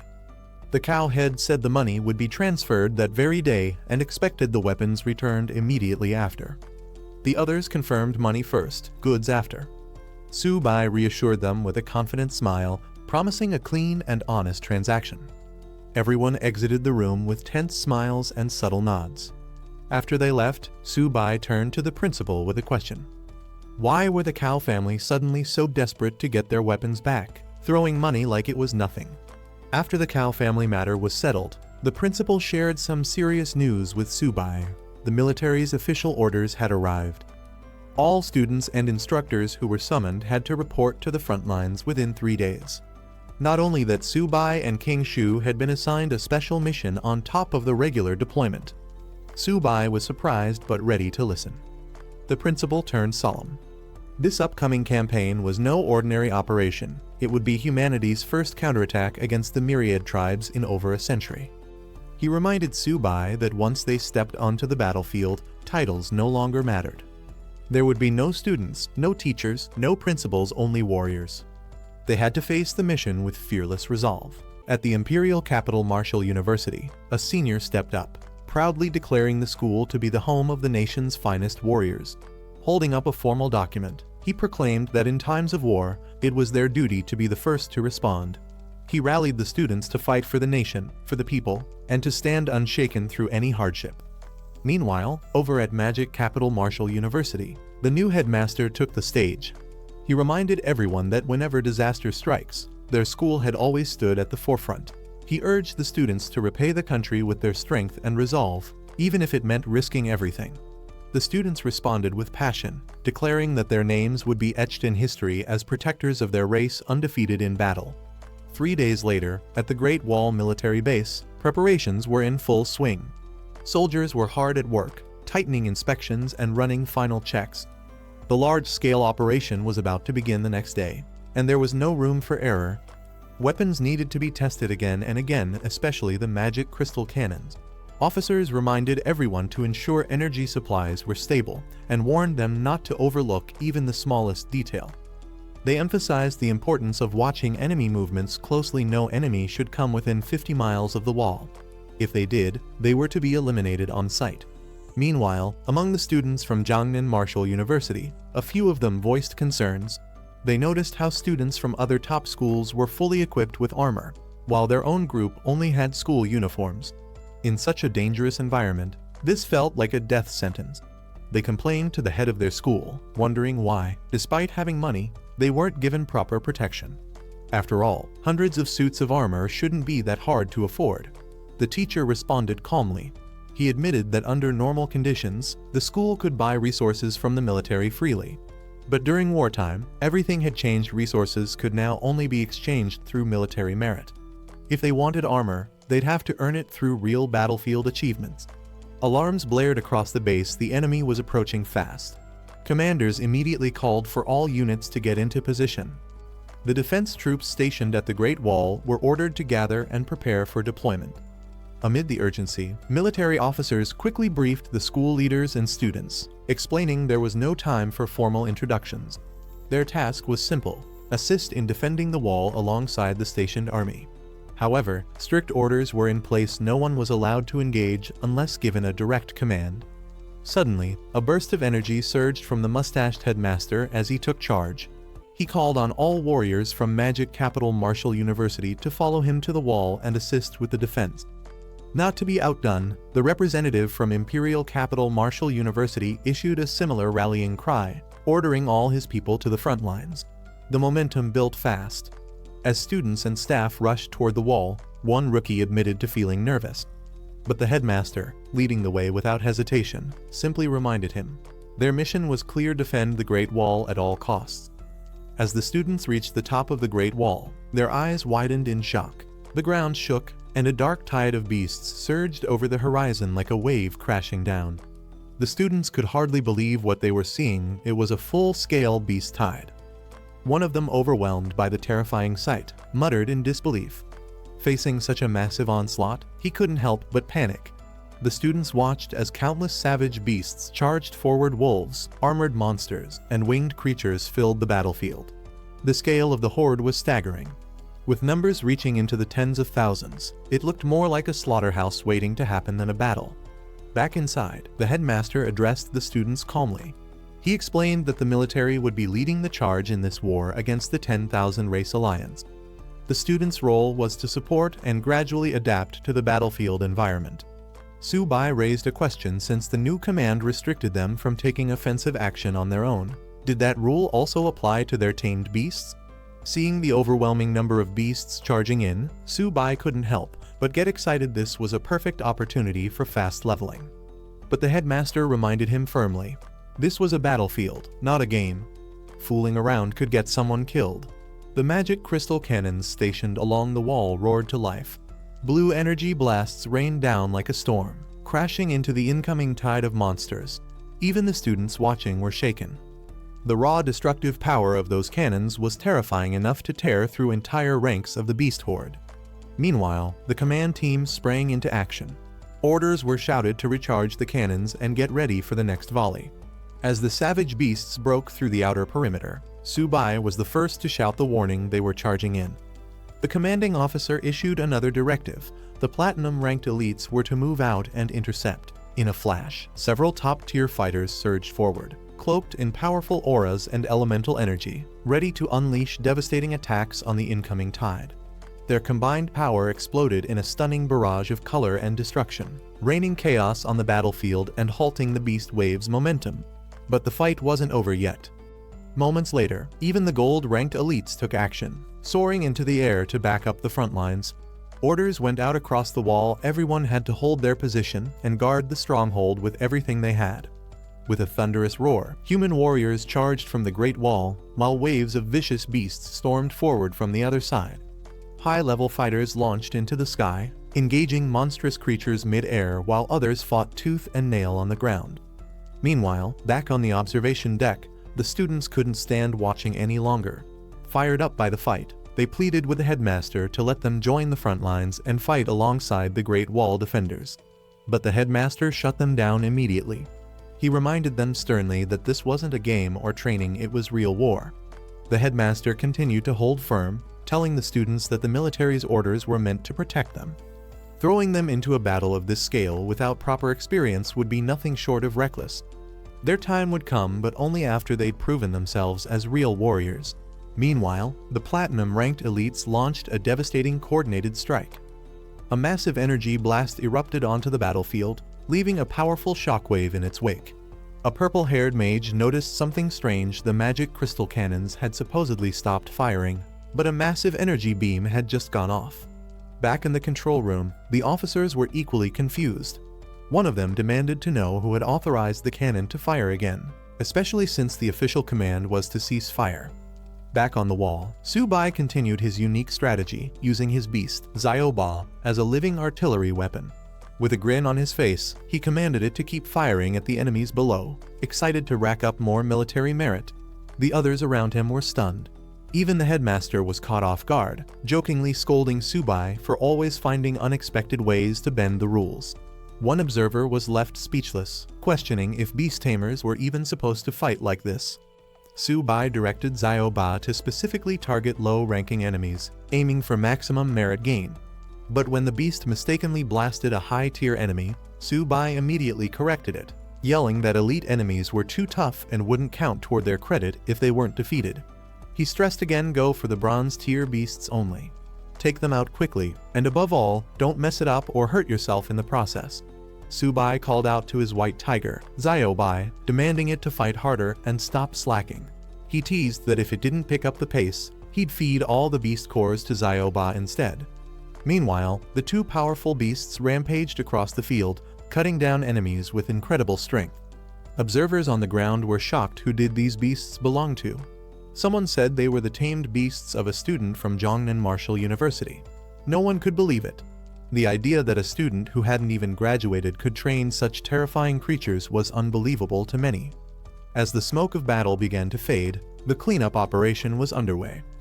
The command issued orders. All platinum-ranked warriors were to pursue and eliminate the remaining fleeing beasts, while the gold-ranked elites were tasked with finishing off any survivors left on the battlefield. Back at the observation post, the headmaster couldn't help but laugh, patting Subai on the shoulder and praising his creativity. Subai had once again come up with something unexpected and effective. The students, curious, asked how his two summoned beasts had grown so strong in such a short time. Subai grinned and humbly credited the school for providing him with the necessary resources. He jokingly teased the headmaster, asking if this counted as enough merit to earn a little extra support from the military next time. The headmaster smiled but reminded him that technically, none of them had joined the fight directly. They had only been guarding the wall. Still, with how many beasts Subai had eliminated, there was no denying he had earned considerable credit. Elsewhere, a military officer reported the results of the battle. The toll had been heavy. Over 560 soldiers lost, and all 200 magic crystal cannons were now offline and in cooldown mode for nearly 6 hours. Despite the losses, the results were impressive. Over 25,000 enemy beasts had been wiped out in the battle. The victory was hard-won, but it was a decisive one. General Huan Shan reviewed the outcome of the battle and praised the army's swift success, noting that such a major victory had been achieved in just half an hour. A staff officer stepped forward with another report. Although Subai hadn't officially left the city walls to engage, he had made significant contributions. Using his summoned beasts as a power source for the magic crystal cannon, Subai had managed to eliminate a large number of enemy beasts. Impressed by the creativity and results, the officer requested that Subai be granted military merit for his actions. General Huan Shan raised an eyebrow at the unusual method, finding it intriguing. At the base plaza, students gathered around the public display boards where military merit records were posted. Murmurs of dissatisfaction quickly broke out as Subai's name appeared at the top with an absurdly high amount of merit. Many students complained it wasn't fair. Subai hadn't even left the city to fight, so how could he possibly earn so much credit? They suspected there must be some kind of special treatment or inside deal. Others pointed at the numbers in disbelief. Subai had earned over 40,000 merit points, which translated to an astronomical fortune. That amount was comparable to what top-tier platinum or even gold-ranked warriors might accumulate, leaving everyone wondering, what exactly had he done to deserve it? Though jealousy and suspicion ran high, one voice coldly remarked that if they had Subai's strength, they could have done the same. But deep down, they all knew Subai wasn't just any ordinary student. Back on the wall, Subai continued his unique strategy, using his beast, Zioba, as a living artillery weapon. With a grin on his face, he commanded it to keep firing at the enemies below, excited to rack up more military merit. The others around him were stunned. Even the headmaster was caught off guard, jokingly scolding Subai for always finding unexpected ways to bend the rules. One observer was left speechless, questioning if beast tamers were even supposed to fight like this. Subai directed Zioba to specifically target low-ranking enemies, aiming for maximum merit gain. But when the beast mistakenly blasted a high-tier enemy, Subai immediately corrected it, yelling that elite enemies were too tough and wouldn't count toward their credit if they weren't defeated. He stressed again, go for the bronze-tier beasts only. Take them out quickly, and above all, don't mess it up or hurt yourself in the process. Subai called out to his white tiger, Ziobai, demanding it to fight harder and stop slacking. He teased that if it didn't pick up the pace, he'd feed all the beast cores to Zioba instead. Meanwhile, the two powerful beasts rampaged across the field, cutting down enemies with incredible strength. Observers on the ground were shocked. Who did these beasts belong to? Someone said they were the tamed beasts of a student from Jongnan Martial University. No one could believe it. The idea that a student who hadn't even graduated could train such terrifying creatures was unbelievable to many. As the smoke of battle began to fade, the cleanup operation was underway. The command issued orders. All platinum-ranked warriors were to pursue and eliminate the remaining fleeing beasts, while the gold-ranked elites were tasked with finishing off any survivors left on the battlefield. Back at the observation post, the headmaster couldn't help but laugh, patting Subai on the shoulder and praising his creativity. Subai had once again come up with something unexpected and effective. The students, curious, asked how his two summoned beasts had grown so strong in such a short time. Subai grinned and humbly credited the school for providing him with the necessary resources. He jokingly teased the headmaster, asking if this counted as enough merit to earn a little extra support from the military next time. The headmaster smiled but reminded him that technically, none of them had joined the fight directly, they had only been guarding the wall. Still, with how many beasts Subai had eliminated, there was no denying he had earned considerable credit. Elsewhere, a military officer reported the results of the battle. The toll had been heavy, over 560 soldiers lost, and all 200 magic crystal cannons were now offline and in cooldown mode for nearly 6 hours. Despite the losses, the results were impressive. Over 25,000 enemy beasts had been wiped out in the battle. The victory was hard-won, but it was a decisive one. General Huan Shan reviewed the outcome of the battle and praised the army's swift success, noting that such a major victory had been achieved in just half an hour. A staff officer stepped forward with another report. Although Subai hadn't officially left the city walls to engage, he had made significant contributions. Using his summoned beasts as a power source for the magic crystal cannon, Subai had managed to eliminate a large number of enemy beasts. Impressed by the creativity and results, the officer requested that Subai be granted military merit for his actions. General Huan Shan raised an eyebrow at the unusual method, finding it intriguing. At the base plaza, students gathered around the public display boards where military merit records were posted. Murmurs of dissatisfaction quickly broke out as Subai's name appeared at the top with an absurdly high amount of merit.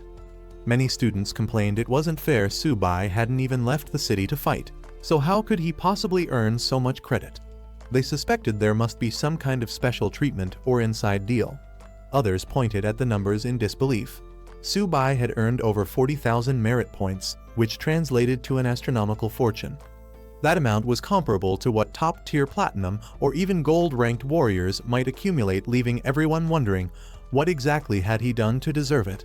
Though jealousy and suspicion ran high, one voice coldly remarked that if they had Subai's strength, they could have done the same. But deep down, they all knew Subai wasn't just any ordinary student. To Zioba instead. Meanwhile, the two powerful beasts rampaged across the field, cutting down enemies with incredible strength. Observers on the ground were shocked. Who did these beasts belong to? Someone said they were the tamed beasts of a student from Zhongnan Martial University. No one could believe it. The idea that a student who hadn't even graduated could train such terrifying creatures was unbelievable to many. As the smoke of battle began to fade, the cleanup operation was underway. The command issued orders. All platinum-ranked warriors were to pursue and eliminate the remaining fleeing beasts, while the gold-ranked elites were tasked with finishing off any survivors left on the battlefield. Back at the observation post, the headmaster couldn't help but laugh, patting Subai on the shoulder and praising his creativity. Subai had once again come up with something unexpected and effective. The students, curious, asked how his two summoned beasts had grown so strong in such a short time. Subai grinned and humbly credited the school for providing him with the necessary resources.